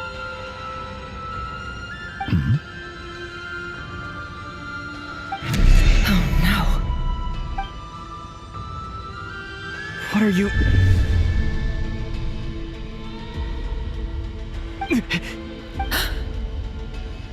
What are you gonna do? Don't move. Something unwanted has crept into... Oh? Gone is...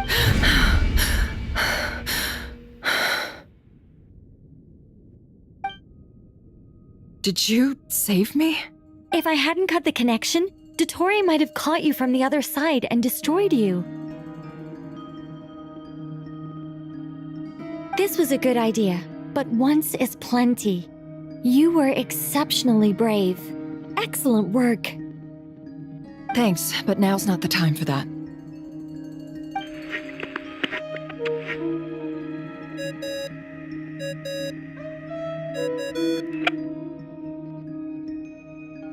Albedo speaking.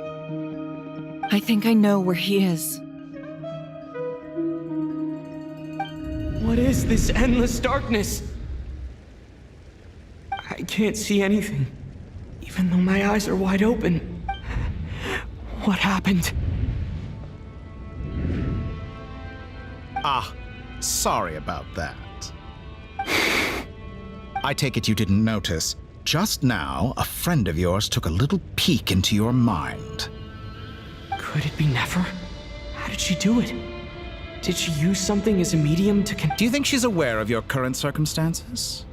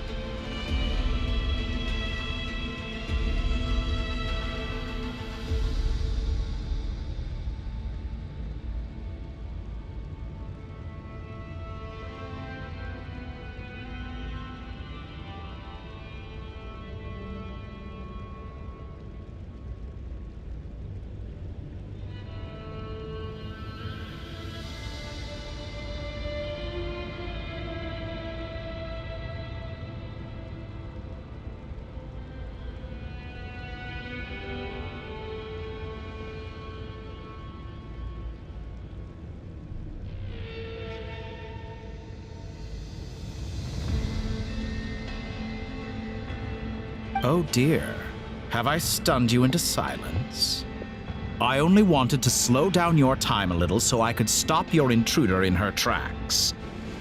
It would have been nice to capture the spy. I must say, I'm finding the ability to adjust the flow of time rather intriguing. The moment you closed your eyes, time seemed to grow impossibly viscous, didn't it? A whole month passed before you opened your eyes again. But only for you. No one else was affected. I dare say this is something only a god can achieve. Point taken. You've proven once again that you have god-tier powers. Oh, you misunderstand. This wasn't about proving a point. I was testing things out. I find I learn best by doing, and I have to admit, time is not the easiest dimension to control. I only wanted to make you sleep for a short while, but it ended up lasting a whole month. Clearly some finesse is required to wield the authority over time as I wish. I hope you're not angry with me. It was only a month's discrepancy, nothing too serious. Had I been off by a year, a decade, or even a century, that would have been quite a different story. You could have frozen me for millions of years. So much for collaboration. You aren't showing much sincerity. Millions of years? To what end? I wonder if you don't understand humans all that well. They are very pragmatic creatures who understand only that which they can perceive with their senses. If I had you sit here for a week, I imagine people might sympathize. But if I left you here for 100, 1,000, or 10,000 years, the sheer size of that number would cause it to lose all meaning to them. They would not have the capacity to comprehend your suffering, and thus they could not empathize. Unfortunately, while gods do exist in Teyvat, it is ordinary humans that account for most of the population. Their lifespans are so limited, their bodies so fragile. Did you ever really hope that they could begin to understand someone like you? Your long life and unique origins make you fundamentally different from them. How long will it be before they start to treat you like the alien you are? Before you are ostracized? Out. Alien? Even I feel bad for you sometimes. This world has made you into a slave. So many times you have served its will, and not once have the powers that be ever thought to grant you the one simple thing you wish for. You have been treated most unfairly. I can change that. I will grant you special privileges and give you back the status you rightly deserve as a descender.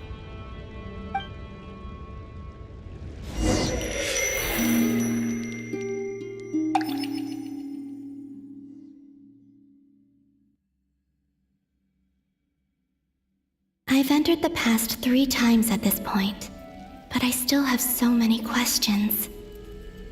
For instance, beyond each point being further back in time than the last, what determines the specific locations at which I can make entry? So far, the common thread linking all 3 scenarios is that the traveler has been present. But it's more than that. I know I sensed something familiar around him. What was it? I'll keep this question in mind as I carry on.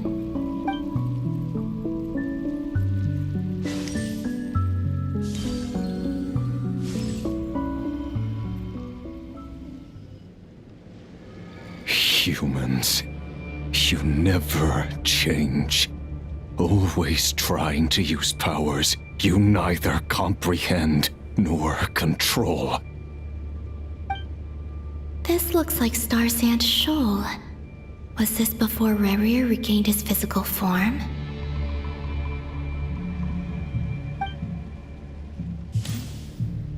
You've messed with the cannon again, huh? Sorry, but this round's not gonna go your way. The cannon. That's right. I was at Silver Moon Hall and I sensed an abnormal Kuvaki and right after that came an ominous power emanating from Star Sand Shoal. My body was once torn into countless pieces and hurled into the swirling chaos of time itself. But even so, My life and will were not extinguished. I wonder if I could try to prevent his resurrection. But how would I do it? What can I do, here and now? Traveler! Behind you! Look at that light! No, I won't make it in time.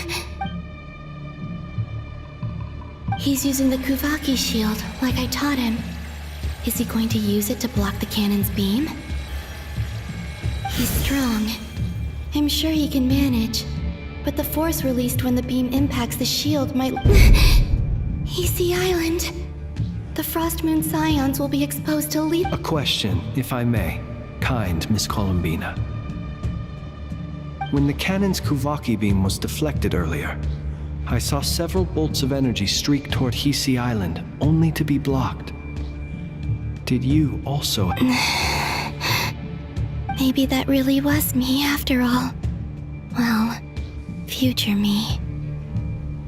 But I don't know if I have enough power left.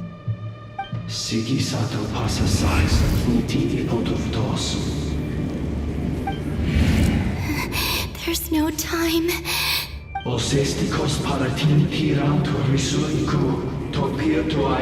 have to make it. Oh, Frost Moon. Oh, great land. Oh, slumbering moonlight of... If you can hear me, if you can sense my call, then please, heed me once more!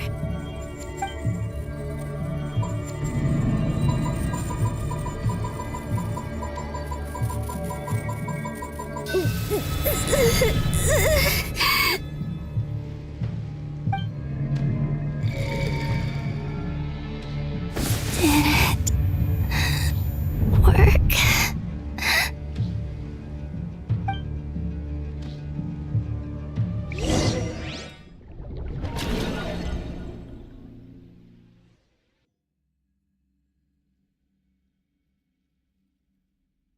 Hey, wake up. Hey, did you hear me?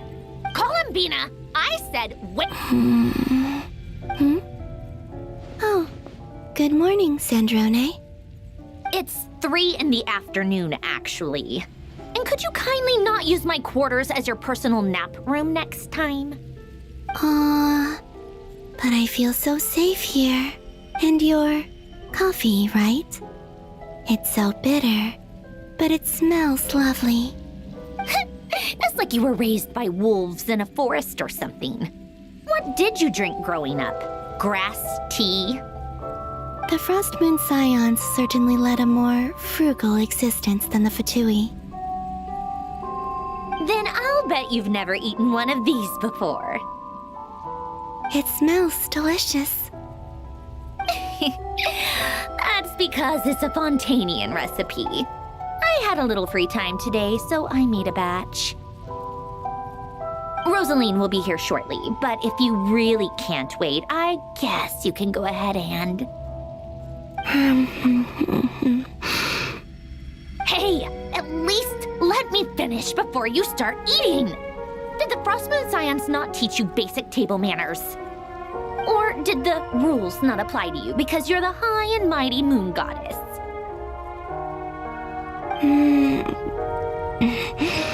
These are so tasty. Of course they are. I was worried they might contain traces of machine oil. What? You know, there's something I've always wanted to ask you. Why did you leave your old home and join the Fatui? I mean, I'm sure their food was awful. But there's gotta be... Well, life there didn't go quite how I imagined. What were you expecting? You're a god. Your followers are gonna make some demands of you, right? Surely you can just answer a few prayers here and there in return for the free food and drink. How bad can it be? Well, would you help other people just for free food and drink? The doctor told me that you were created by a great mechanic. The Lord Artificer. Ugh, some people can't keep their mouths shut. Oh, Lord Artificer. And didn't he have something to do with the, Narzissenkreuz Ordo. Yes, that was it. Narzissenkreuz Ordo. So... You must be joking. I wouldn't go even if they paid me. I don't even know them. Exactly. Well, I felt the same way. Huh. What do you know? We're on the same page for once. In his later years, Alan did ask me if there was anything I wanted to do.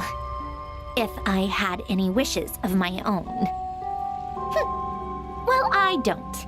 And I'm not in any mood to fulfill someone— Who's Alain? He was the— You know what? Never mind. You're not gonna remember. Anyway, the point I'm trying to make is, neither of us is the self-sacrificing type. Let me ask you this. What sort of place would you like to live in? A place where people don't ask me for things I cannot give them. Where they don't worship me, or fear me, but just want to chat with me like a normal person. I'd also like the freedom to come and go as I please.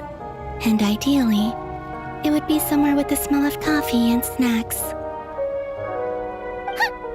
Not to burst your bubble, but no such place exists in the world. Now, take your snacks and scram!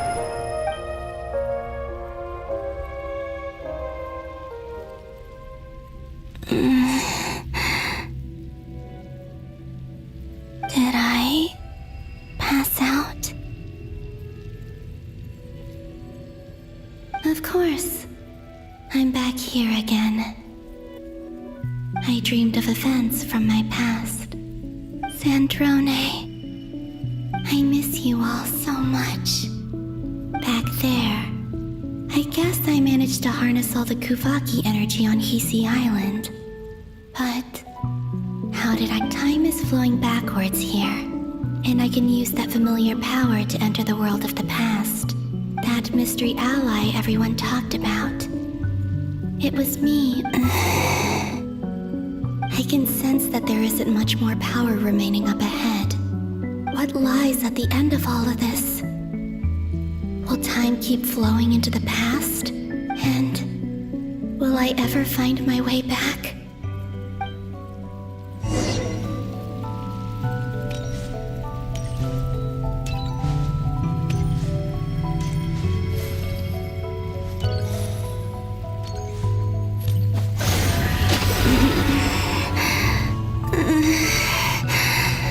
It's getting harder and harder to use my power.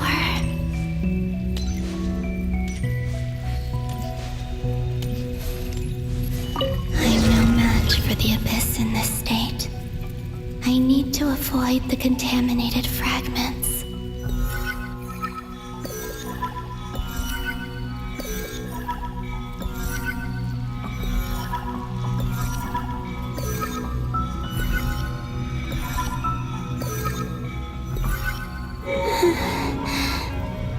Time to go.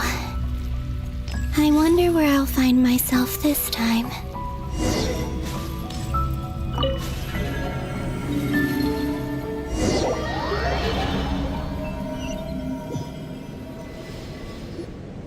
The Final Night Cemetery.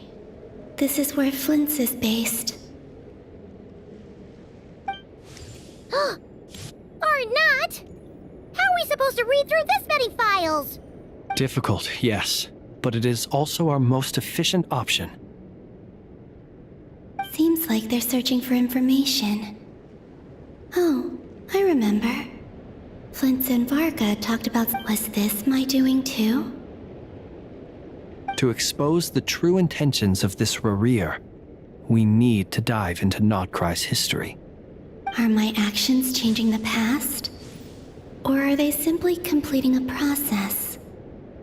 Is all of this inevitable? Or am I the one making these decisions? If I choose not to help them now, will it change how things turn out? Hope we don't land on our heads then. They're my friends. I can't not help.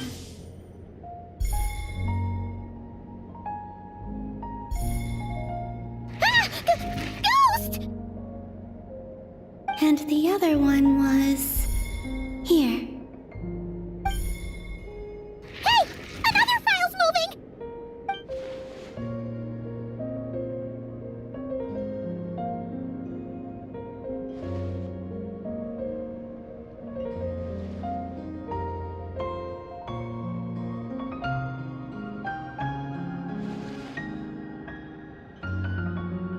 That should do it. Hmm? Luanatar? You can sense my presence? Wait!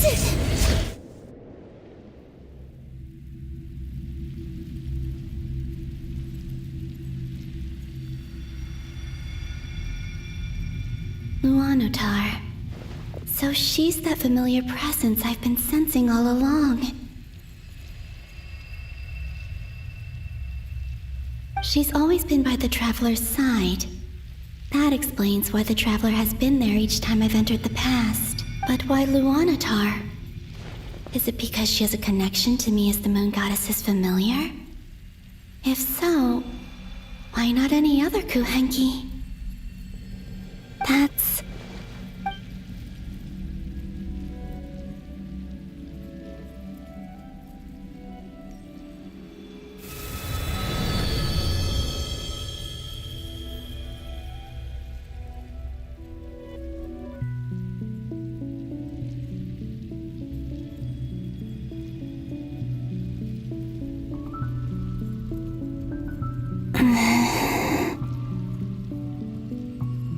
I cannot sense any power up ahead.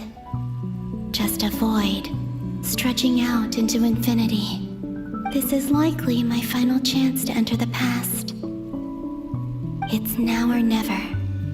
I have to find a...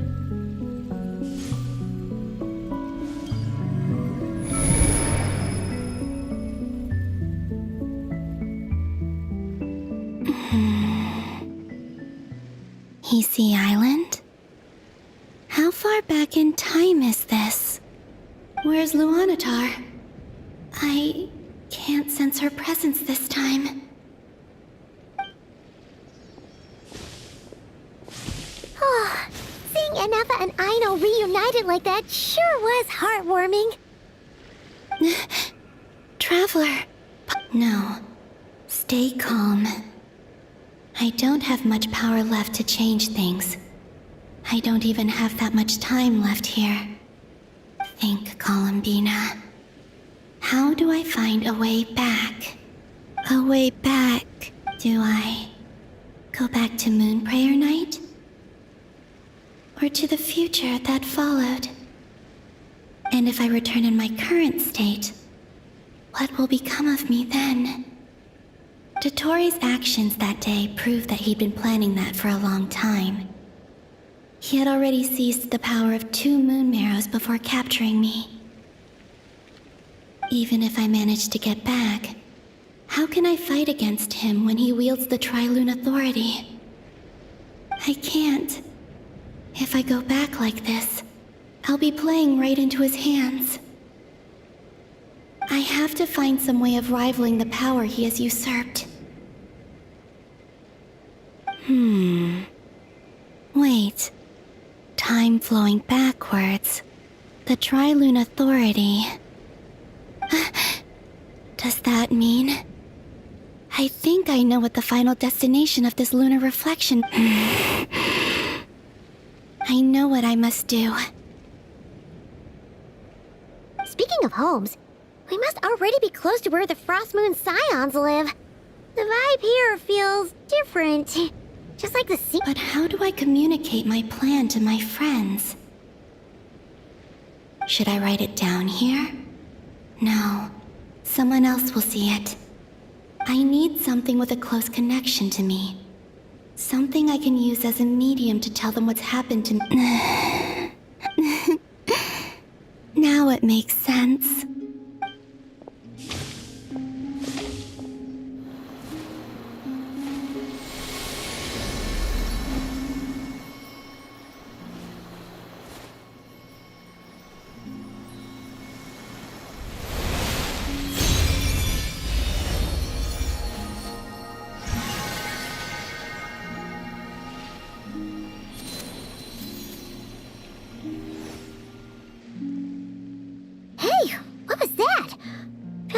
some sort of breeze blew by, and then the petals suddenly It was I who brought Luanatar into being. I gave up a piece of my own soul to create her. That's why I could sense a familiar power from the moment I entered this space. It also explains why she's been present in every past location that I've entered. Because we have a deep connection. Hey there! What's your name? And the reason why there are no more gates to the past after this point is that Luanatar hadn't been born then. No wonder I sensed the trace of a blessing when we first met. But I still didn't recognize the soul hidden within you. Back then, I was just a little lost dove.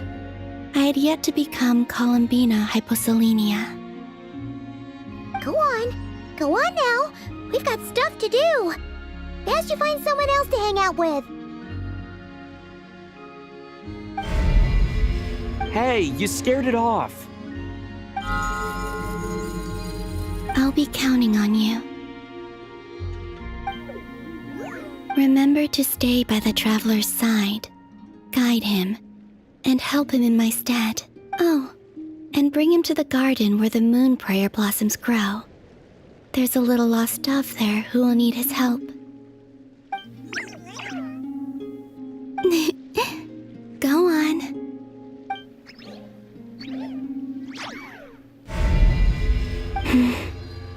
You too. Go and live. As for mine must go in a different direction.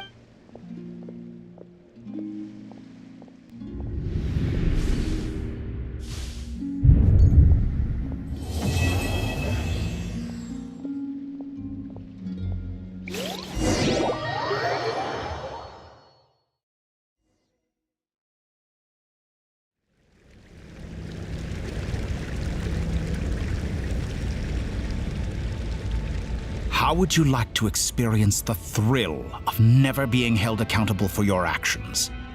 You could crush people like ants without consequence, or tear off their heads or limbs as you please. Believe me, such a life is but one small step away. What point is he trying to make? Freedom? But the freedom to kill? To do evil and get away with it? Why would you offer me that? The creation of a world is the ultimate scientific experiment. I have taken my research to the highest level, where I shall be not just a god, but also a servant to many sacred spirits. I shall heed the truth and perform holy deeds. A god's laboratory is the perfect playground, but it needs the right occupant to explore its full potential. Mortals are found everywhere one looks. Not so with Descenders. I'd prefer my first guest to be a distinguished individual such as yourself. And I know you could make the most of the opportunities it offers.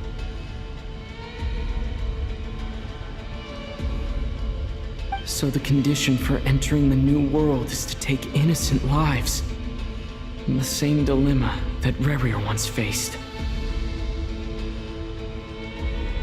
Could I really bring myself to kill others for my own benefit? Rerir did. And look where it got him. Have you made up your mind? I can't do it. Your playground is no place for me. You're putting your hopes in the wrong person. But we both know I'm not quite the hero you say I am either. I have my own reasons for the journey I'm on. And they aren't all selfless. You've grown a lot since we last met, but there are still things you are unwilling to compromise on. This will only hinder you. Why don't I lower my requirements a little as a gesture of goodwill? I'll give you a little time to learn to be a less noble soul. That'll make things much easier for you. I really doubt I could live that sort of life. And yet you already sound less defiant than a moment ago. The benefits appeal to you because you can read the signs of the times. Why don't we return to my research facility? Your last visit was so rushed. There is much that I have yet to show you.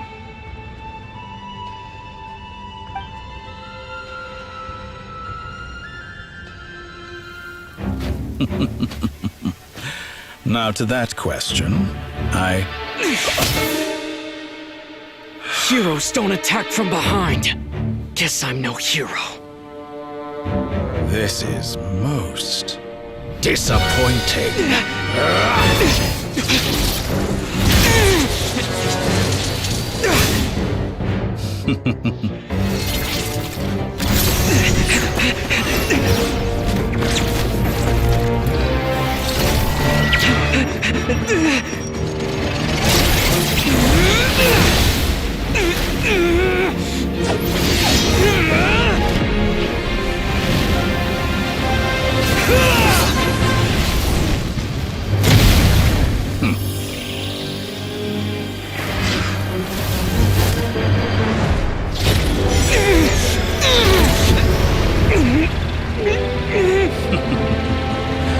Now then.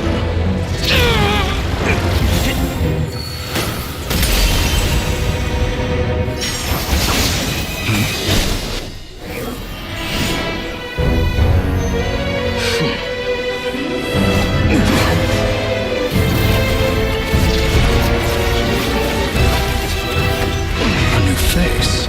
Interesting.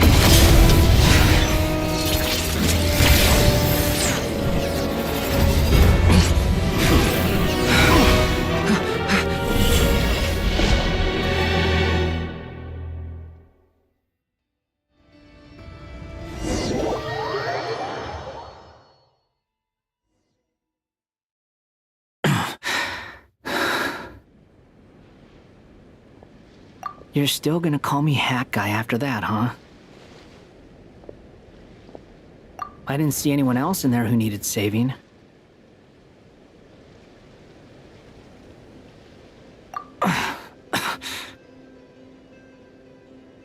It's nothing. I'll be fine.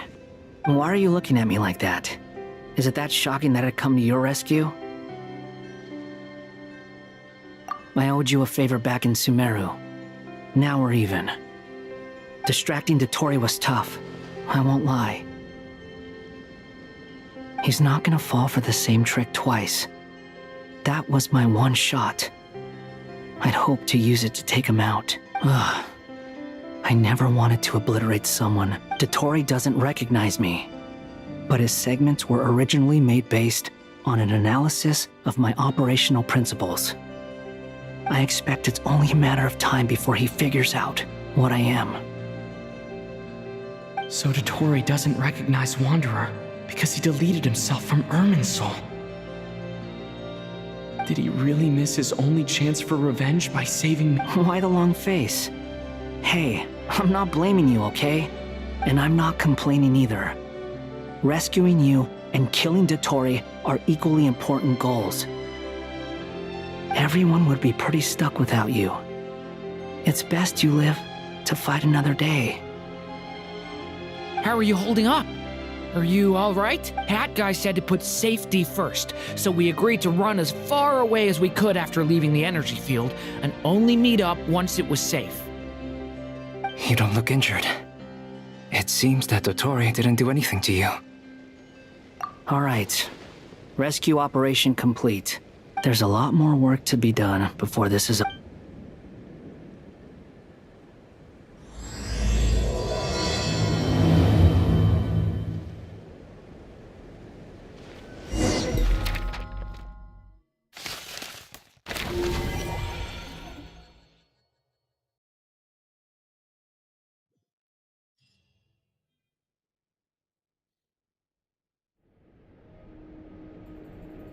Understood. I will bear the Tsaritsa's decree in mind. I don't see what's so awesome about it, though. Does he really think everyone else is as immature as him? I'm not stooping to Tartaglia's level. I thought you might say that. How's your progress? Quite promising, actually. That alchemist Albedo gave me a few ideas. Remember how I asked you to look up some files for me? That stuff on the Nazissenkreuz Institute. René de Petrichor and Jakob Ingold. Alain Guillotin despised René's theories and methods, but he never managed to come up with better alternatives either. So I adopted some of René's ideas. I thought Alain was like a father to you. He and René were mortal enemies, were they not? And what would you say if Lenny and his friends one day learned something useful from someone you utterly detested? I would applaud them for it. That would mean that they have surpassed me. For all we know, Alain Guillotin might have thought the same thing. Not that it matters, though. He's dead, and I'm alive. So it's my call to make. Once you die, it doesn't matter how great you were in life. Only the living get to decide what happens next. Hey, come on out. They're back. Huh?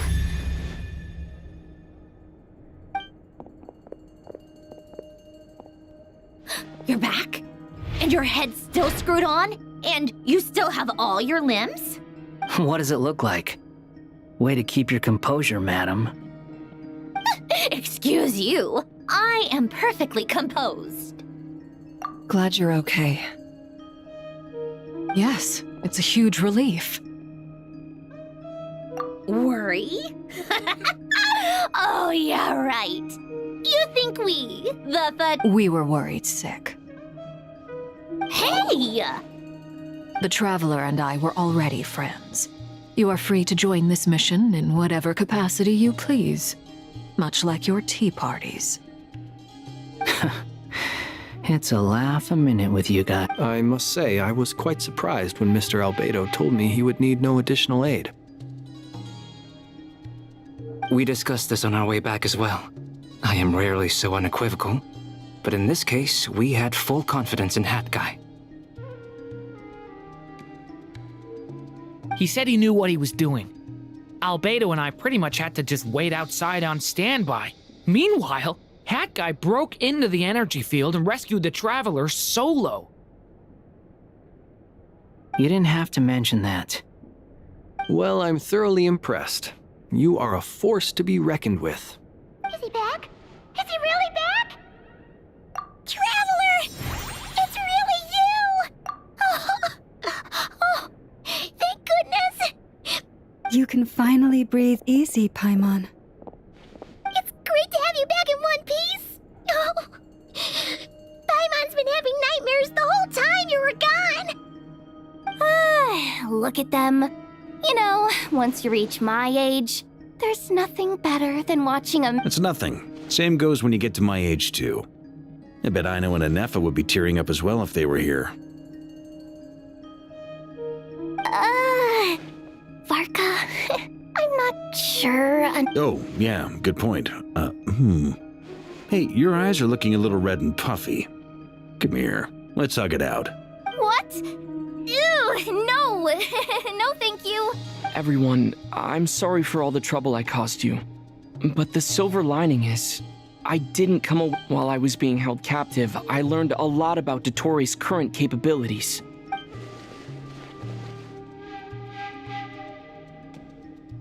The 3 moon goddesses were even more powerful than we imagined.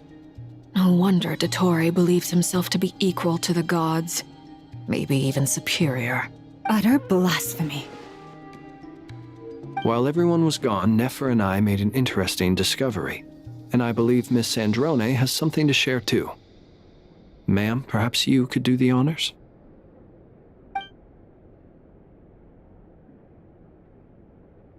Called it.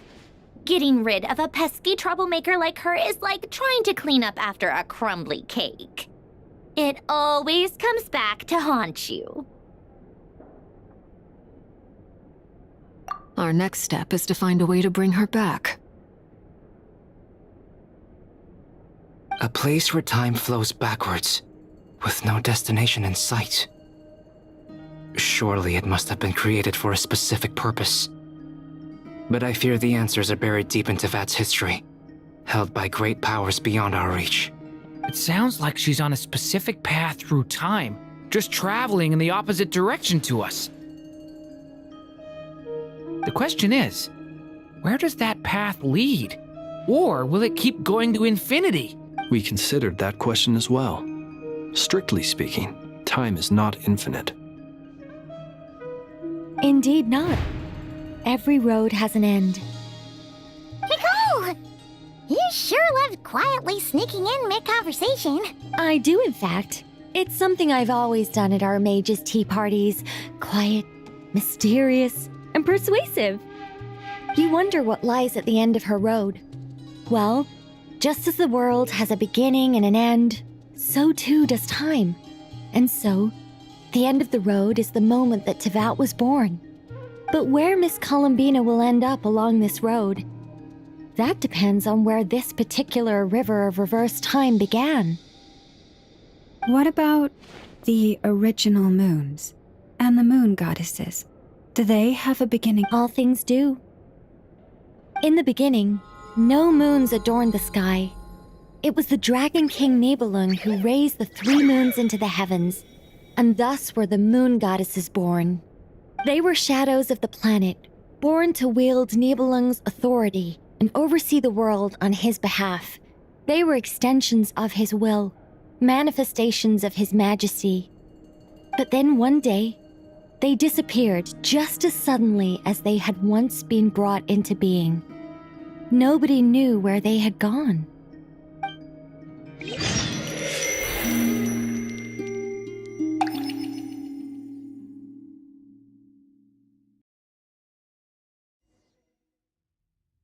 Like I thought, no more paths back to reality have emerged since. But how can I be sure that I'm going the right way without scenes from reality to keep me on track? I can't even be sure of how long I've been walking for. The further I travel, the less stable this space becomes. There are even moments where I can sense something that feels like abyssal energy. They can just materialize out of thin air. I have to keep my wits about me.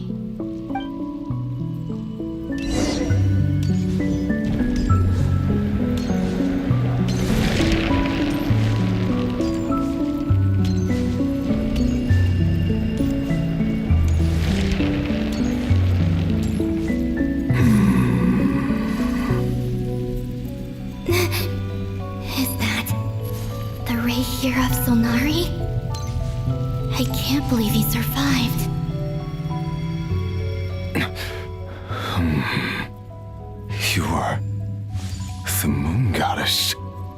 But how? Please, there's no need. I'm not interested in fighting anymore. I find that a little difficult to believe. Yeah. Honestly, so do I. The way you used my own power against me was a brilliant strategy. And then, in the final moment before I was thrown into this space, I got to see an old friend. Mr. Dainsleif. Right. It was so long ago now. When I first got here, I was filled with hatred, remorse, and how I cursed and devoured. I tore everything here apart. I was consumed by the desire to leave this place and have my vengeance. But to no avail. This is a place with...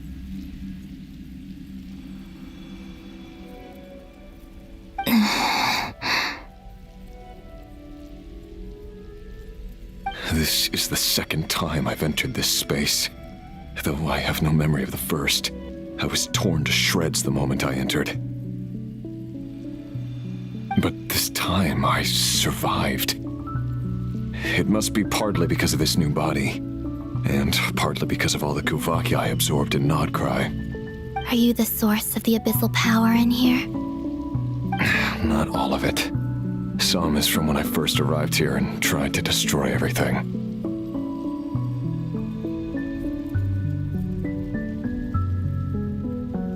But there was already a degree of abyssal power here before I entered.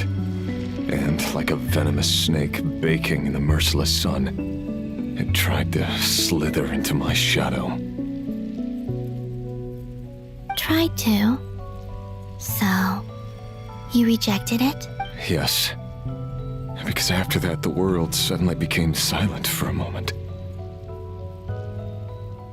What do you mean?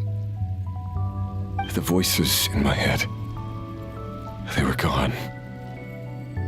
And then I saw her. Her? Thelindis, my former lover. Never mentioned that she saw a memory of Thelindis leaping into the moon's reflection. More precisely, I saw her afterimage. I'm sure the real her is long gone. She was just an ordinary Conrian. She couldn't have survived here for very long.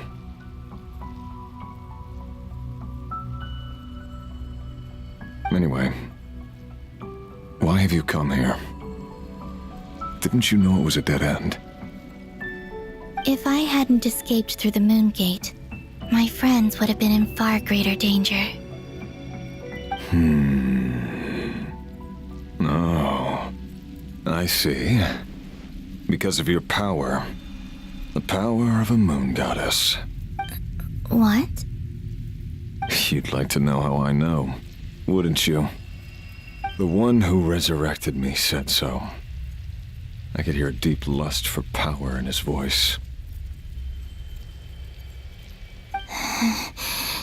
Do you mean... Dottore? Dottore. So that's what he's called. He'd been collecting fragments of my body for a long time, all so that he could resurrect me at the moment of his choosing. I had no interest in his research, but being as corroded by the abyss as I was, we were aligned as far as hunting the moons and recovering my strength were concerned.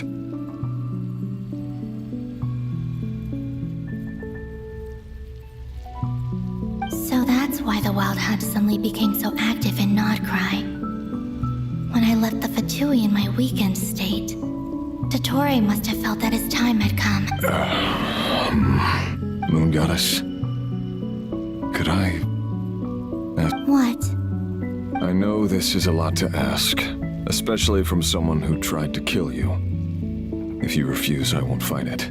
But this is the only thing I desire now. What do you want? I'd like you to take a message to Thelindis for me. Thelindis? But... Yes, she's dead. But like I said, I saw her afterimage. I can sense that some part of her soul remains here. Far, far ahead. Why don't you go and speak to her yourself? I can't. I don't know why, but I can't move freely in this space as you can. All I can see is a glimpse of her walking away. Just like the moment when I last saw her in life. In return, I will clear these abyssal obstacles for you. No, not in return. I'll clear them for you, whether you want to help me or not. Yeah. Why, indeed. I've been asking myself that question a lot recently. I'm tired of it all. Tired of the person I became. I think I grew tired of it long ago. But I wouldn't admit it to myself. And ultimately, that's...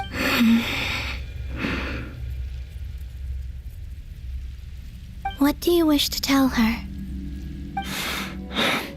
All of it. My past. My mistakes. Everything that happened after. Is it okay if I give her the abridged version?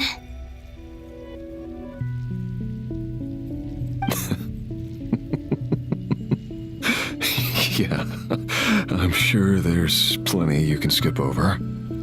Like the part where you relentlessly tried to kill us? It's up to you. Love demands honesty. But my relationship with Thelindis was built on lies.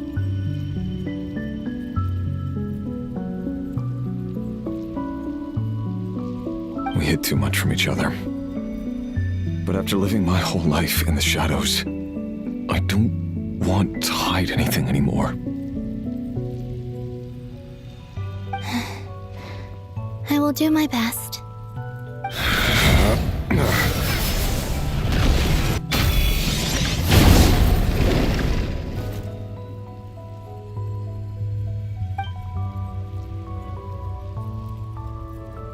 There. The Abyss will no longer stand in your way. Even though Mr. Dainsleif felt he had to fight you, I think he still regarded you as a friend. Dane? He said that you betrayed him, but he also felt great remorse at never having understood what you were truly going through. Why tell me this? Because if he'd known that someone could take a message to you, I believe that's what he would have said. Thank you. I know this will sound strange coming from me, but don't die, Moon Goddess. I can tell that you're determined to get out of here.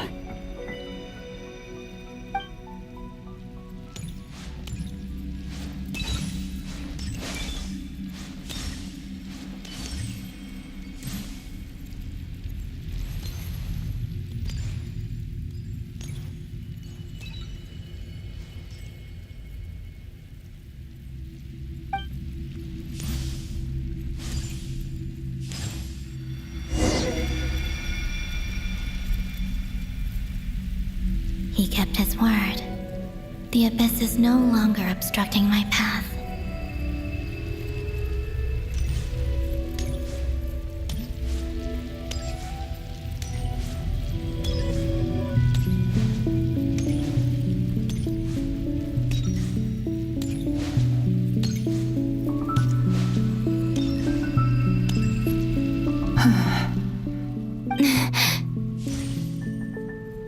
Is that the Lindis? She wasn't far off at all. And yet, they can never meet. Hello, Miss Thelindis. Who are you? How do you know my name? I've never seen it. You can call me Columbina. I promised Rerir that I'd bring a message to you. Rerir? My Rerir? Is he well? He's doing better than he was. Better than he was, huh? Sounds like he's had a pretty rough time. Others have had a rough time on his account too. In many cases, their time ran out because of him. And I'm not just talking about the children of the Crimson Moon.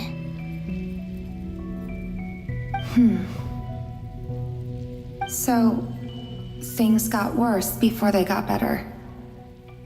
Could you tell me what happened, Miss Columbia? Are you sure you wish to know? Yes. This is my opportunity to learn the truth. No matter how hard it is to hear, I admire your courage. However, time is short. I cannot stay here for long.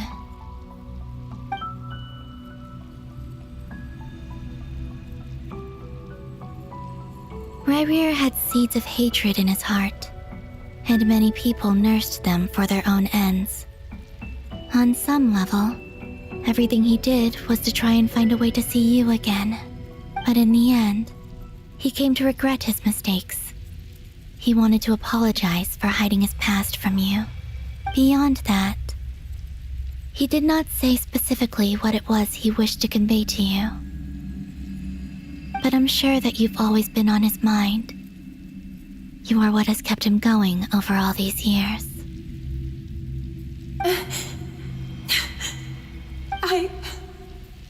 I'm sorry, Miss Columbina. This is so upsetting. It's all right. I understand. Well, that's everything from me. So... Wait. One moment. Time flows backwards here. The road ahead only leads further and further into the past. I know. I intend to reach the end of that road. Without a moon marrow, without the 3 moons' power, you won't make it far. Wait, unless... Are you one of the moon gods? You could say that. I see. I often think to myself, if life is like a train ride, why haven't I reached the terminus? Where am I even going? And it's not just me, it's this whole place. Wherever it is, it seems like it's existed forever. It's such a mystery. Where is it? I must seem so ridiculous. I can't answer these basic questions, and yet I jumped right in here without hesitating, only to be torn apart the moment I entered by power. Thinking back, I was suddenly overcome with fear and terror in that moment. Perhaps I too became bewitched by the abyss. I may have been the leverage it needed to control Rerir. I used to be a researcher at the Universitas Magistrorum in Conria, researching the iridescent moon's marrow. Eventually, I came to the conclusion that Rerir was one of the Vinster King's retainers. With me, he was in an impossible position. It plagued him constantly. I wanted to help him escape his lot in life. I wanted him to be happy, so I thought I'd use this place to return to the past. At the time, I thought I could just go back to the day that the Vinster King first found the princess. It was only after meeting the princess that the Vinster King started going too far with his research into the abyss. That was the day all of our woes began. I thought I could stop the king from ever meeting her and solve everything. I couldn't kill the Vinster King himself, so I had to find another way to save Rerir. That's why I wanted to go back, to kill the person who had brought new possibilities to our realm. I'm sure it was a futile endeavor, but the abyss probably enhances the basest human desires. So I naively hoped, but I was simply too weak. Like a speck of dust against the whole universe. Look at me. I didn't even survive the journey here.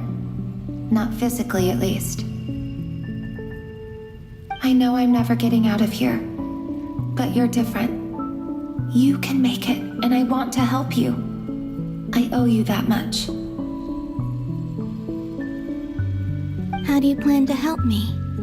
Have you noticed the golden energy that exists here? Based on my past research and my observations since coming here, I believe they carry you forward faster. I can share what I've learned and help you understand the pattern in which this energy appears.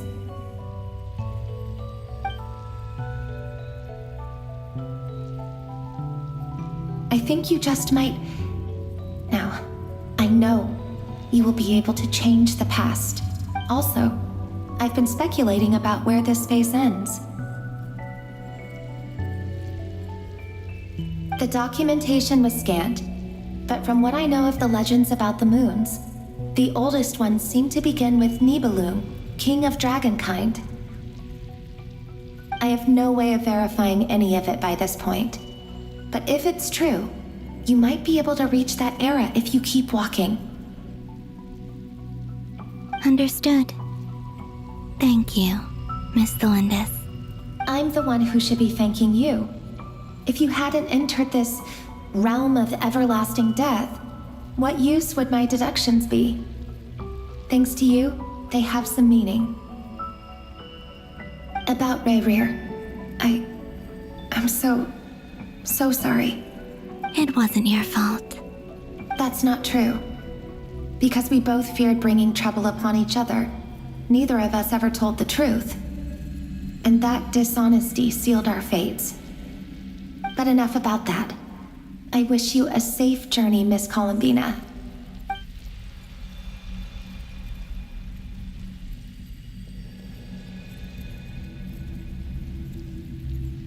And may the outside world never have to experience pain like this again. Rerir, you're there, aren't you? I cannot see you, because you exist in the future. I expect we'll be trapped in this prison of space-time for all eternity.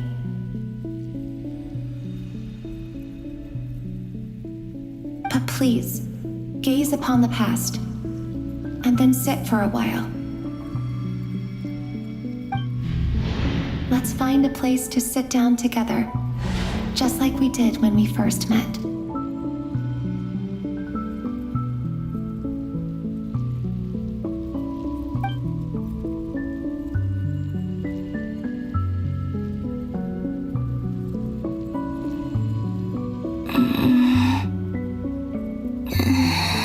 How long have I been walking? How much further till I reach the end?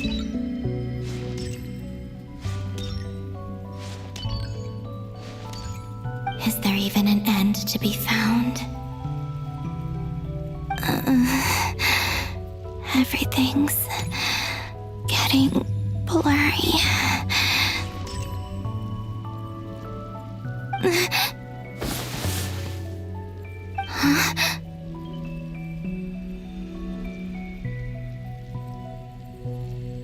Are you all right, little sister? Have you come from the distant future?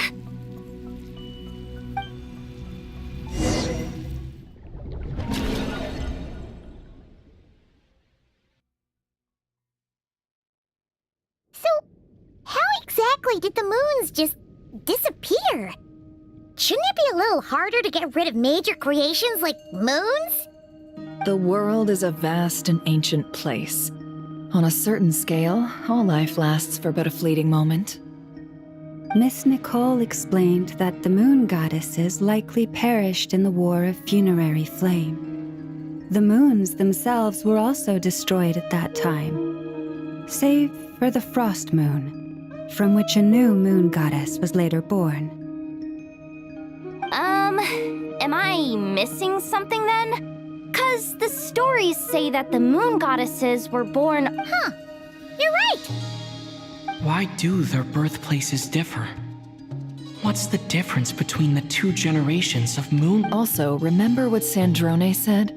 Her scans detected 4 moons. In other words, 4 moon marrows. Technically, the result of the scan means that 4 moon marrows were detected and positively identified as moons in that moment. In other words, this piece of information alone isn't enough for us to know how Miss Columbina is doing right now. Yep, we have no way of staying up to date on whether she's dead or alive. She's on her own for now. But at least she's trying her best to get back to us. Yeah, she's a tough cookie. And a sore loser, too. We have to trust that she'll find a way. Because we really need her power. As much as it pains me to say it, we've got no chance of beating Dottore in a straight-up fight. He's much too powerful. It wouldn't even be close. That maniac is going to devour everything in his path until he reaches us. We need to find someone or something that can stop him before he does anything worse. I'll be frank. Our only hope of defeating this false god is with a real moon goddess on our side. I'm not just saying this because Columbina's a friend, and I know that even she was no match for him when he attacked, but I don't have a better solution. We're not giving up on saving her, whether she can defeat Dottore or not. Right. Don't worry, Miss Sandrone. We're all aligned on saving Columbina. No one's trying to argue that we can only justify saving our friend because it will help save the world. This is about So, she's more than just a moon goddess to you guys? Absolutely. Duh! She's part of the gang! And you are too, you know. Yes, I know. You don't need to labor the point. I knew that the moment I came running over with my documents that I was part of the in-group. I mean, if Arlecchino can fit in. Anyway, as for how we get Columbina back, I've been working on it constantly. But I think I'm still lacking certain information about the moon. I'd probably get there if I could continue my calculations, but the problem is, I've run out of computing power. Computing power? You mean you need more energy? No, the issue isn't energy, it's processing power. There's so much data to get through that the whole process has just ground to a halt. That's a tricky problem. René de Petrichor of the Nazissenkreuz Ordo once foretold the fate of the world. But I don't know how he did it. My guess is that he used the primordial sea's power.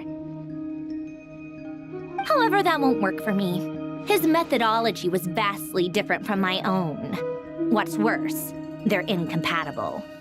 And to top it all off, we can't even leave Nodcry. Ugh, this is so annoying. If I'd known we'd run into a bottleneck like this. Well, no, the design bureau's a bust as well. Curse that Dottore! Couldn't have made this harder for me if he tried. Oh, what do we do then? How about we grab a bite to eat and take a break? Maybe. You don't get it, do you? I'm trying to calculate the fate of an entire world, and I need accurate results, not big prophecies. Where the heck am I gonna find the computing power for that? Ahem. Anyway, time to shelve the discussion on technical difficulties. Being a killjoy isn't very ladylike. Either way, we've done what we can. Rest well, everyone. Remember to let us know if anything new comes up. Hat guy? Is he hinting that we should talk outside? Let's go somewhere a little more private.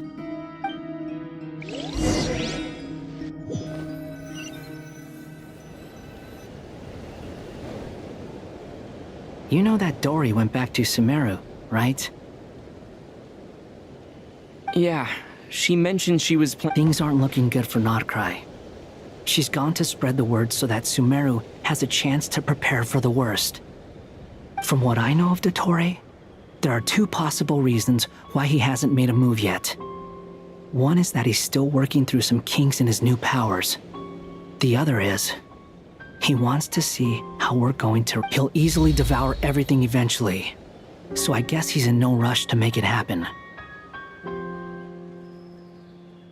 The first false god he made was me. Now it's his turn.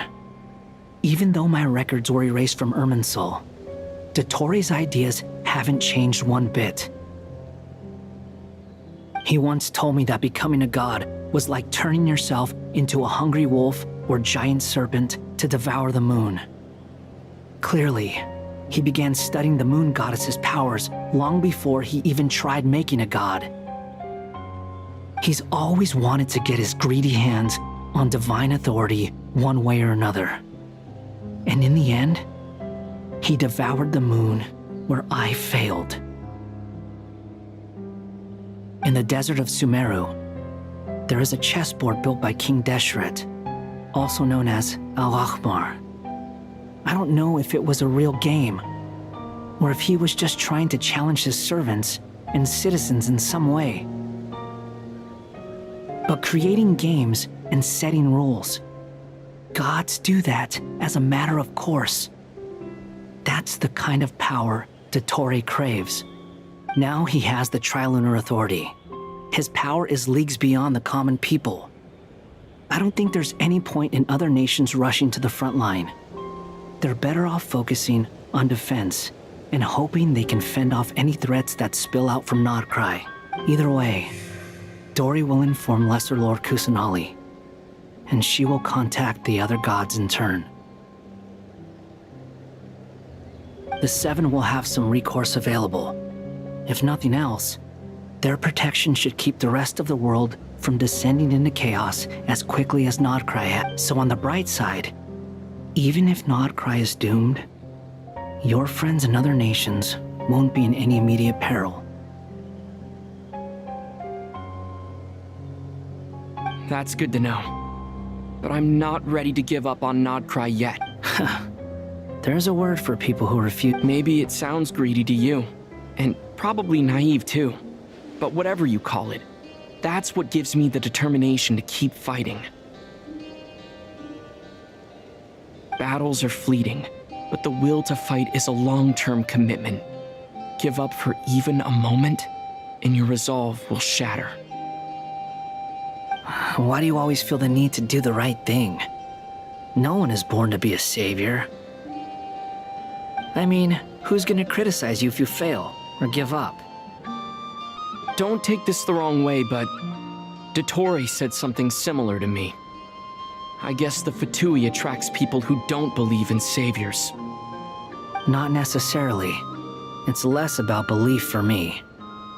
I just want to know how determined you really are. After all, I don't owe anything to anyone else here. Only you. You look kinda worried. If your arch-nemesis was about to achieve their ultimate goal, I think you might feel a little worried too. That's true. Dottore is about to become an omniscient, omnipotent deity. That's gotta be a bitter pill to swallow. Still, you're calmer than I expected. Obviously. I have to admit that my past self was a reckless fool who misunderstood not only the point of revenge, but how to achieve it. And as much as I want my vengeance, I know I'm not gonna get it by acting alone. If the world's taught me anything, it's to think before I act. Too bad it never taught me any other virtues, though. So, I am going to destroy Dottore, no matter what it takes. So, what's your plan? I'll get to that. First, tell me. Just like Paimon said, she's a friend. Part of... How much do you trust her? This is a serious question. Think carefully before you answer. Although she's with the VIII, she has her own values, and she's helped us a lot. If nothing else, she's clearly going the extra mile for Columbina. I see no reason not to trust her. If you say so. In that case, the three of us need to talk. I have some thoughts about her computing problem. It can be solved, but it will come with a cost. How much?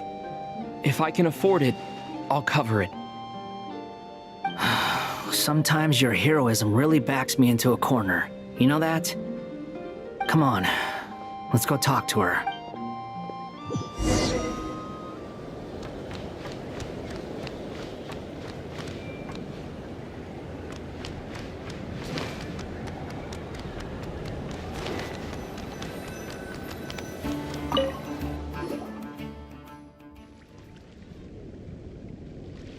Miss Androne, Traveler. Hey there. Paimon's here too! She was just helping them sort through their things. How did your chat go? That was fast. The call only just ended. Well, you said it was urgent, so we got here as quickly as we could. Albedo, I have some alchemy questions for you. I see. Looks like my knowledge proved useful after all.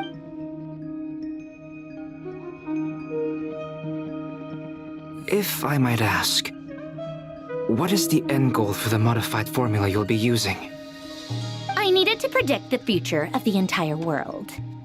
But I've run into some teething issues since trying to implement Renee's theory of the four Orthants. I see. I'll have a look at it. Still, computing power is the real issue here. How do you plan to solve it? About that, it's been sorted. Oh, with the Traveler's help? Actually, you're not wrong. He found the person with the solution. Was it Hat Guy? Yeah, it was him. Wow! Go Hat Guy! Seems like all that time studying at the academia is paying off big time. But where is he? Wasn't he the one who asked Albedo and I to come here? Come with me.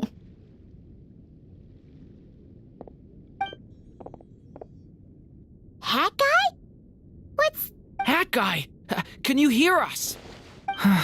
No response. I guess he's in hibernation. Hat Guy mentioned that he was a puppet. It seems that his functions are currently shut down. I presume this has something to do with the solution to your computing problem. That's right. He and the Traveler came to see me. Wait, what? You have a solution? Would you calm down? Why do you always react so hysterically to... Excuse me? How would you know? You shouldn't be so quick to judge complete strangers. Oh, please. It doesn't take that long to figure out that you have a temper. Where does a mere student get that kind of confidence? I've actually published more papers than you. Not that status counts for much. Even Paimon's applied for academia admission.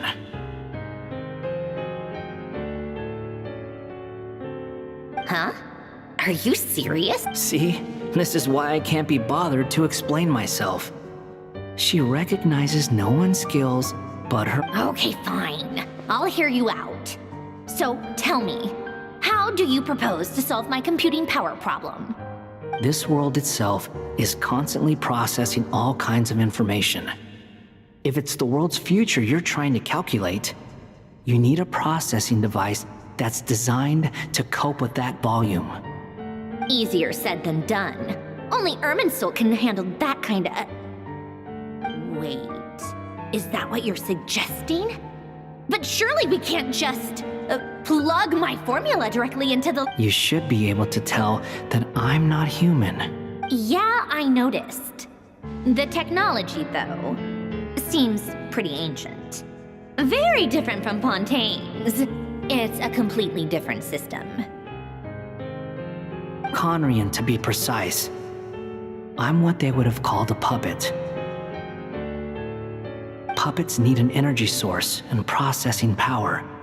The artisans who built them sought out the materials most suited for that purpose. You? Do you mean... The Traveler and I have talked it over.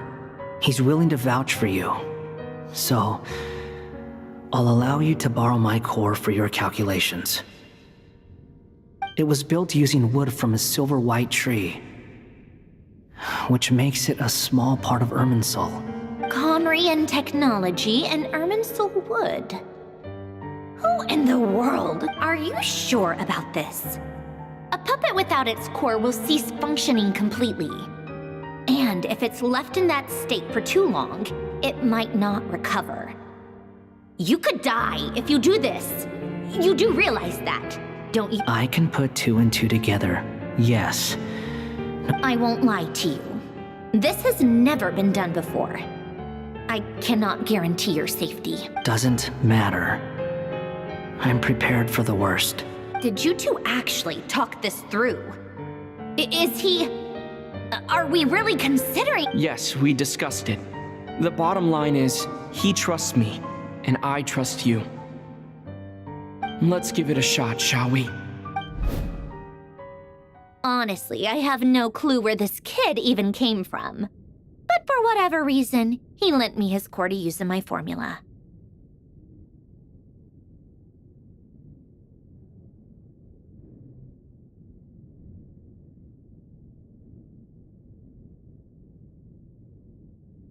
very close to finishing my calculations now, and the core is currently in use. So I'm sorry, but I can only show you a sketch right now. This is what the core looks like. A silver-white branch. It certainly matches the legends told about Irminsul. Is Hat Guy gonna be okay? He's not gonna die, right? In theory, he should be fine. As long as we put his core back in time. Beyond that, all I can say is that I'll try my best to avoid risk and make sure the core doesn't sustain any damage. I think I know why you called us here now. Someone needs to watch over his body. Correct. He said that the only ones he trusts here are you two, and the Traveler. And the Traveler will have other work to do. He will have our undivided attention. Aww. Heck, on a more positive note, things are progressing steadily on my end. I'll call everyone in for a meeting once the results are out.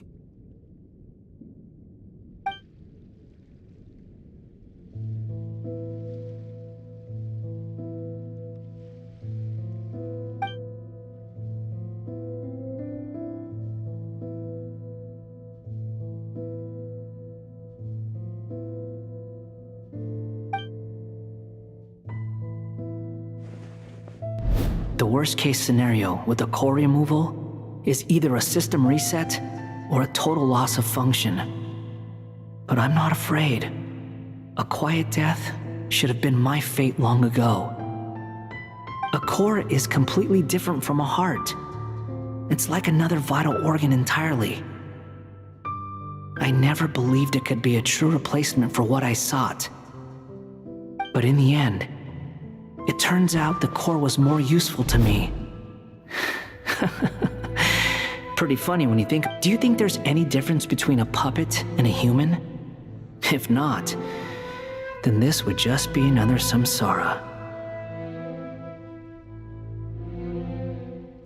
I have already experienced both a past life and a next life. Part of me wonders whether I'm only capable of making this decision because I've become a real human. What's with that expression? Isn't this a good thing? Sandrone will succeed, won't she? She will. We all have to persevere until this is over. That's right. And I'll protect you all until a moment of victory arrives.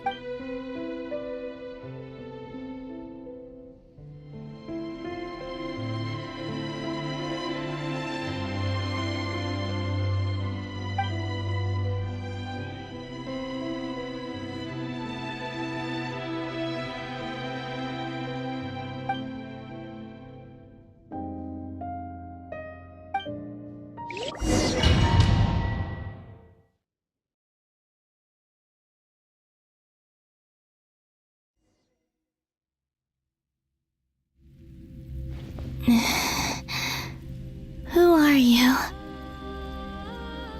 Call me Sonnet. You have the same power as Canon. Sonnet. So, you're the goddess of the iridescent moon? Oh, goodness! You recognize me? Well then, what's your name? Columbina. Columbina Hyposelenia. Hyposelenia? What a lovely name. Did you choose it yourself? It was a joint effort. Friends? You mean your friends in the... Huh? Oh, sorry. You must be exhausted. I apologize. Hang in there. Let me introduce you to my older sisters.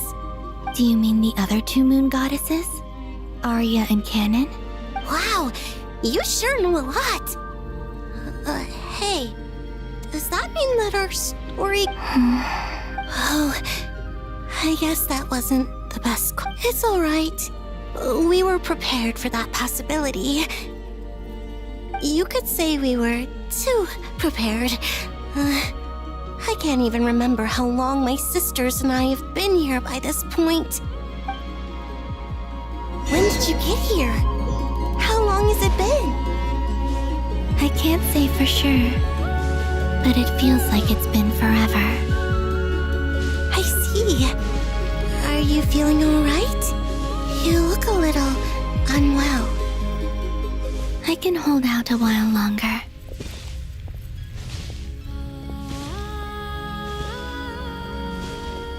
We don't have far to go. The place where my sisters and I are based is just up ahead. Don't worry, they're both really nice. I'll introduce you.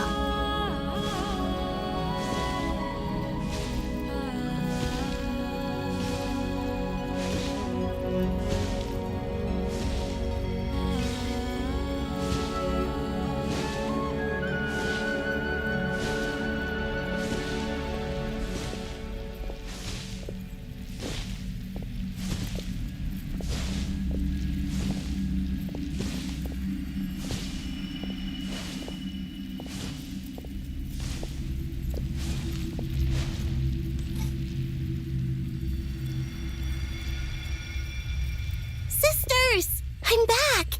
And look who I've brought with me!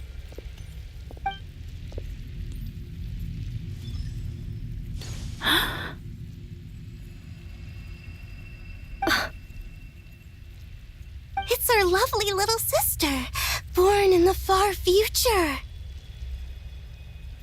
The pleasure is all mine.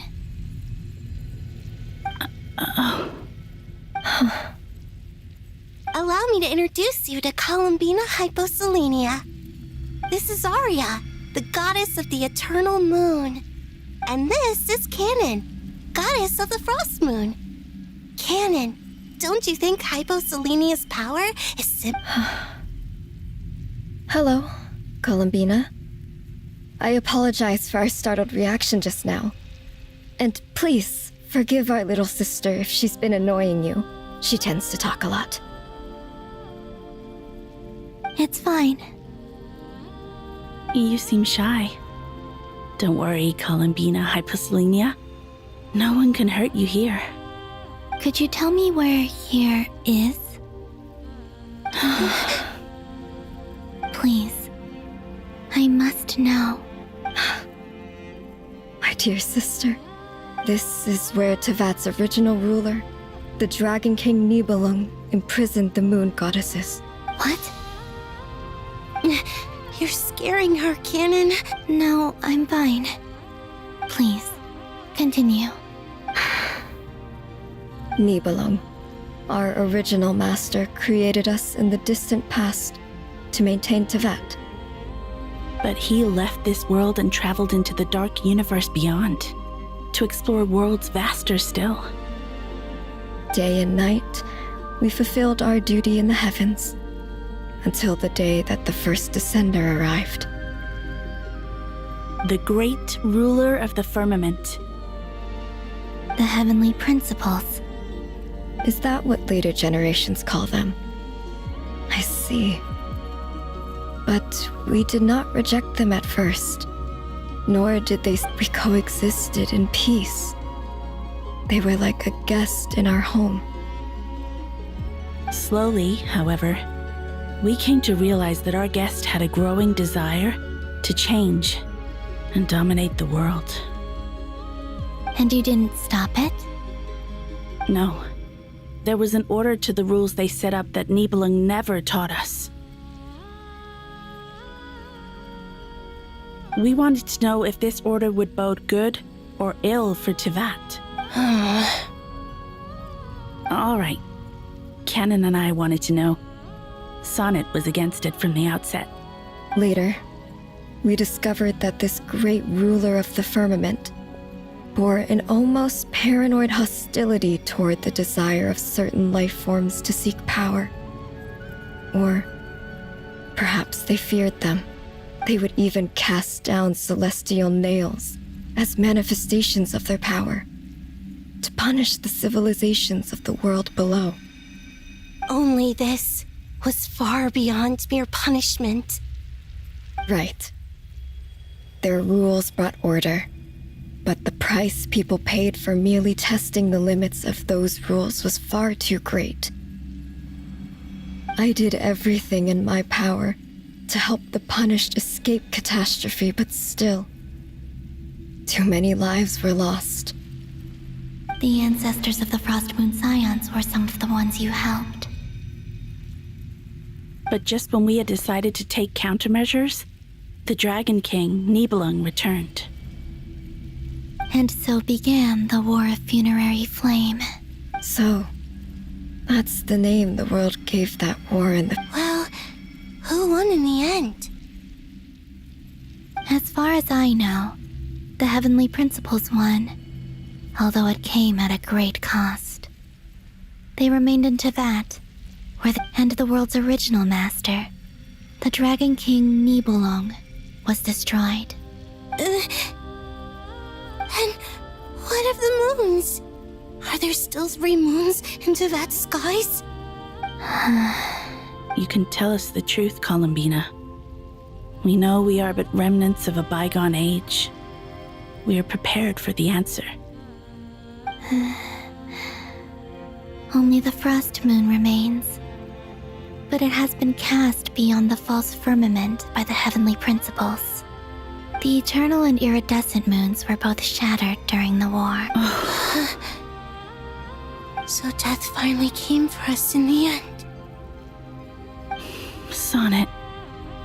But you're still... A moon goddess cannot live without her moon, Columbina. She's right. That's why I began to disappear.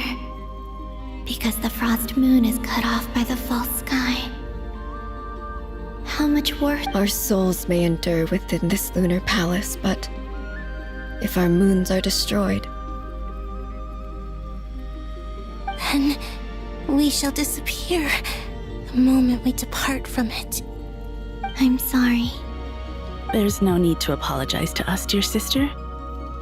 If anything, we owe the world an apology. If only we'd decided to act sooner, rather than arguing amongst ourselves. All the more reason not to spend this time in regret and repentance. Instead, we should focus our efforts on how we might help our future sister. Sorry? Don't you see, Columbina, your story is not yet over. Is that not why you are here?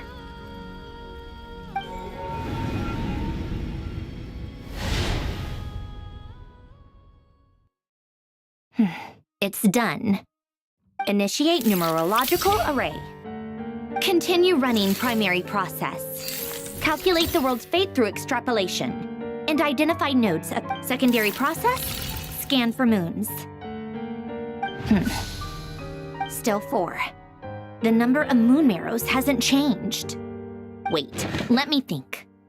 Is it possible that there's something I've been misunderstanding about the moons all along? Variables. Variables in the world. I know where potential variables within the world come from. So what about the moons? Are there, like, their life or death, for instance? What if being alive or dead makes no difference to a moon? But that's so strange. Even immortal gods can die.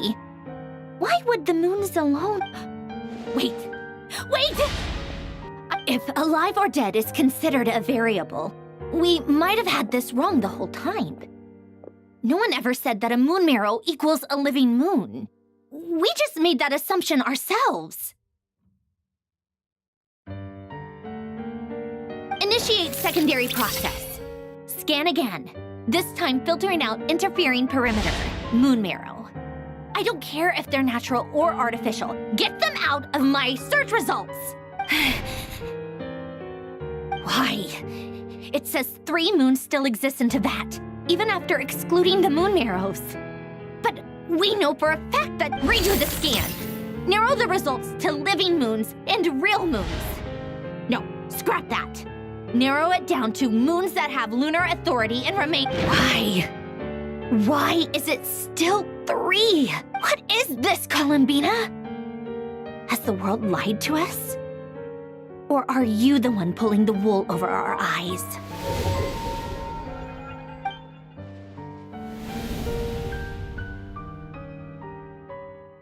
So, you think that the moon's reflection might be where Nibelung imprisoned the three moon sisters?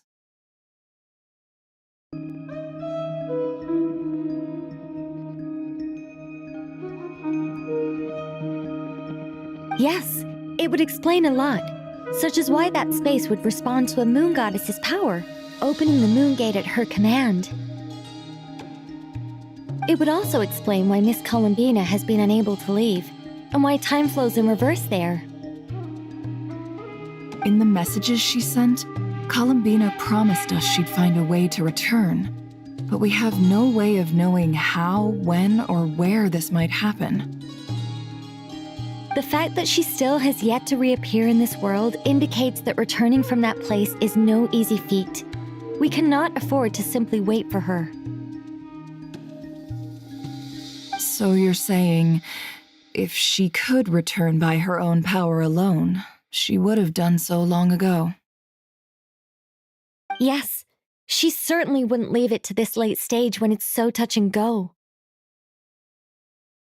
I've been giving this some thought, and I've come to believe that Luana's Har might be an anchor that she left behind, as a sort of future waypoint.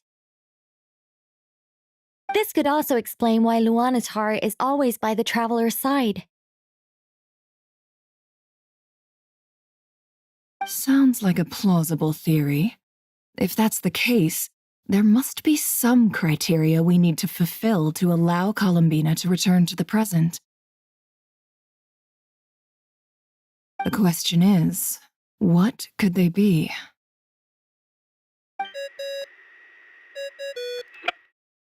Hello? Listen up! This is extremely important!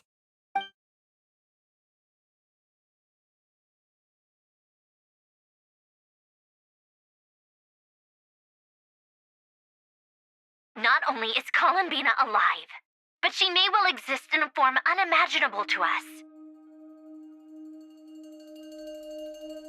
I'm still unclear on the details, but she's done something truly inconceivable in the past.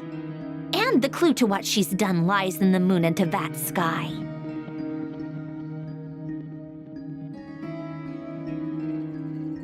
Truly amazing.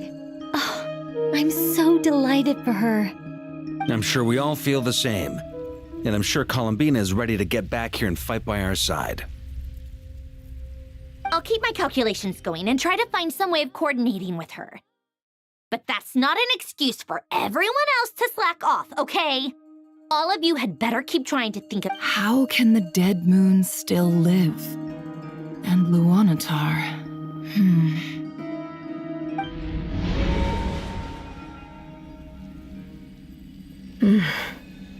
It's hard to believe that's what will happen in the distant future. Our authority is linked to the most fundamental rules of Teyvat. I suppose it's no wonder that many would covet that power. I didn't realize that when you said friends, you meant people who live down in Teyvat. That's so lovely. I always wanted to go down there and have some fun. Have you ever tried leaving this prison? Of course. Between us, we've tried everything. But no matter where we go, this space will eventually bring us back here. It's like the center of a whirlpool. Everything ultimately converges here, at the moment when Nibelung imprisoned us. In that case, have you tried using any of those pathways that connect this space to the real world? Sorry?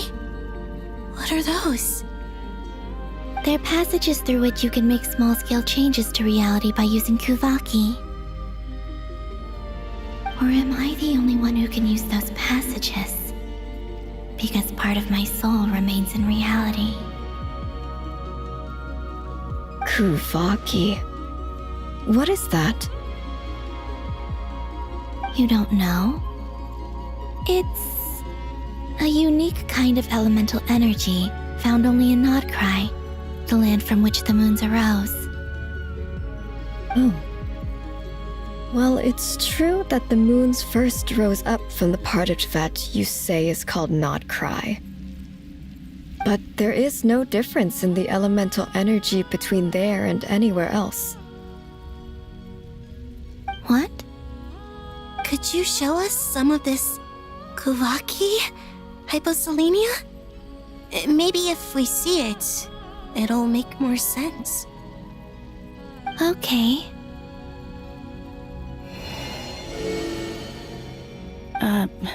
Isn't that just your power? What? But it's everywhere in Nodcry. In the air, in the land. Even the creatures who live there have adapted to its influence. How curious. This Kuvaki certainly did not exist anywhere in the world before we were imprisoned. Let alone influence living creatures. So, how exactly does it affect them anyway? Can they float in the air like us? This is so strange. Why would their reality differ so much from mine? Columbina, you're looking for more than just a way out of here, aren't you? Yes. If I am to help my friends, I will need tri-lunar authority on par with that of our foe. You mean... you'll need our power? This sounds extremely risky. The three moons' powers are not mutually compatible. Concentrating them into one goddess will be a very painful process. And if anything goes wrong, it could tear you to pieces. I know. But I'm willing to take that risk. Even so, let's say we successfully transfer our authority to you. How will you take it outside this prison? Niblin constructed this realm specifically to prevent us from using our powers to interfere in his war. No moon goddess can leave this place alive. What if I don't leave alive?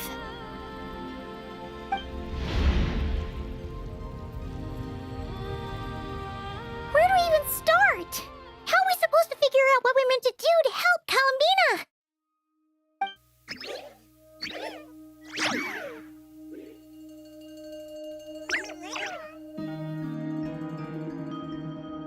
Columbina? What do you need from us?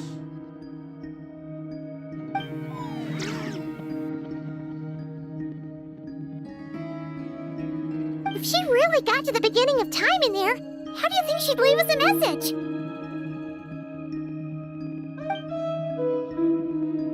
You don't think she'd write it down on a stone tablet somewhere in the hopes that we... Seems unlikely. Columbina may not talk a lot, but she thinks deeply about issues like this. Let's review what we know. This is the Columbina who fought alongside us against the Reikir of Solnari, and with whom we celebrated Moon Prayer Night. She knows our personalities, our ways of doing things, even our unique strengths and abilities. So, if she wanted to tell us something from a long, long time ago, what would she do? Oh.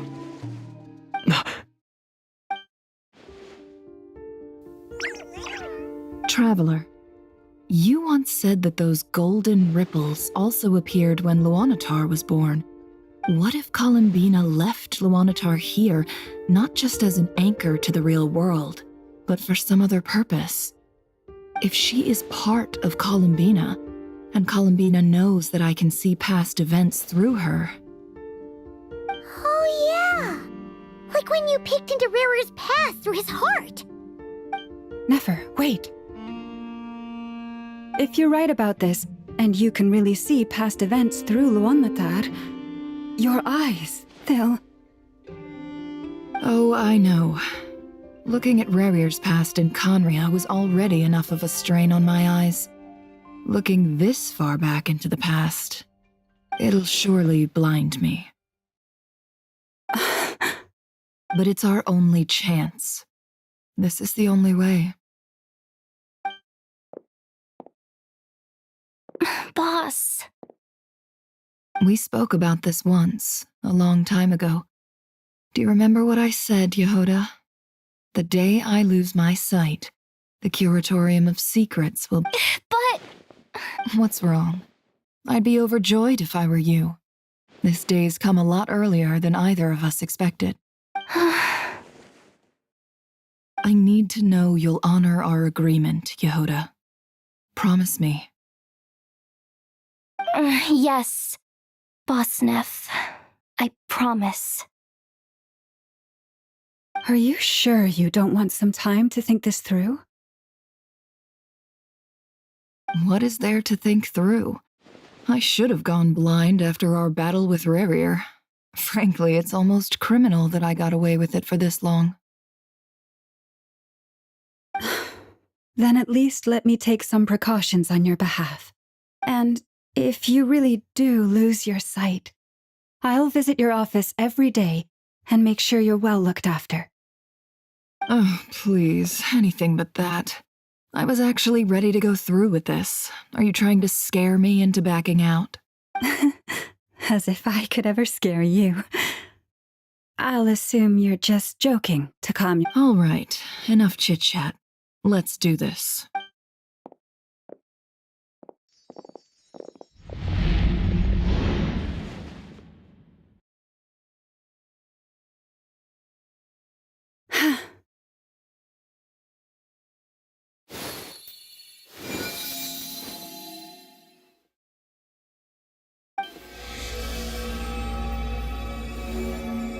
All done. Good. Now give me some space. Come on then, little one. Show me what happened in the past.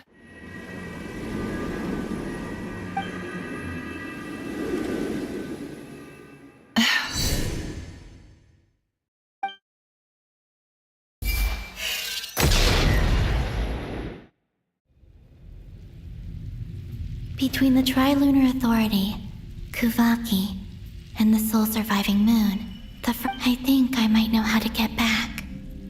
But time to go talk it over with them.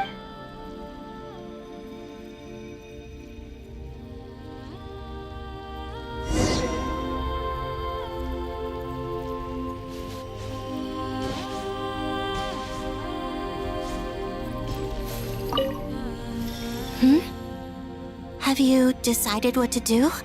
I hope it's not too dangerous. You really scared me when you said that thing. Come on, let's go find the other two.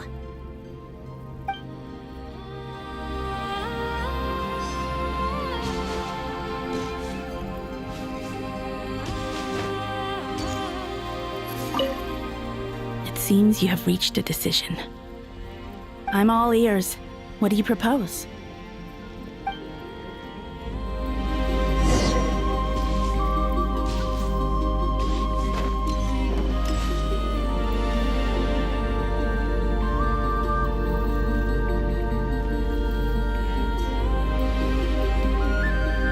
Have you figured it out, Columbina? Tell us, how do you plan to leave this place?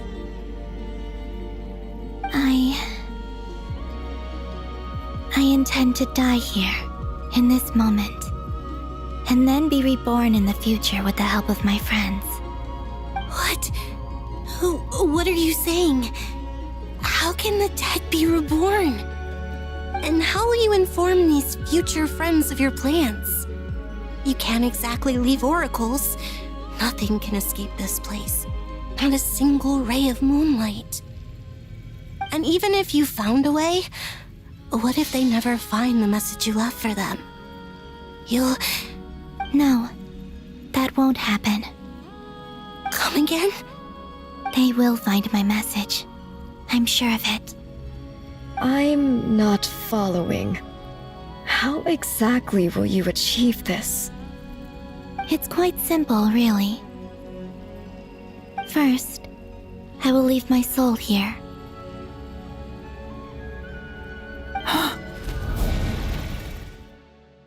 I see it.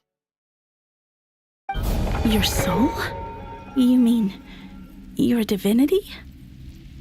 Yes. I once left a portion of my soul in the future. One so small that this prison barely noticed anything. In this very moment, she can resonate with my soul across time. When the time comes, I believe that she can serve as an anchor to pull my soul from here back to the future reality. Just as gravity connects the world to the moon. Exactly. In the future, where I came from, the moon has been cast beyond the false sky, but I can still feel that it is there. In a similar way, I can feel a connection to the soul fragment I left behind even now. My friends can use it to detect my presence. But how do you just leave your soul here?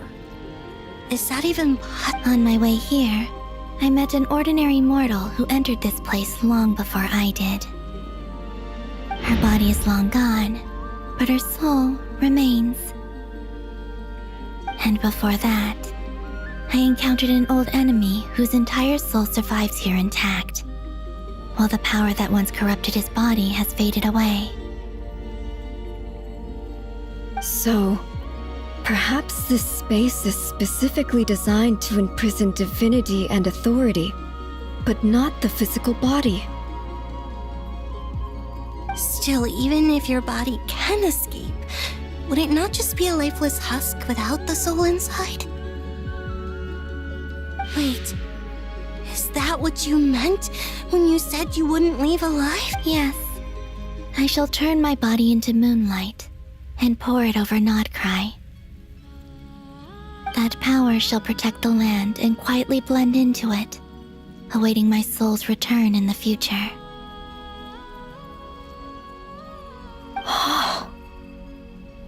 However, I cannot do this on my strength alone. I would need your help to do this, so I'm humbly asking for your assistance.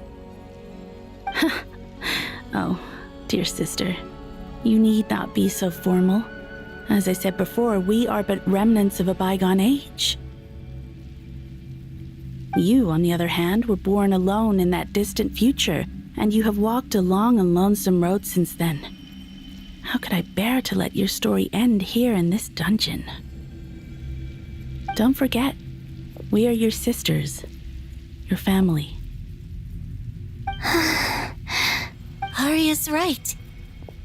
Actually, I've always wanted a little sister. Can you imagine how it's been for me? Getting nagged by two older sisters. Now, I finally get to be the big sis. And not just that, but I get to help you return to your world, too. How could I...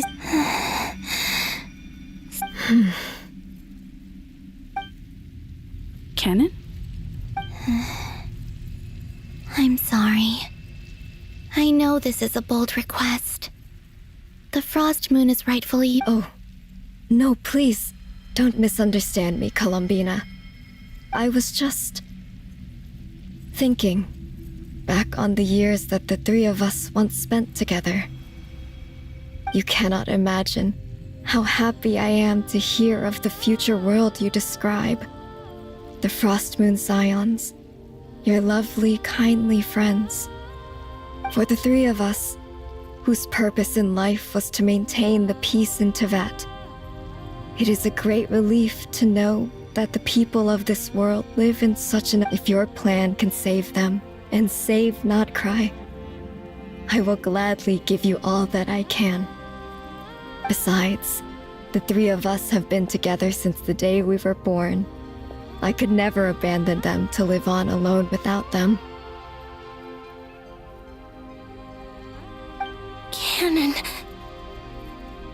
Still, I do have one question I would like to ask you before we proceed. Certainly. What is it? Why do you cover your eyes?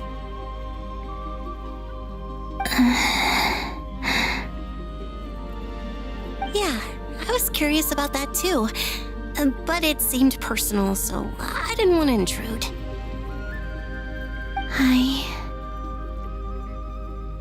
There was a time when I refused to look upon the world. I believed it was full of nothing but lies and falsehoods. I wished to hide my feelings, seal my heart, until I could return to my true home. I see. Perhaps that decision saved you from ever having to see the false sky again. But at the same time, you likely missed out on many true and precious things, like the smiles on your friends' faces. Promise me this, Columbina.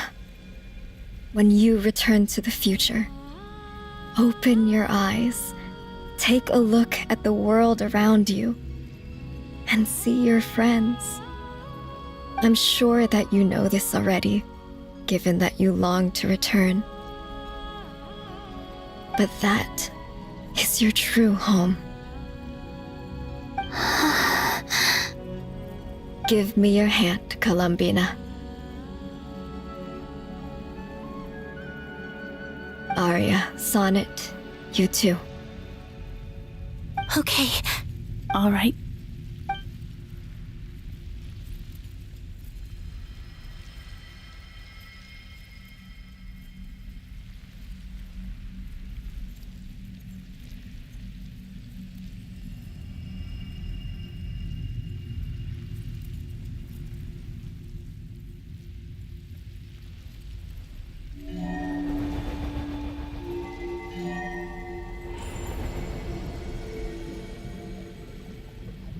We once were the songs sung for eternity, but now it is you who must continue to sing. We once were the tides in the great river of time, but now we subside, and you arise. We were the messengers of madness and inspiration, but now the lies have faded, and your truth must endure. We are souls awaiting the sun. You must return to be with those who smile when they see your face.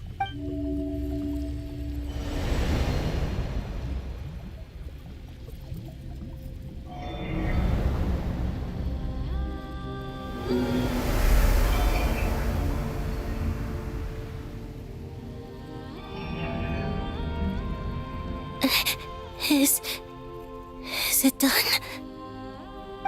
Yes. We have transferred the authority over all 3 moons to Columbina Hyposelenia.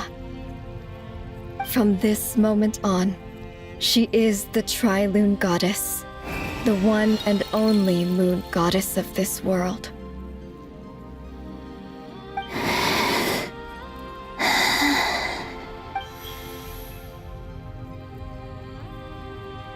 Thank you. Thank you, my sisters. Now go, and do what you believe is right, Columbina Hyposelenia. Be aware that we cannot grant you the power of the 3 moons beyond these prison walls. The conflict that arose over their remains following our disappearance will still take place. I understand. Sisters, oh, my body. It feels... Now that we have given up our power and authority, our bodies are merely mortal shells. This prison is dissolving them as we speak. It's okay, Sonnet. The end must come for every god, just as it does for every human. That's all this is. The final destination of our lives. Canon and I will be by your side the whole way. We have one final request, Columbina. Could you use the 3 moons' power to send us back into the real world? Now that we have lost our powers, I doubt this space will seek to hold us further. It's just... we would like to spend our final moments together in the only place we ever called home. Of course. Gladly.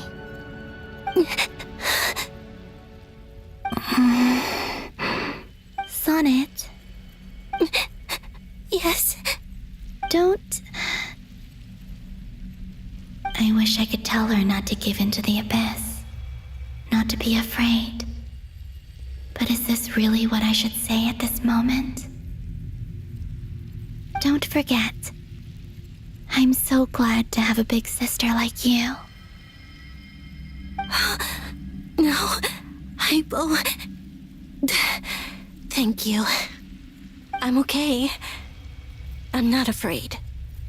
As long as my sisters are with me, I won't be afraid. It looks like this is goodbye, sisters. Goodbye, Columbina. Take care of this world in our stead. I will.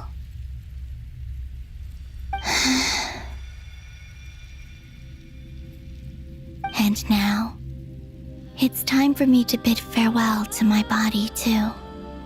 May it become the moonlight that keeps Nodcry company through the long years ahead. So this is why Nodcry was not always home to Kuvaki. It only appeared after I poured my body out upon this land, and only this land. Kuvaki responds to me because it is me, my body, answering the call of my soul. And the golden energy I've encountered on my way here was, in fact, that very soul, which I am about to leave here to guide me.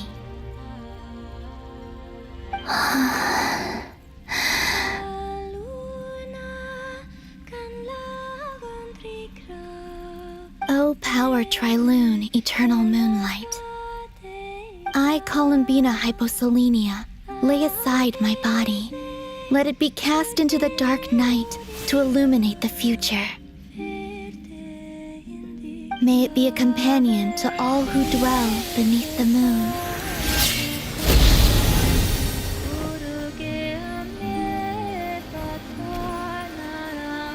Until the time comes for me to return home.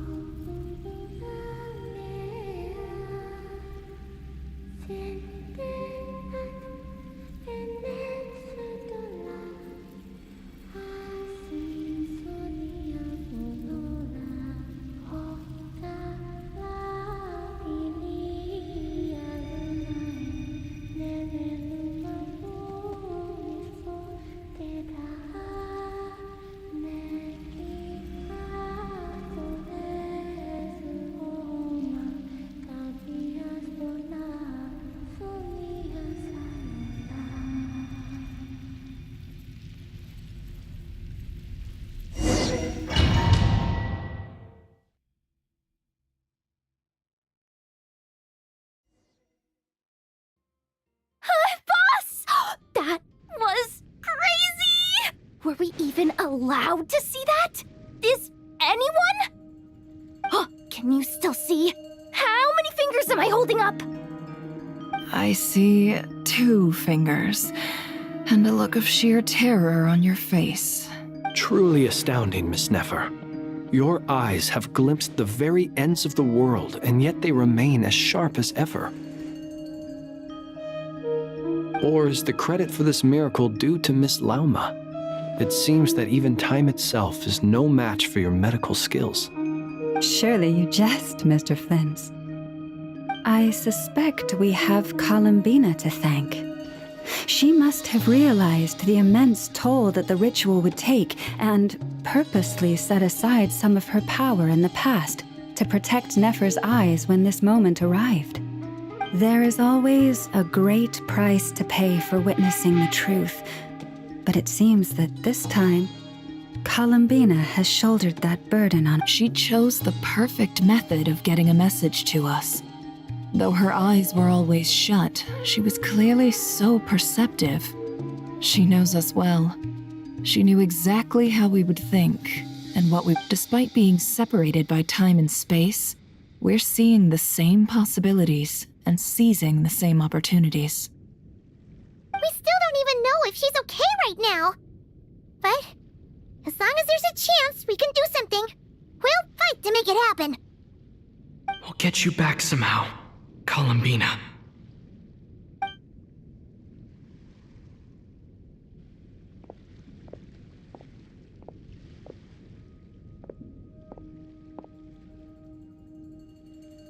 Well, based on the information we now have, let's figure out our next moves.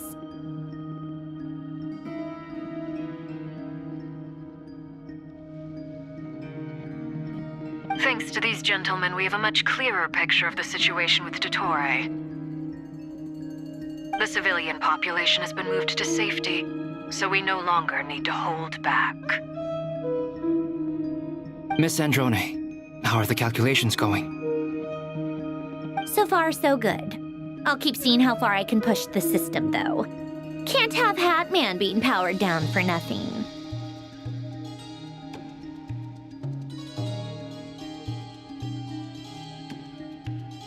There's still a long road ahead. Where should we begin?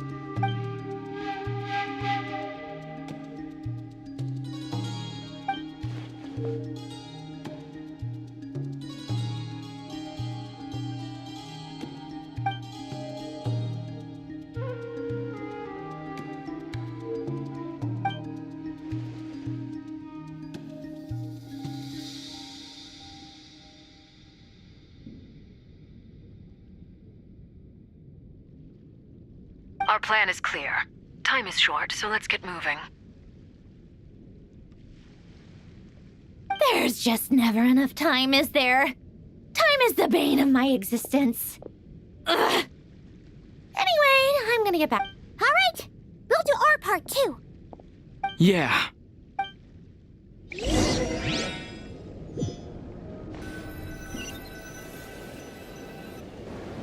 Albedo's theory says that elemental energy can dilute the light realm's power. But I'm no expert in building elemental defenses. Sounds like something out of the advanced elemental theory section of the library. Whew.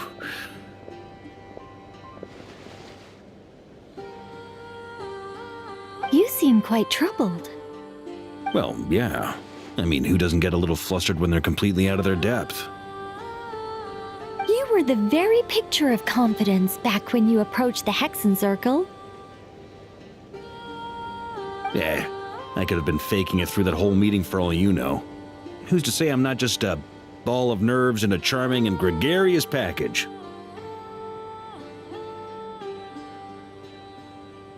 Oh gosh, really? I'm so sorry, I had no idea. Well... Still, I was much more in my comfort zone than I am here.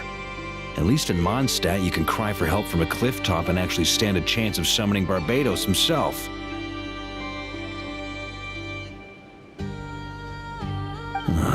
Things have never looked bleaker than they do now. If we don't pull this off, Teyvat's doomed, isn't it? Oh, you think so? Actually, yes. Yes, it probably is. It's a shame. Don't put too much pressure on yourself. Teyvat has faced annihilation many times in the past, but it also gave us you, didn't it? Hey, don't give me that. It's not like I'm anyone special. I disagree. Every human born in this world is special. We angels have always believed that.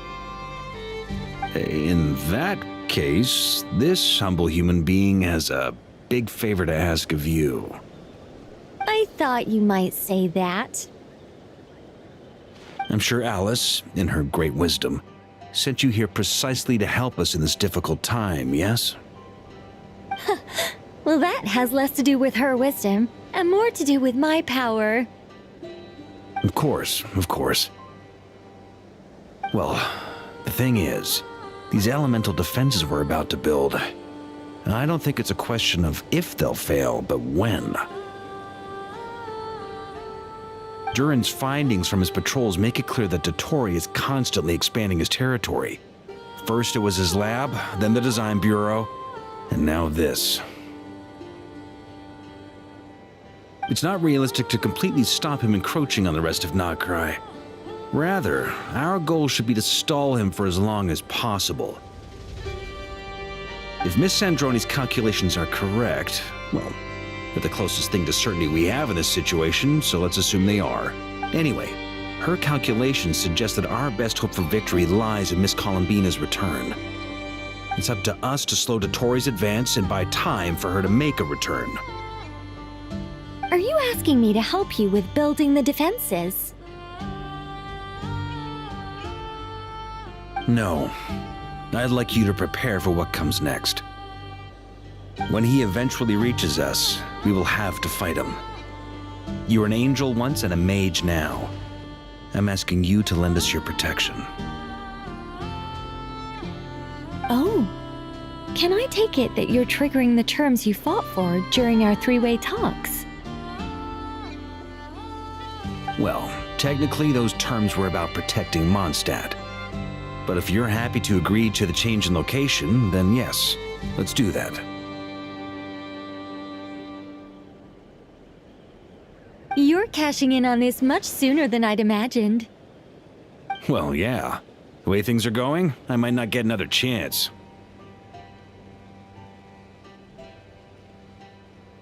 Very well. The mages have heard the knight's plea, and we will respond. To tell the truth, Alice and I had already discussed how we might help you all, so I didn't come empty-handed. I always like to be prepared.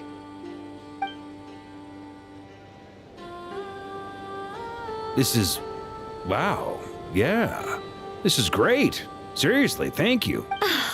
It's been many long years since I had a chance to dazzle humanity with a little divine intervention. Anyway, Knight of Boreas, please accept this gift in recognition of your great virtue. Go now.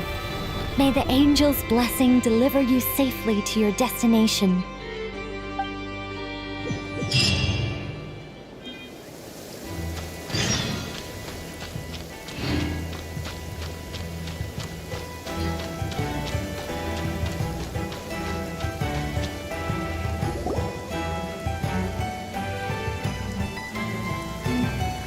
You're here.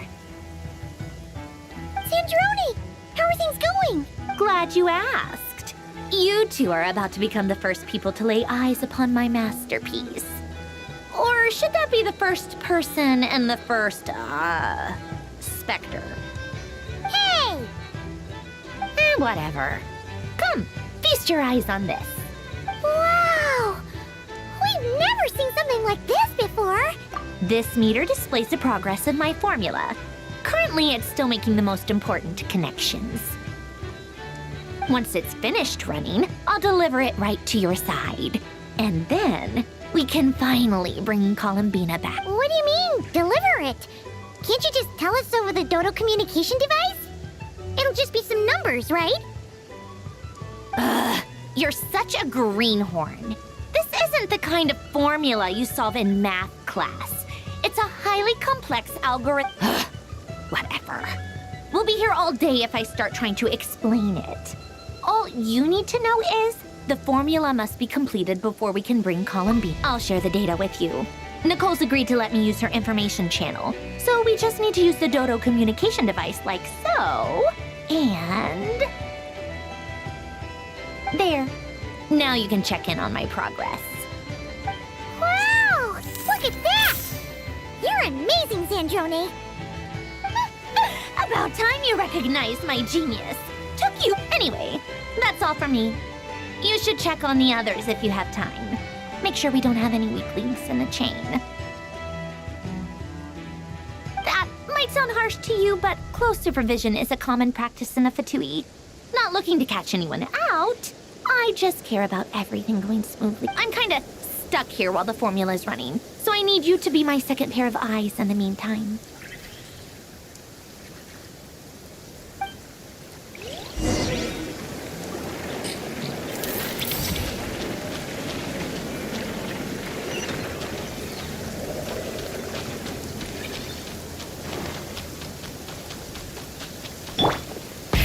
Rev the engines!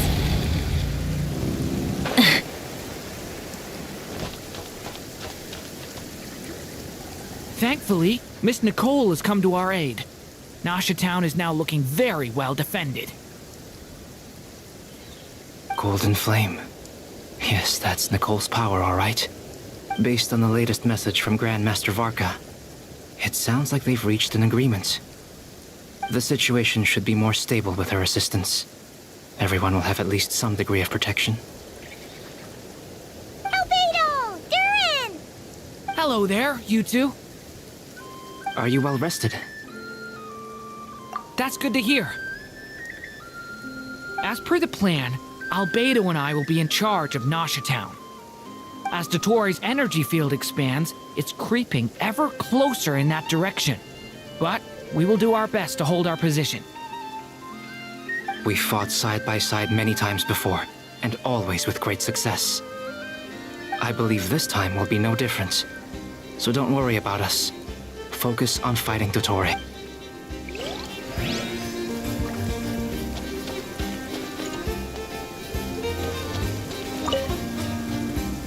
Traveler, Paimon, a pleasure to see you both. Twins! How's everything coming along? Fairly well, if I do say so myself. Personally, I am ready to confront Dottore head-on. Ooh, you sound much more serious than usual. To be honest, I am not usually fond of exercising my full strength. For one thing, it's hardly conducive to maintaining a low profile. Besides, I believe one should have the right to choose. I am conserving my strength until the moment of battle is upon us. Anything to boost our chances of victory. Seeing you get into the zone like this really puts Paimon at ease. Huh, Traveler? I consider it an honor to have your trust. Rest well. I look forward to seeing you both in your element during the battle.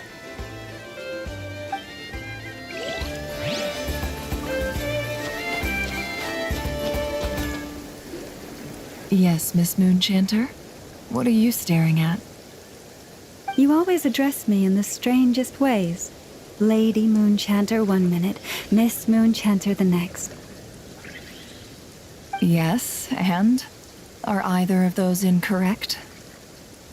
Not as such. It's just that I simply call you Nefer nowadays.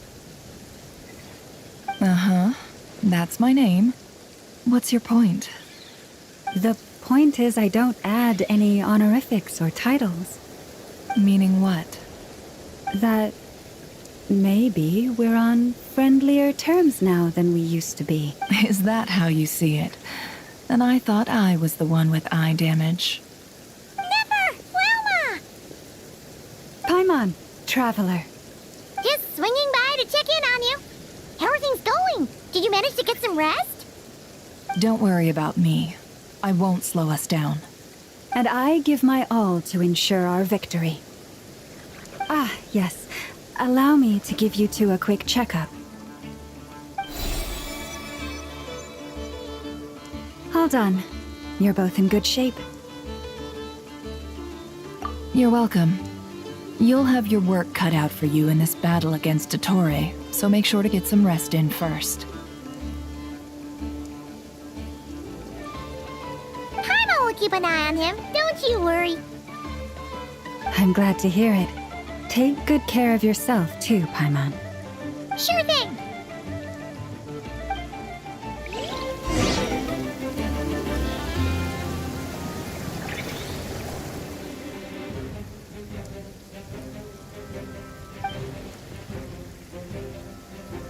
Here they come.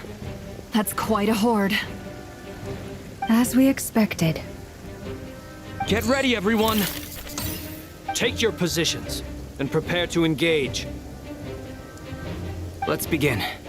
I'm at the ready.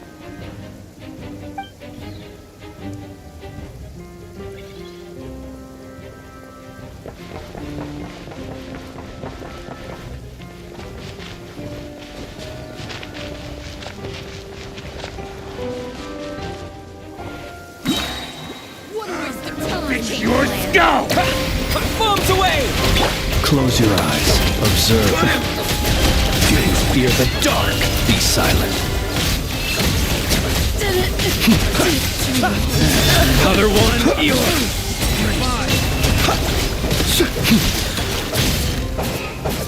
Observe.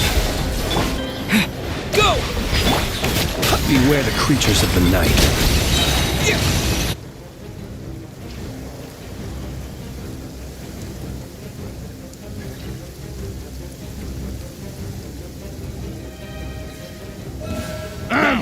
It's your skull!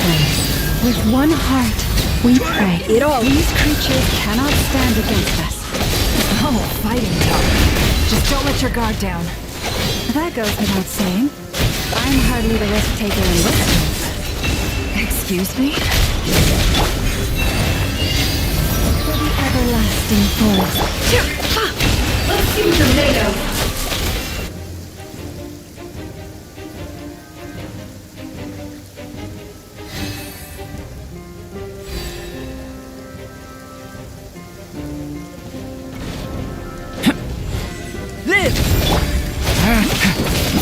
Devouring claw! Stay away from me! That was easier than I thought. What do you mean? Is it because as created being...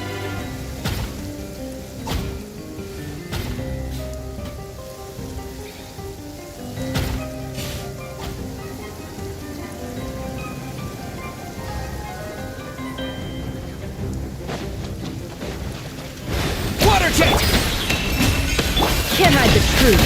The mystery unravels. Be silent. The night cometh.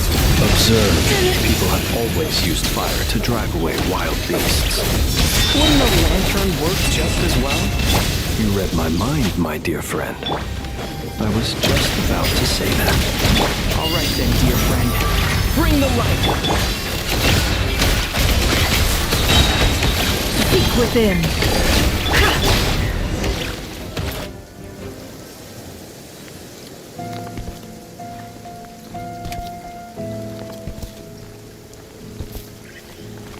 You're looking well.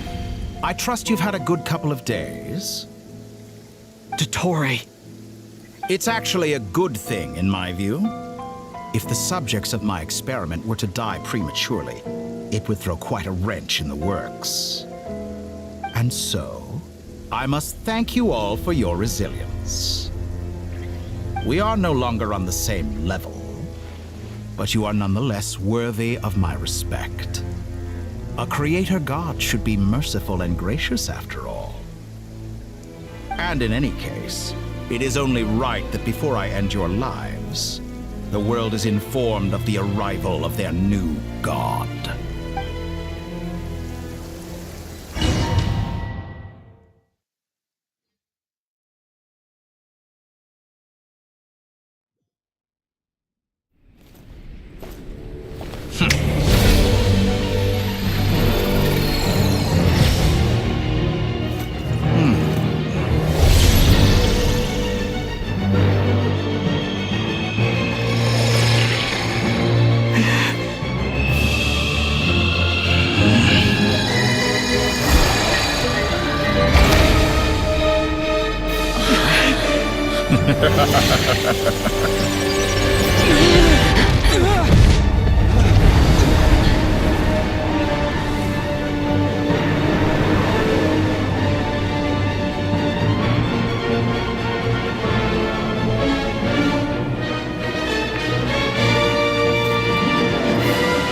The experiment begins.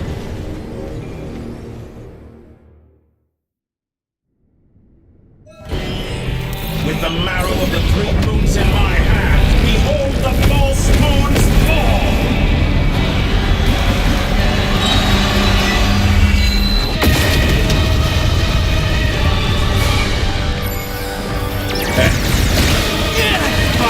And dodge that. Be silent. Close your eyes. Be shackled! Can't hide the truth. It all adds up. Boris, we're just...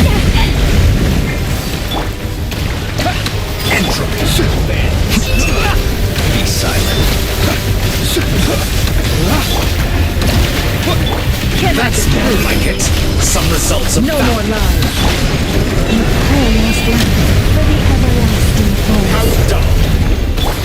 The deception ends here. Close your eyes to dust. Are you quite finished? Like an ant in my Observe. Keep your distance, Mo. I've been moved inside another space, and it's sealed off. Looking at the structure of it, it seems like the Tory intends to trap us here. There's no exit. Our endurance is about to be put to the test. To me, how inefficient. Can I be true? No more lies.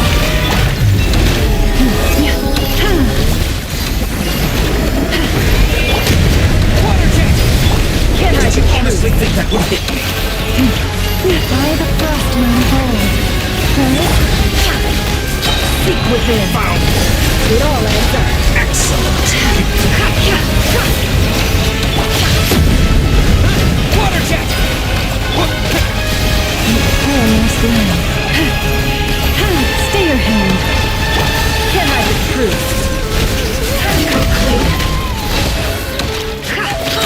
Outdone. For the everlasting forest. Water jet! The deception ends here. No more lies. In my hand, behold the false moon's fall.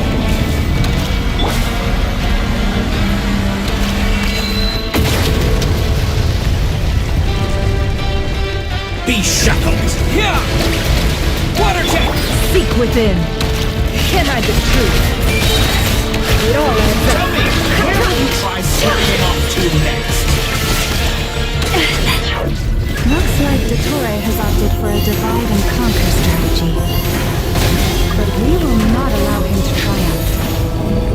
Now, I shall pray for our victory.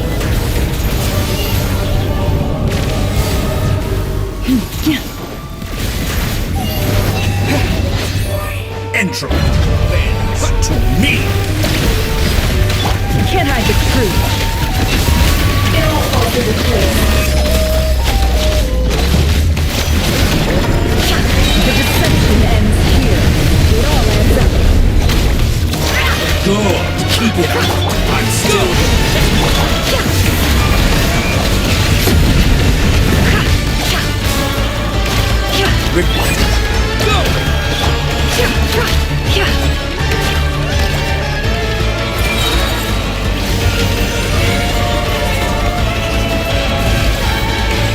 Within. Can I be true? No more lies. Go! Bombs away! pathetic. Moon's remnants.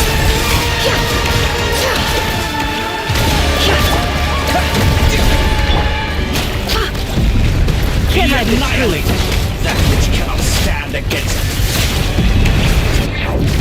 What's this supposed to be? A knockoff version of the space Columbina got trapped in? There really is no way out. We'll see about that, Dottore.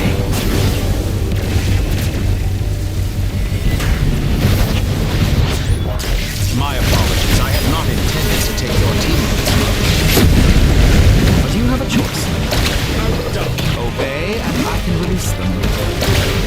An excellent deal if you ask me. Won't you consider? That's some results. Water jet!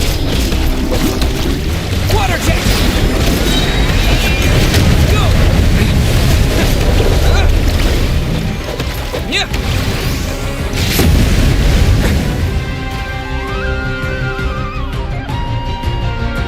I'm aware you've been working on some little tricks to surprise me with, but it appears that none of them have come to fruition.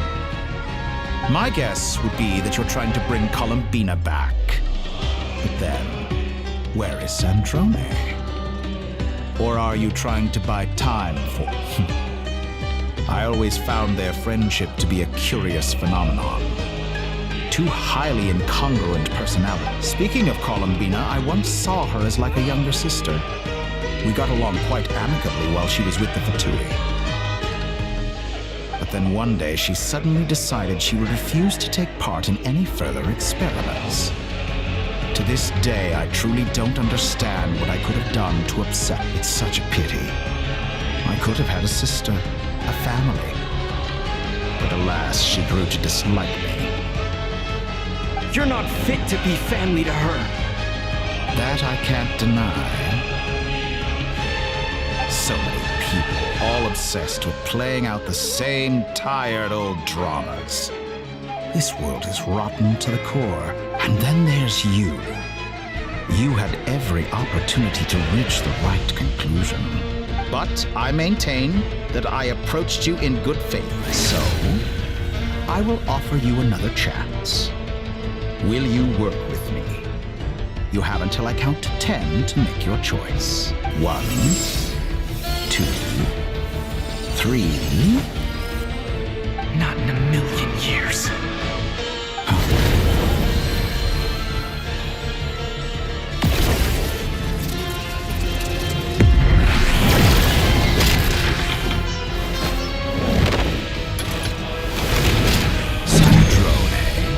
What a pleasant surprise. You're as sick and twisted as ever. Don't fool yourself into thinking anyone's grateful for the chances you're offering them. Sandrone? But the formula hasn't finished running yet. Funnily enough, I was just discussing a collaboration opportunity with the Traveler, and then I see you, who I must say is a good example of an opportunity gone to waste. Gone to waste? I said that everyone would get one chance, and you've used yours to march right back into the lion's den. So yeah. And what makes you think I believe a word that comes out of your mouth? I was planning on disposing of your little formula after wrapping up more urgent business here. Since you've taken the trouble of serving it to me on a silver platter, I can simply bring it forward in the schedule.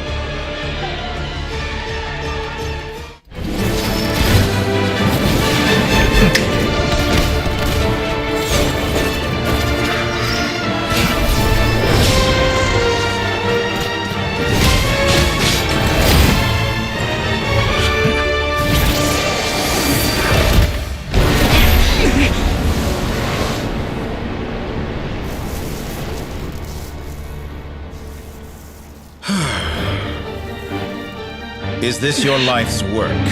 This piece of trash?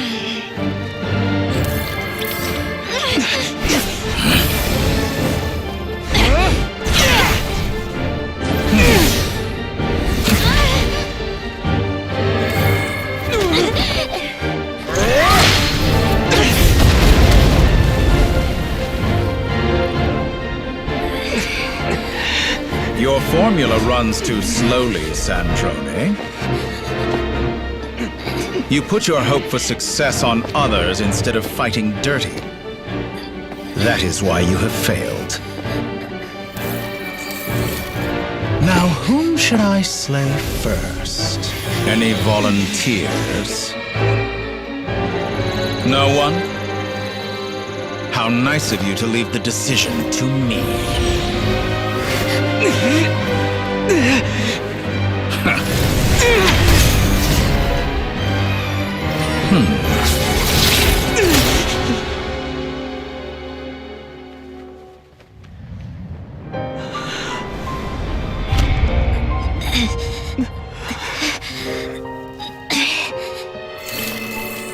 Oh, how unexpected. Sandrone, any last words for me, comrade?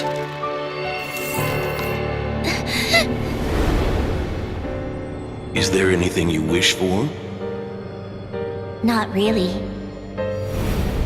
But I've always known what I don't want.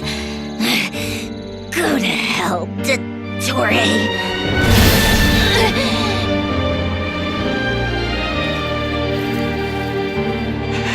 No!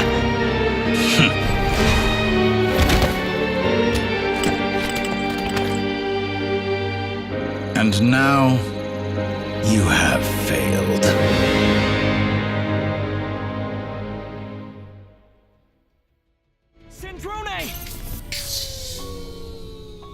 Now you see how fragile mechanical contraptions are. Just a gentle tap, and they fall to pieces.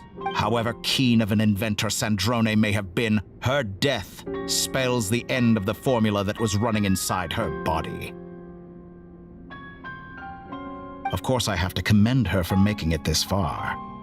As her colleague, I have to admire her stubborn tenacity. Now, it is time for you to take your place by my side. My count was interrupted, but the second chance I extended to you still stands. Once again, you are welcome to join me. By now, I'm sure you have gained a greater appreciation for the power and authority I wield. What is stopping you from embracing a new world of endless possibilities? Not in the mood to talk? As you wish. You seem less talkative than usual today. I'll change the topic to something more apropos. Sandrone was always like this, never trusting anyone, always so reluctant to share her research with them. Objectively speaking, she had her strengths. It is remarkable how she extracted and even optimized the world formula from so much data. But her inability to trust was her undoing. Had she allowed someone else to monitor or run the formula for her, you might still have a chance at victory even now.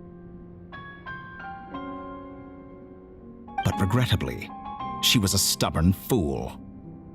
As much as it pains me, she had to go. Dottore.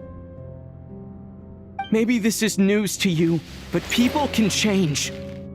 Columbina surprised you when she escaped. And I think Sandrone would surprise you too.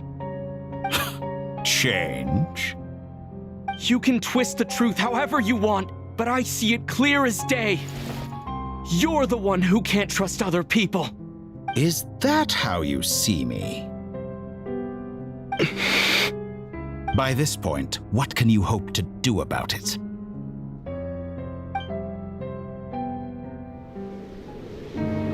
It is pointless to fight on. You've already lost.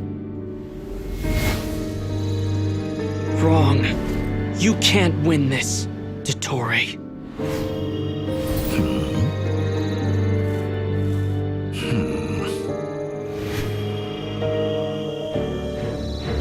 What?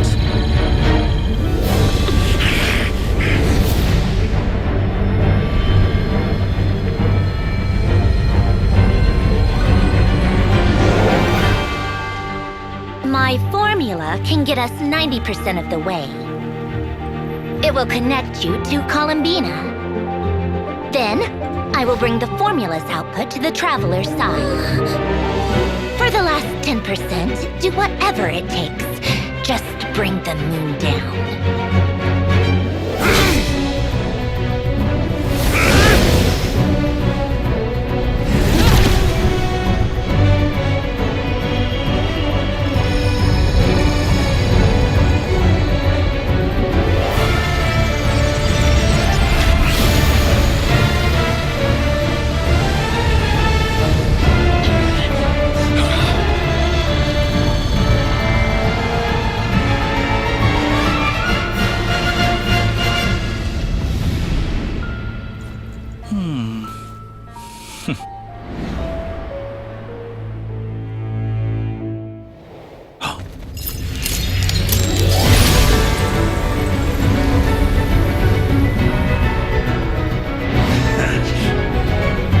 The moon will never be yours!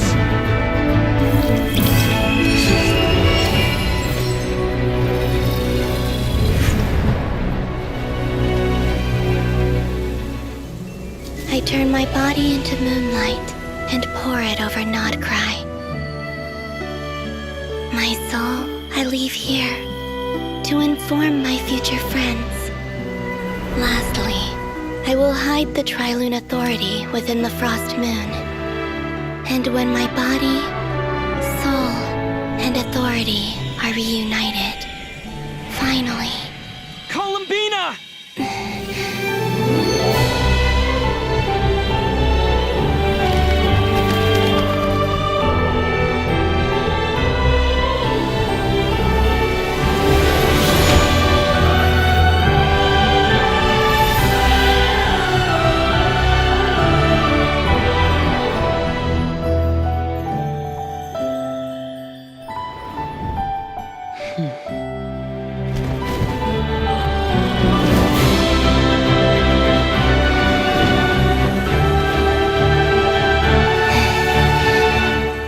It's been too long. I'm back.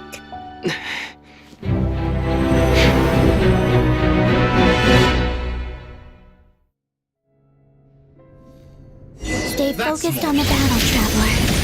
What a touching reunion. Though I personally find myself repulsed by the sight of weaklings huddled together for war. Now you're quite finished patting yourselves on the back, Doc. Show me how long you can struggle before you drown. Watch out, Columbina! We can manipulate space itself! I know. Wait for the right moment. We'll strike together.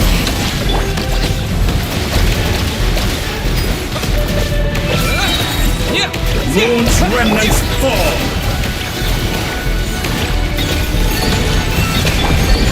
Water jet! What? Did you honestly...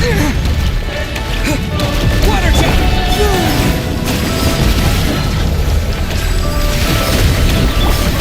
Go! Wipe out!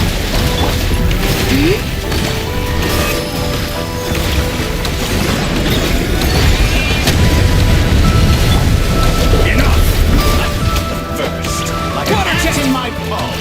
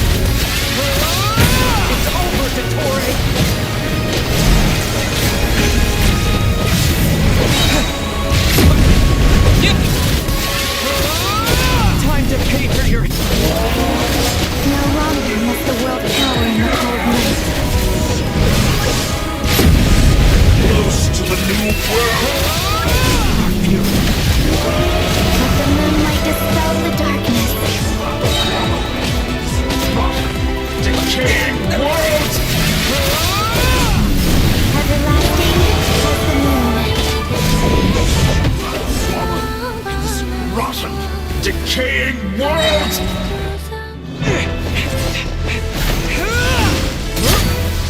Willfully blind. How can you be so satisfied with your fate?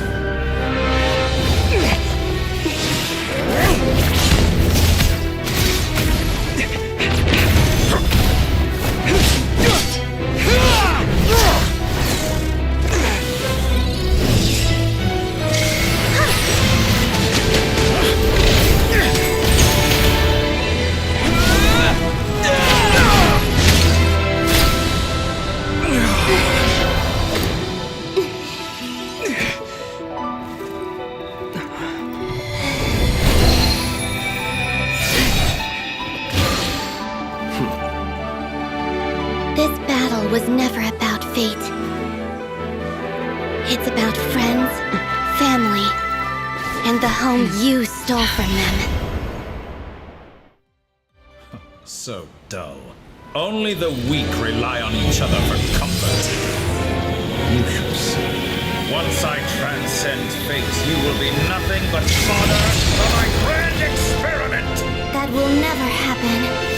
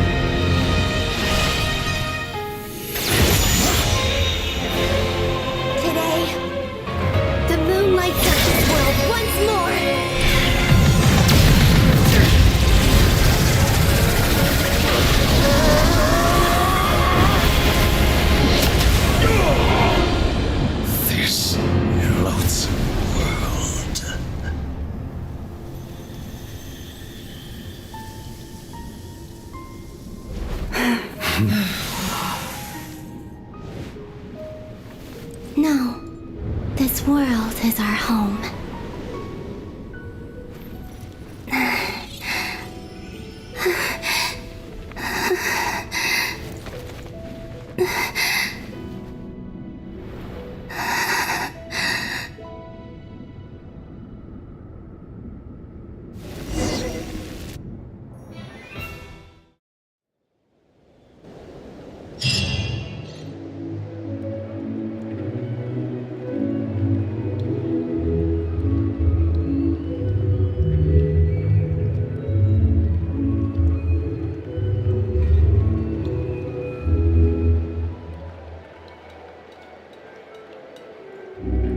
No, you're doing it wrong. The moon looks like this now. What are you drawing, children? The new moon, Mom. It looks different than before, doesn't it? Also... Can I go buy a sugar sculpture today? Please? Just one? All right. I suppose today is a special day after all. Almost like a festival. Extra, extra! Get the latest Nasha Express here! Post-disaster report! Nasha Town reborn beneath a new moon! The voyage begins today! The future looks bright thanks to the League. Want a copy? I knew things would be different, but I didn't think that would include the moon. They say a new moon goddess has been born. A new moon goddess? Who's saying that? The I guess so. I'm not too clued up on the details. As far as I'm concerned, the moon's still in the sky and it's business as usual. Hey, since we've come all this way, shall we grab ourselves a free meal while we're here? Are you a convert now? Or are you just here for the free lunch? Oh, come on. What does it matter? After everything we've all just been through? That smells good. All right, that's it. I'm hungry. Come on! We gotta get there early, or there won't be any good spots left! Shh, keep it down. This is a residential area. What if people are still sleeping?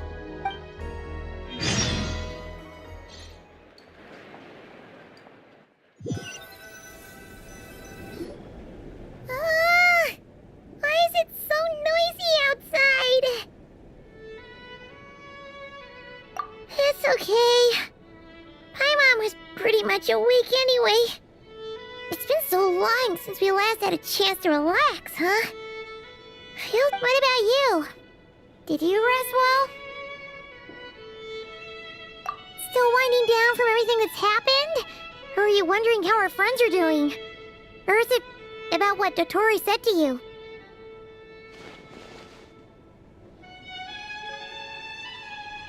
Okay, if you say so. But don't push yourself, alright? Let Paimon know if you need to talk. What we just went through was a lot. It's totally normal if you need some time to get back in your groove. Luanatar disappeared after Columbina came back. Apparently, she was part of Columbina's soul or something. Still, Paimon kind of misses Luanatar somehow. Anyway, you did great. So did Paimon. We all worked our butts off to contain this disaster, and in the end, we made it. So, chin up, Traveler. You should be proud of yourself. Hey, don't poke fun. You should be glad that Paimon's growing as a person.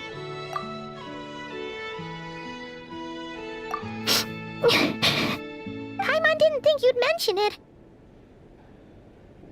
You have no idea how anxious Paimon was. She was worried sick about you. Well, if you really want to show Paimon you're sorry, you're gonna need to make it up to her. You better be ready to splash out on a lavish meal.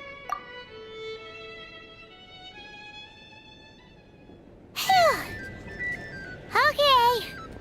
Paimon's full now. Huh? Oh, well... Hey there, Traveler and Paimon! Good morning! Morning, Yehoda! Here for some breakfast? Oh, I've already eaten. Just need need some water. I was mostly worried you might forget what day it was today. So, I came over to remind you.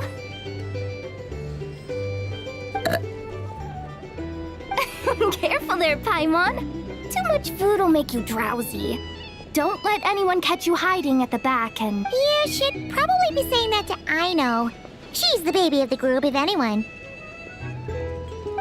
True. You know, I'm surprised that all these competing groups are actually coming together to try to solve things together. Well, nothing like a region-wide calamity to bring people together. After that, surely even the most self-interested people have to realize that going it alone isn't worth the risk, right? Try telling Boss Neff that. She's not exactly convinced that people are gonna get with the Really? But if she's so pessimistic about it, why'd she agree to be the curatorium's representative? Probably 'cause even though unity sounds like a pretty far-fetched idea, the benefits it would bring make it worth a shot. I think things will work out, though. I swear, Nodcry feels like one big family now with everything that's happened. Paimon's with you on that one. And it seems like plenty of other people agree, too. Just listen to the bustling streets. All right. Everyone's been rebuilding these last 2 weeks, and the evacuees have been coming back in droves. Life's slowly returning back to normal.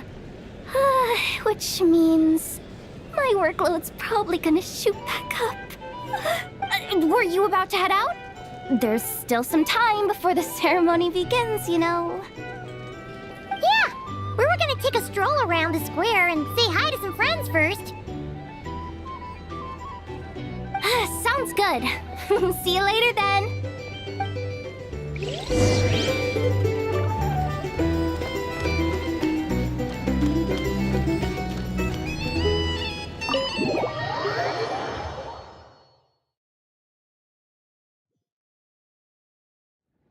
Please accept today's boon. Have a nice day. Are Paimon's eyes deceiving her? Or is that Inefa handing out food for the... Hello there. Would you like a feast of the moon, along with some snacks of the day? So, what's new, Inefa? It was only a few days ago when we last saw you, but... and Aino too? What are you talking about, Paimon? We're just here to help. Duh. In the wake of the disaster, it's all hands on deck. We responded to Lama's request for support. At times like these, the smallest good deed can inspire others and help them through the hard days ahead. And we're using eggs and heating tubes to make that a reality, in true Kromkake Crab Shop style! Enough! Did you hear that? The Traveler said I did good. The Traveler! That's because it's true, I know. Proposal. If you can resist eating today's dessert, I will provide you with compliments, too. No way! Well, that proposal got shot down quickly. I need something to get me through the hard times, too, you know. Mom! Yes, dear. Go right ahead. Excuse me. Could I take a photo with the robot lady? She helped us get safely out of Notcry, and she helped us get back home too. She's the best. Of course she is. And since I'm the whiz kid who built her, that makes me even better than Beth. But you stole my snacks though. Oops. Shall we move to the open space near the center? The view there is better. Thank you! Aren't you the better pick for this job, Flint's? You underestimate yourself yet again, Master Ilua. Not at all. I rarely come by Nasha Town. I don't know any of the big shots here. All in good time. Socializing is a step-by-step journey. But you're much further ahead on that road, aren't you? You're not seeing the full picture. You know the truth now. My friends do not understand my habits. There is no question about it. The Lightkeepers need a representative in the League. Someone who is upright, cares about other people, and can realize their self-worth through group action. You say it like you wouldn't make the cut. I am most flattered that you think I would. Sigh a little less, Master Ilua, and have more faith in yourself. All the Lightkeepers agree that you're a very promising young man. That is precisely why Starshina and Nikita felt safe delegating such important work to you.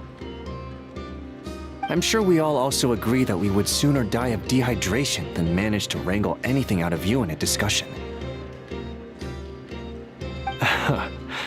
My apologies. I am not in the habit of bringing water with me when I go out. Whatever. I'll take the job.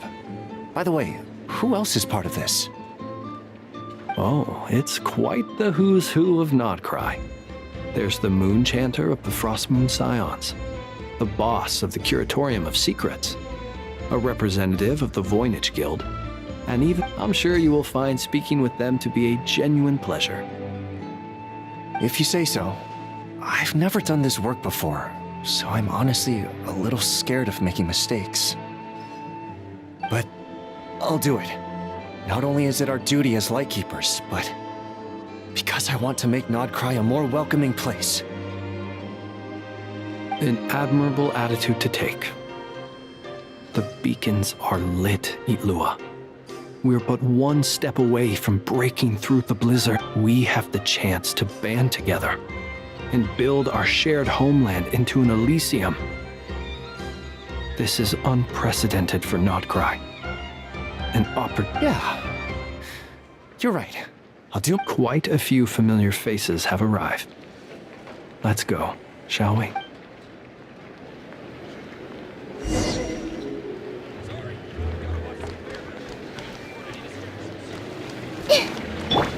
Full throttle!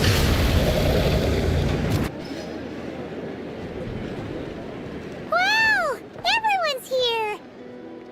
You seem well rested. I know no one's asked, but I'm sure you all want to know, so let me just say, we're doing great. Thanks. Well, great, but not perfect. Starting to lose my mind from boredom. Can't drink a drop of alcohol while I'm waiting for my wounds to heal. I'm sure you had a sneaky swig or two. Wait, how'd you find out? I'm sure you must be missing Mondstadt after all these years away, Grandmaster. Yeah, you could say that again. Every time I get news from Mondstadt, it makes me want to go back and see the place for myself. Honestly, once things are wrapped up here, I think it'll be time to head back home. Hey, looks like someone's taking the stage. Can everyone see okay? Anyone need a boost? I'll just listen from the back. It's fine. You're taking this pretty seriously, huh, Durin? Well, it's not every day that I get the chance to see how people speak in official settings. Soak it up like a sponge. I'll make sure you get a chance to practice for yourself later down the line. Actually, I know just the thing. You can debrief the Knights of Favonius for me. Mr. Varka, are you forgetting that I'm not a Knight of Favonius? I can knight you. Any particular title you'd like? Is he joking? I really can't tell. You'll have to figure this one out for yourself. It'll be a good learning experience. It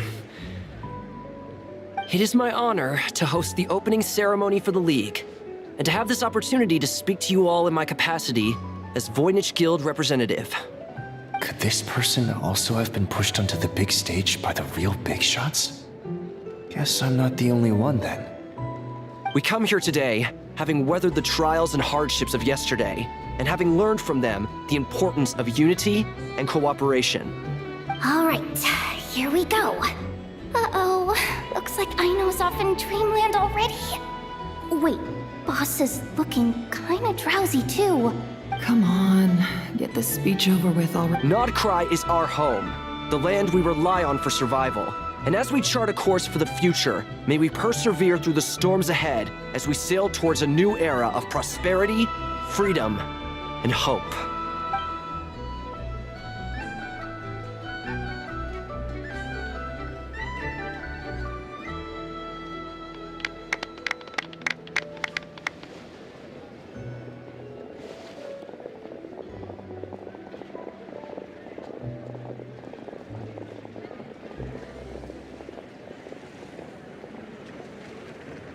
Looks like we'll have more opportunities to travel in the future. I'm sure you'll cope, Lady Moonchanter, given how fleet of foot you are. Unfortunately, I suspect I'll be too busy at the curatorium to act as your host. We have a busy schedule, not to mention an international network of contacts to manage. It'll be all right. I'll just check your schedule with Yehuda well in advance. And if she's not available, I can... So giving my employees extra workload isn't enough for you? You're really going to drag me? I thought you'd approve. Aren't you forever increasing your employees' workloads? That's a bold statement. Are all the Frost Moon Scions feeling more audacious now that your moon goddess has returned? Columbina's return has brought joy to all who care about her. That includes both you and me. As for the Frost Moon Scions, we are learning how to thrive independently. It is up to us to make our home a more livable place. Joining the League is one of the steps we are trying towards that end. I like the word try. It's nice and non-committal. You can opt out at any time and still say, You don't see a bright future for the Frost Moon Scions? Or did you mean the League? I'm just not as optimistic as you. The Frost Moon Scions should count themselves lucky that they have a leader as stubborn and enterprising as you. But Nodcry's a big place, with all kinds of people. Most of them don't enjoy answering to a leader. Well, that's where you and your method... Unless... the Curatorium of Secrets is only here for appearance. For now, yes. And that won't change until this venture becomes worth my while. What would make it worth your while? Getting out more than I put in. Right now, I'd barely break even, but I'll grant that it's a good start for Nodcry. Then maybe it's worth a try.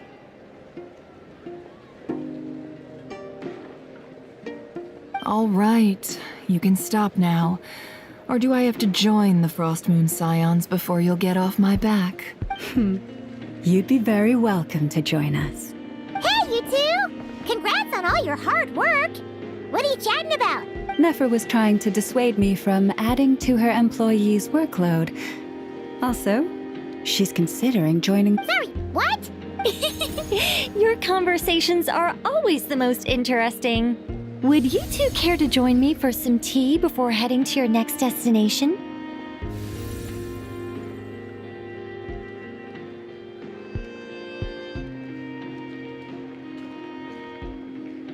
Nicole? Wait, where are you? Aren't you gonna show up today? Sadly not. I'm otherwise occupied right now. I'm sorry, Paimon. I can hear how disappointed you are.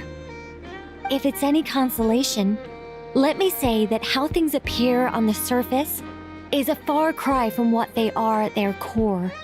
Perhaps you'll feel better if you focus on the fact you have a special line of communication with the great... Okay? Has something happened? No, or not yet, anyway. Well, that's not ominous at all. Not for the time being. Just think of this as a general check-in to make sure this communication system is still running smoothly. Besides, it's good to chat once in a while if we want to maintain our friendship. You could have just said so. Paimon got all worked up for nothing. Still, the best friendships are built through face-to-face interaction, you know? It's never gonna stop being weird having tea with you when you're not there and just talking to thin air. All right, fair point. I'll bear that in mind for next time. Yeah. Any update on that crisis at the world's borders? Alice just informed me that they had their work cut out for them. And now everyone's thoroughly exhausted. But they did finally get things back under control. The disruption caused by this disaster has made Teyvat easier to detect from the outside universe. She plans to wait for things to stabilize, then reschedule her Mondstadt vacation plans. As for me, I agree with Hat Guy's perspective. This is a time when many new variables are emerging, and the situation is changing constantly. Plus, most of this change is for the worse. We have to remain vigilant and ensure that the embers of chaos are not rekindled. I did notice that the energy in Nodcry changed somewhat after the War of Funerary Flame, but since it was still aligned with the Light Realm, I never gave it a second thought. It looks like I'll have to examine the connections between phenomena I observe more closely in the future. Just doing my duty. It's more or less second nature by now. Of course. To give you the full picture, I'd have to start with the substance from which angels were formed. Never mind. Paimon's right. Showing off my knowledge would be much more satisfying in person. By the way, you did receive the gifts from the Hexen Circle, yes? I'm not trying to claim credit or anything, but my pride demands that I at least mention it. They're quite similar to the protective talisman that Alice gave Dory, but with some very special enhancements. Oh! So that's what kept our friends safe when Dotori trapped them. Indeed. We went to great lengths to make sure they were invisible to his eyes. I'm so happy they came in handy. Still, not fishing for gratitude, by the way. I just want you to be aware that sometimes your friends may be protecting you in ways you cannot perceive. Anyway, I'll contact you if anything else crops up. If not, you know what they say, no news is good news. Oh, my angelic instincts are tingling. They say you should head to the docks next. Your friends are about to board their ship home.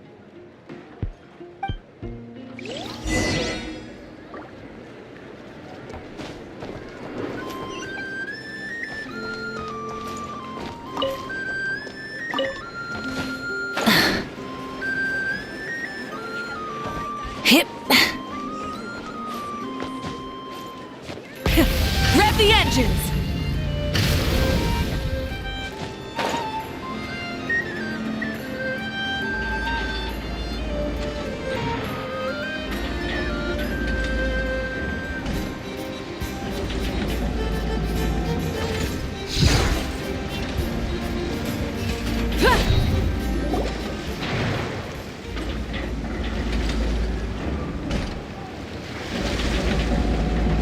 You're here.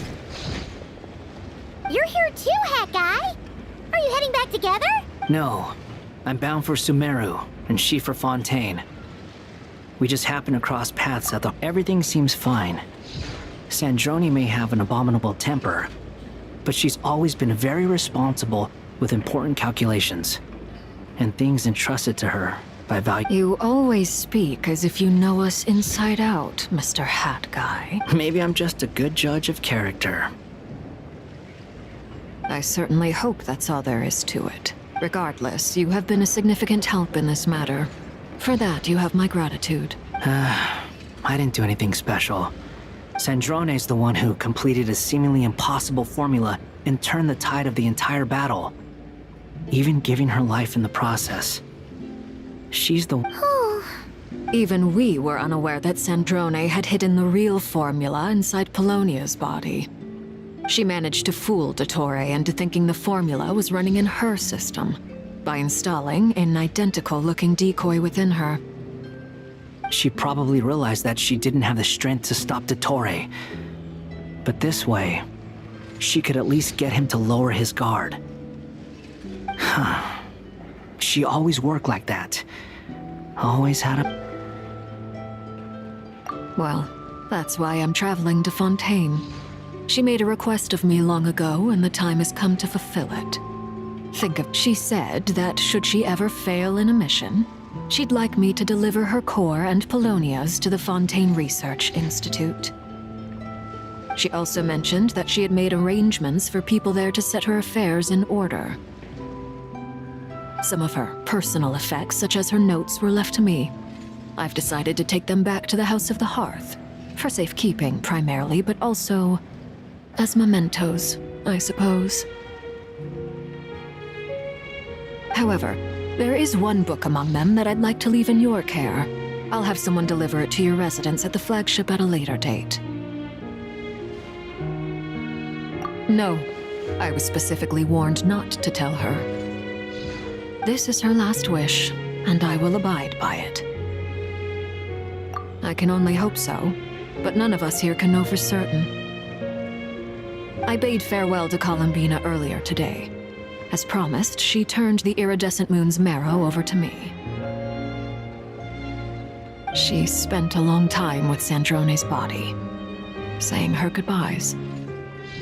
Oh, is she all right? Sandrone's passing has left a great wound in all of our hearts, but Columbina surprised me. She offered me some words of comfort before I departed. Despite being grief-stricken herself, she showed an awareness of the feelings of others around her. She never used to act like this.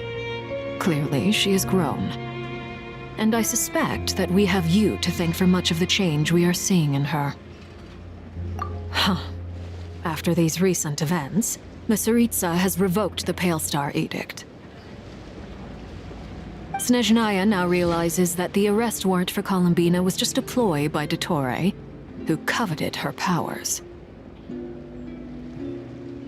I shall return to Nodcry to see her as soon as I find the time.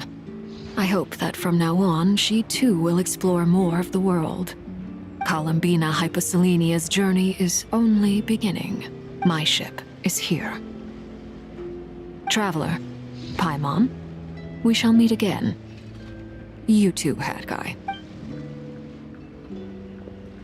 What are you still bumming around for? Isn't Columbina waiting for you? I thought today was the day you'd agreed with her to go find out the truth about your sibling.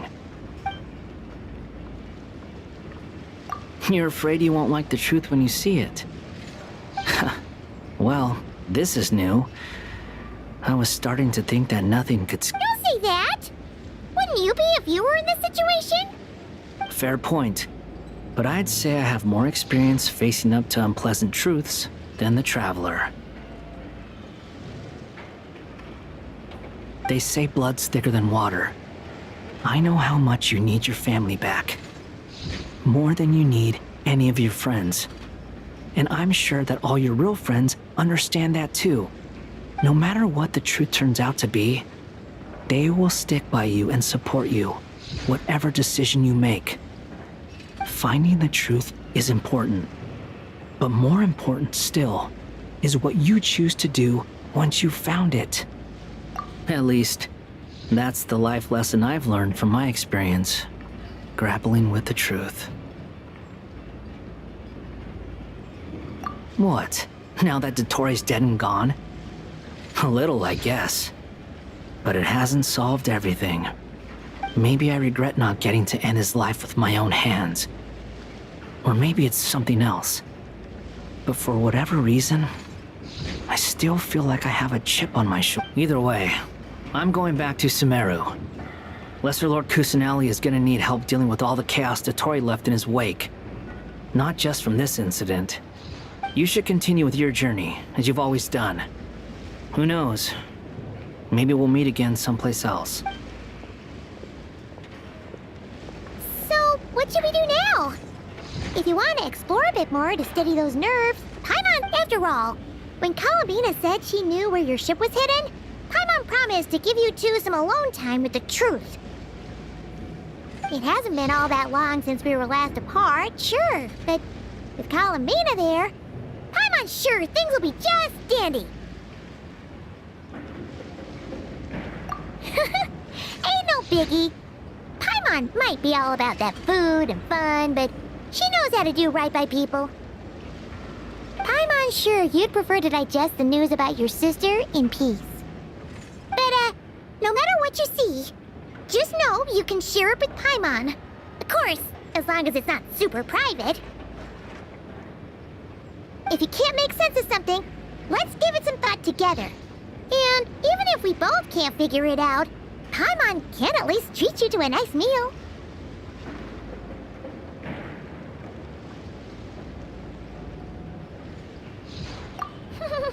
Glad to hear it! Feel better now? Alrighty. Next up, time to meet with Columbina.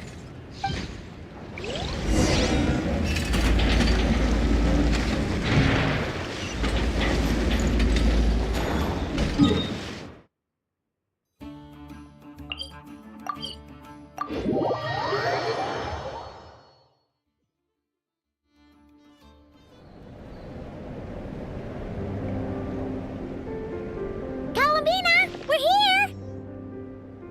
Can't quite believe we're meeting out here. We've gotten used to walking over to Silver Moon Hall whenever we go see you. Well, you're still welcome to go there whenever you want to see me. It's just, now that it's all over, I've decided to make some changes. Try and fit in with the Frost Moon Scions, like Lama suggested.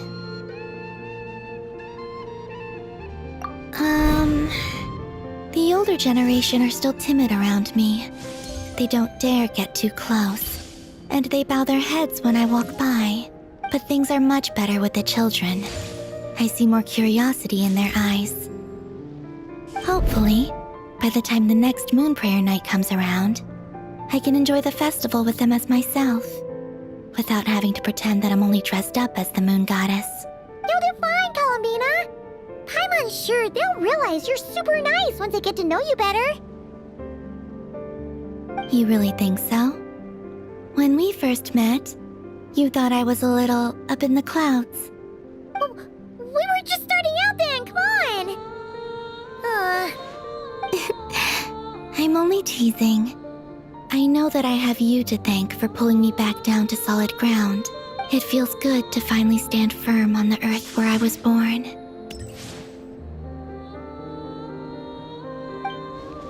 Oh, that's great!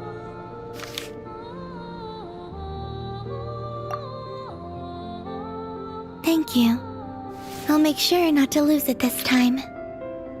Well then, are you ready?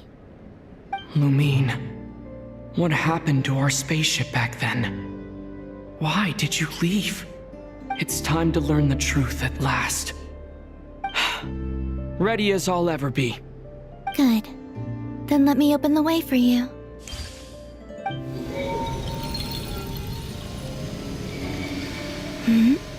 Where does this lead? To our shared destination. Huh?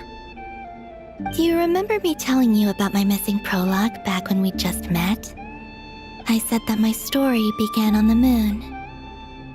But while I was inside the moon's reflection, I realized that my prologue was really hidden in the future. I just had yet to discover it at that point. The story of the time before I was born was in fact the story of my distant future. But when I obtained the Trilunar Authority and returned to our present reality, I sensed something I hadn't expected. So you mean... Yes, your spaceship. All this time, it has been hidden on the Frost Moon, which lay beyond the sky. The great ruler of the firmament. The heavenly principles. Wait, them? Why would they do that? I don't know. Perhaps your ship contains something that is incompatible with Teyvat. Or something that cannot be known. Oh, did I pick a bad time to say this? I know it must have been hard to work up the courage to do. Maybe I should have waited until you were on the moon, with no chance to back out. That would have been kind of mean, you know.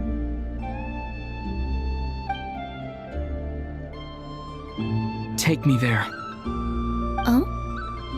Whatever is hiding in that ship, It belongs to me and Lumine. Those memories belong. No one else has the right to decide whether I should or shouldn't know about it. Not even the heavenly principles. Very well. Then let's go. You two take care, alright? And don't forget to come back soon! Rest assured, Paimon. We will. Traveler. Thinking about the story that we'll find hidden on the moon? Yes. And hoping that it has a happy ending. Stories like that don't exist, you know? You don't believe in happy endings? I don't believe in endings.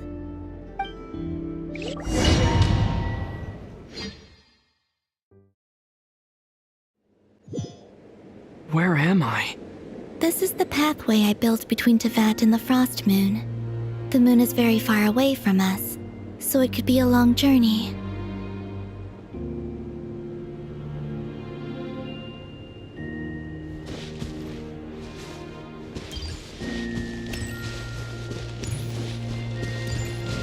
After I obtained the Trilunar Authority, I unwittingly saw past events from many of my friends' lives. One was Lauma. She was so young when they chose her to be the Moon Chanter. From then on, the Frost Moon Scions looked to her to bring messages from their goddess. But, for better or worse, I had left Hisi Island before she was ever born. It was not until much, much later that she met me. I think it's for the best. Because of the way things turned out, you had the opportunity to become friends. You're right. In that sense, I think we were both very lucky.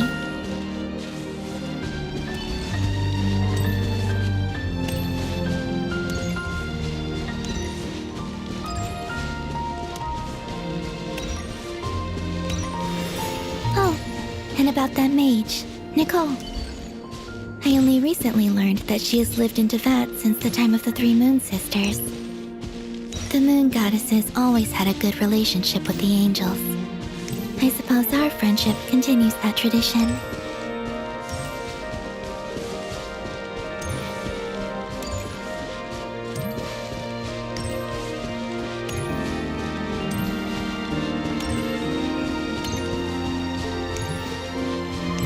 And then there's Sandrone. I never knew that much about her, beyond the fact that she was created by someone called the Lord Artificer. She, too, suffered for a long time before joining the VIII.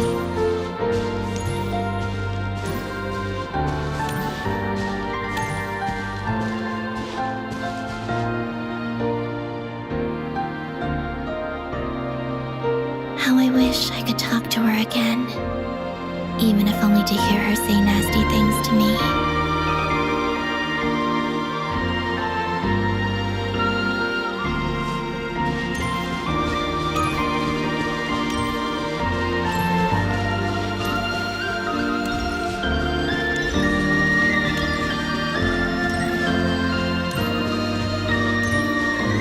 Also, I saw your siblings' story. I'm afraid I didn't see much. It seems that she rarely came to the surface, where the moonlight shines. But I did notice that back when you first set out on your journey, she would often appear nearby, gazing at you from afar with a guilty look in her eyes. Lumine. Let us speak no more of the past. I probably shouldn't reveal so much about my friends. It's not my place.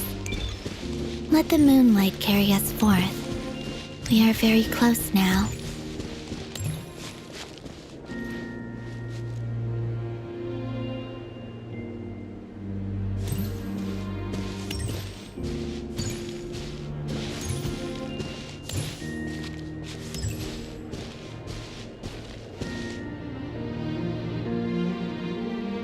After this, I'd like to bring some Kuhenki to the moon as well. If they're willing, of course. What about your other friends? Will you bring them to visit too? Certainly. But I'll need to tidy the place up first. This home hasn't received any guests in a long, long time.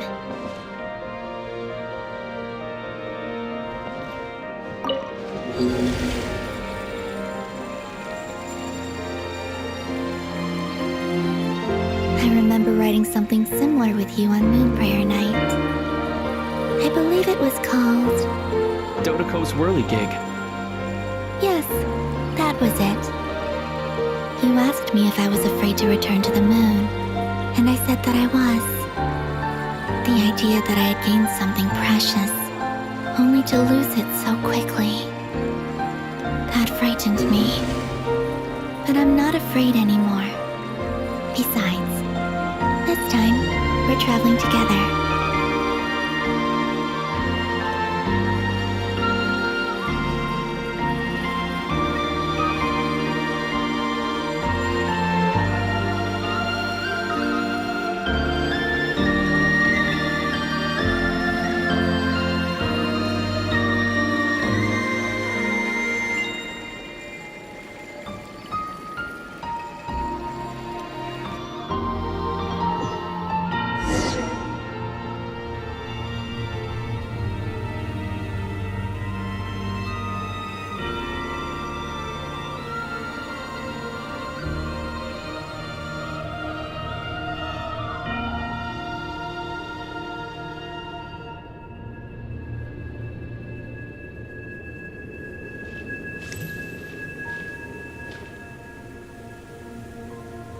We're here.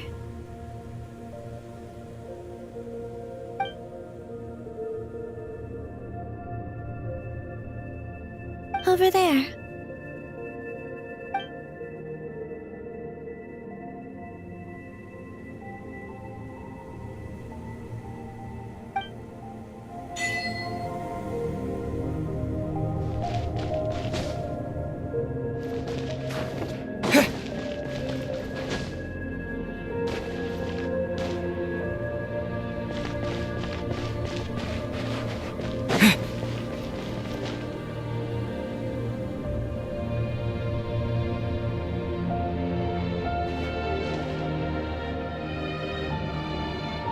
Our spaceship.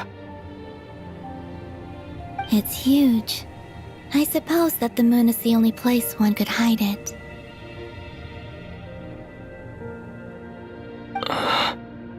It'll be all right. Huh? The way you feel in this moment, I went through it too, on Moon Prayer Night. The door was right in front of me, but I struggled to find the courage to step through. Solitude for me once meant living a life in which even I was absent. Before I met you, that was the only life I knew. But that night, solitude meant throwing away the life I had gained after meeting all of you.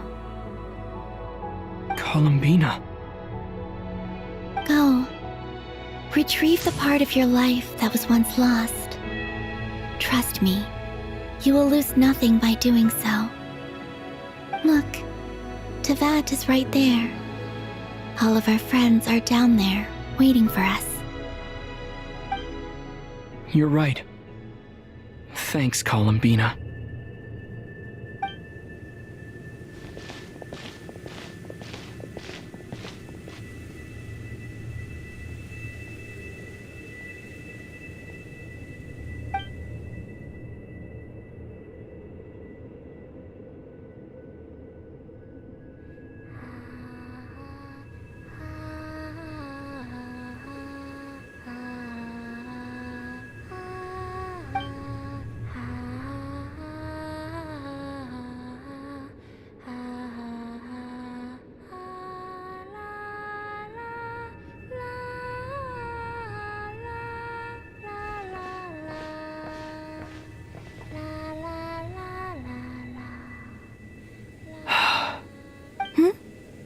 Finished?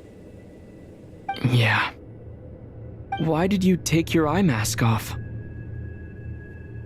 Well, since my return, I've decided to take more opportunities to see the world with my own eyes. Besides, I've always wondered how Teyvat looks from the moon.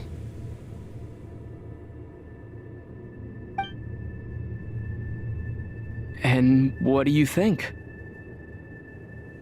It's beautiful. I could spend a whole day here just gazing at it. What about you? What do you think of the truth you found?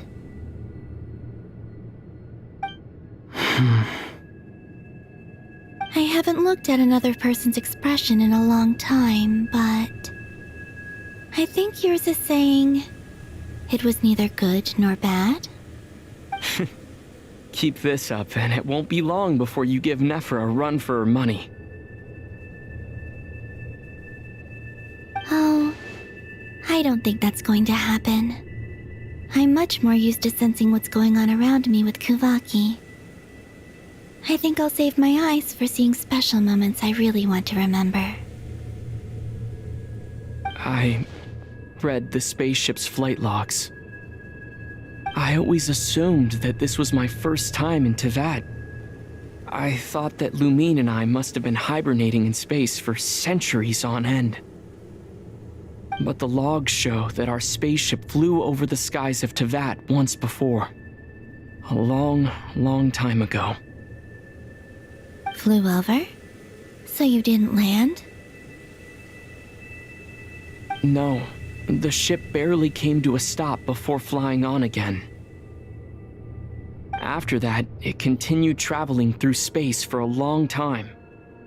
Some of the data is corrupted, but I suspect that it kept flying for thousands of years. It was only after that that the ship made a forced landing in Nodcry.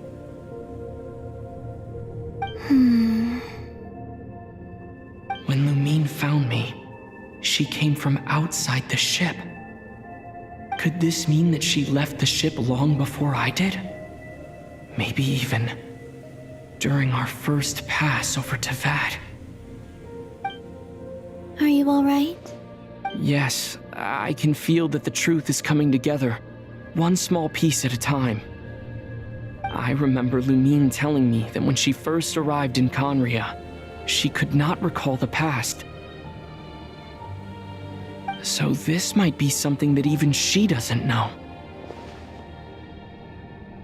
Here, I made some space for you. Your mind must be racing, and this seems like the perfect place to relax and clear your head. Oh, wait, there's one more thing. What is it? Wait here a moment.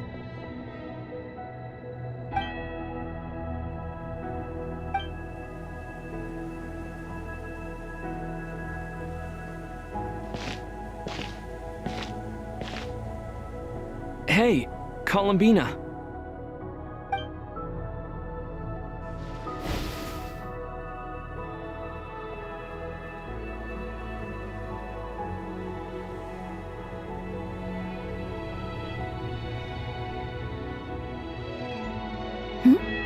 Is that a new outfit? An old one, technically. It's been in a cabinet inside the ship this whole time. It's a matching pair with Lumine's. She always liked this set more. Huh. I don't think there's a huge difference. Really?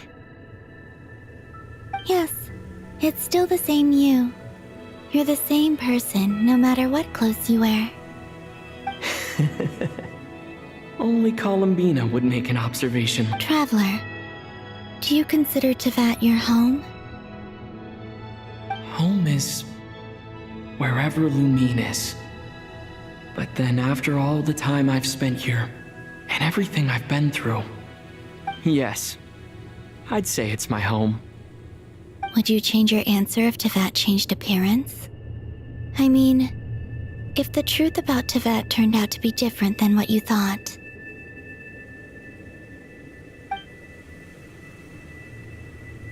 I don't know, but I don't think so. The truth is not what matters most to me about Teyvat. When I was first born, I longed for a home. And when you get something before you're mature enough to understand the world, you just take it at face value.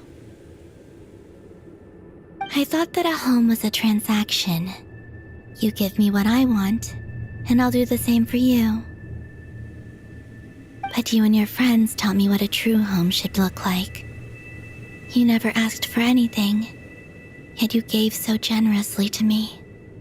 That's because your friendship matters to us. It was worth it. In the past, I thought that my birth in Nodcry must have been a mistake.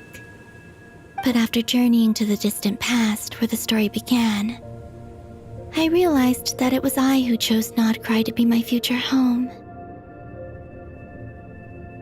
Now, I am glad that I made that choice. I'm sure your friends are just as glad. In fact, I intend to make the same choice today as I did back then. What do you mean? Well, I've given the Eternal Moon's Marrow to Lauma, and the Iridescent Moon's Marrow to Arlecchino. And now, I shall return my Kuvagi to Nodcry again, that it may continue to protect my chosen home. Wait, but what about your body?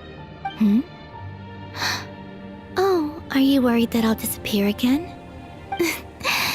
I won't. Not this time. The Frost Moon has now entered the fall sky, and I am the Trilune Goddess. I am only returning to Nodcry the part of me that it needs. I am giving what I can, because my home is worth it. Oh, and I have something for you, too. For me? Yes. Come closer.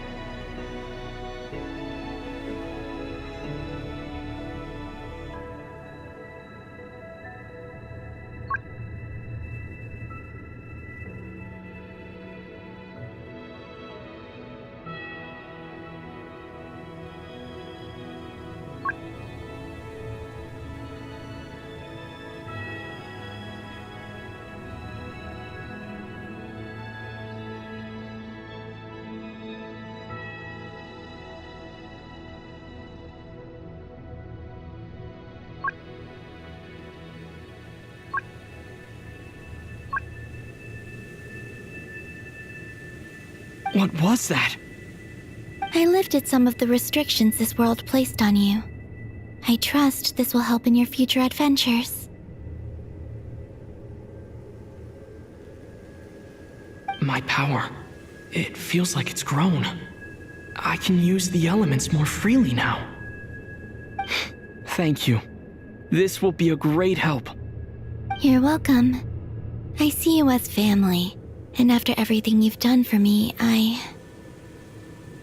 In fact, no. Here. This flower is for you.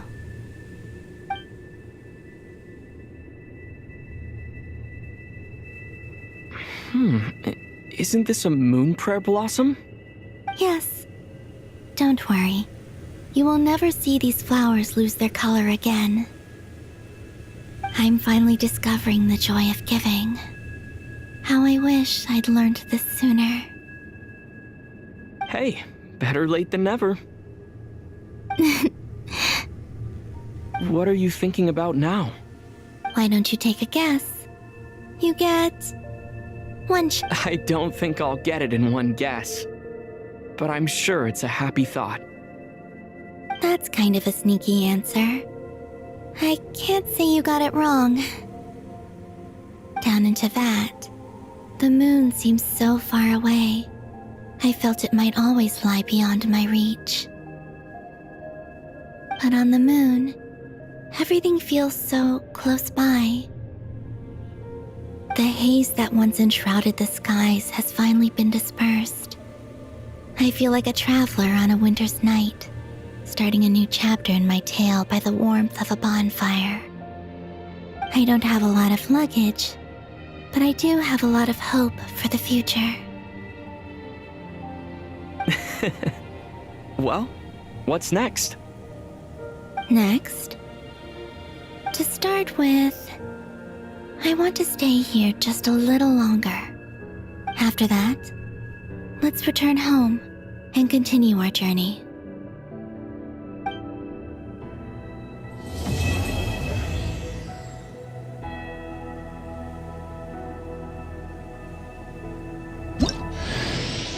These clothes bring back so many memories.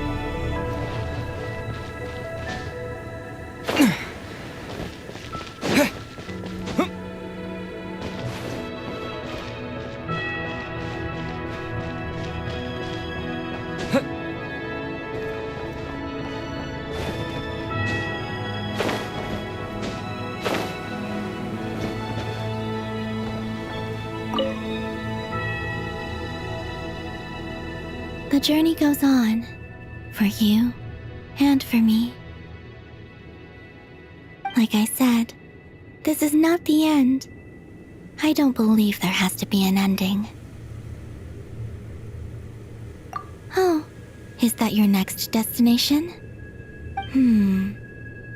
Most people would probably tell you to pack some warm clothes. But I experience things differently than most people, so I can't know how cold it is.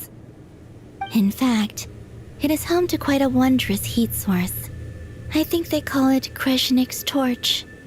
Every city in Snezhnaya is built around one of those. I sensed the energy it gave off as I was passing by on a railway train. It felt grand and I also recommend the Korolievsky troupe in Snezhnograd. They give performances quite regularly, and entry was free for harbingers. I liked them a lot.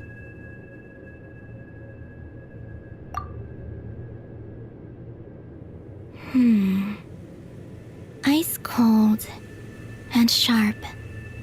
Crystal clear in some ways, yet profoundly unfathomable in others. Like the thick layer of ice on top of a frozen lake. That's just the impression that Tsaritsa gives me. I was never able to glimpse what truly lies beneath that icy exterior.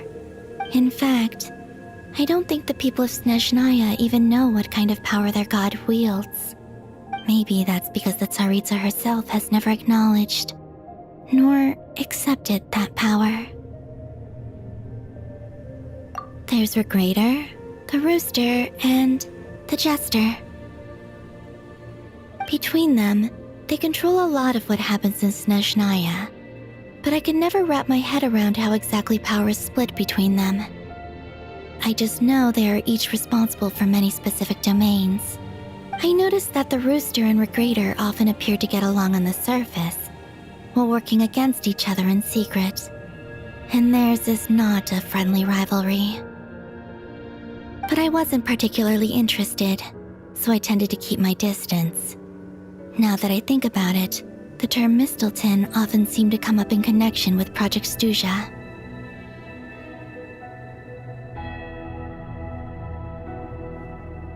Once things settle down in Nodcry, I'd like to explore the world beyond Snezhnaya. You've told me so many stories about the other places you've been to, and all the friends you've made there. I'm curious to visit those nations. It would also help me learn more about the journey that has made you into the person you are today. Okay. As you continue on your journey, don't forget to gaze up at the moon once in a while. It is, after all, no longer an illusion. It shall cast down its true moonlight, connecting us in truth.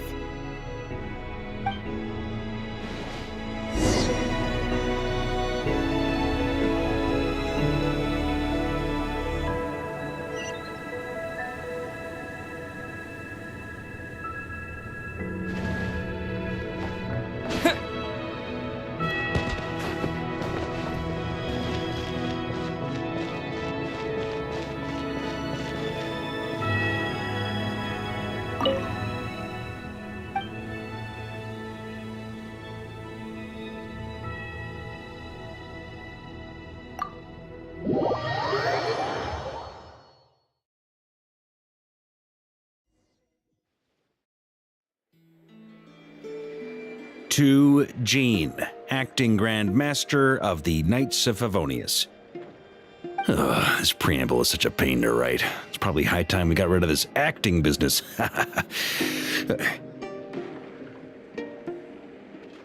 I trust that Dern has updated you all on recent events. Hope we didn't worry you too much.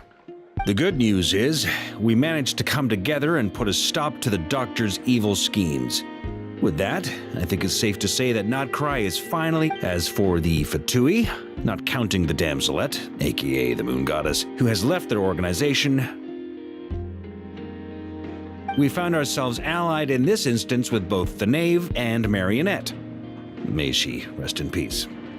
As ever, we find ourselves better off for making friends rather than enemies. But until we can ascertain the Tsaritsa's true intentions, the future remains uncertain. In a short while...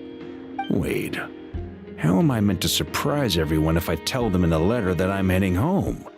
Well, that would be a huge waste. Okay, got it. I will begin sending the expeditionary team back home in waves. I'm sure they'll be able to answer any questions you... I hope they won't gloss over the details of my many heroic deeds. But if they do, I'm sure it'll be because they're just too exhausted from the long journey. I think of Mondstadt daily. Please give everyone my best regards. P.S. The honorary knight went above and beyond this time. Are there any other honors we can give him? I'll leave it with you. P.P.S. Please be extra nice to Klee for the foreseeable future. I cashed in on the last favor that the Hexen Circle owed us, so we need to earn some more goodwill. If there's any serious problems, feel free to stick me in solitary confinement when I get back. I'll do the time for her. Whew. And that, as they say, is all she wrote. End of an era. And with the moon shining down brighter than ever, I think everyone is going to sleep well tonight.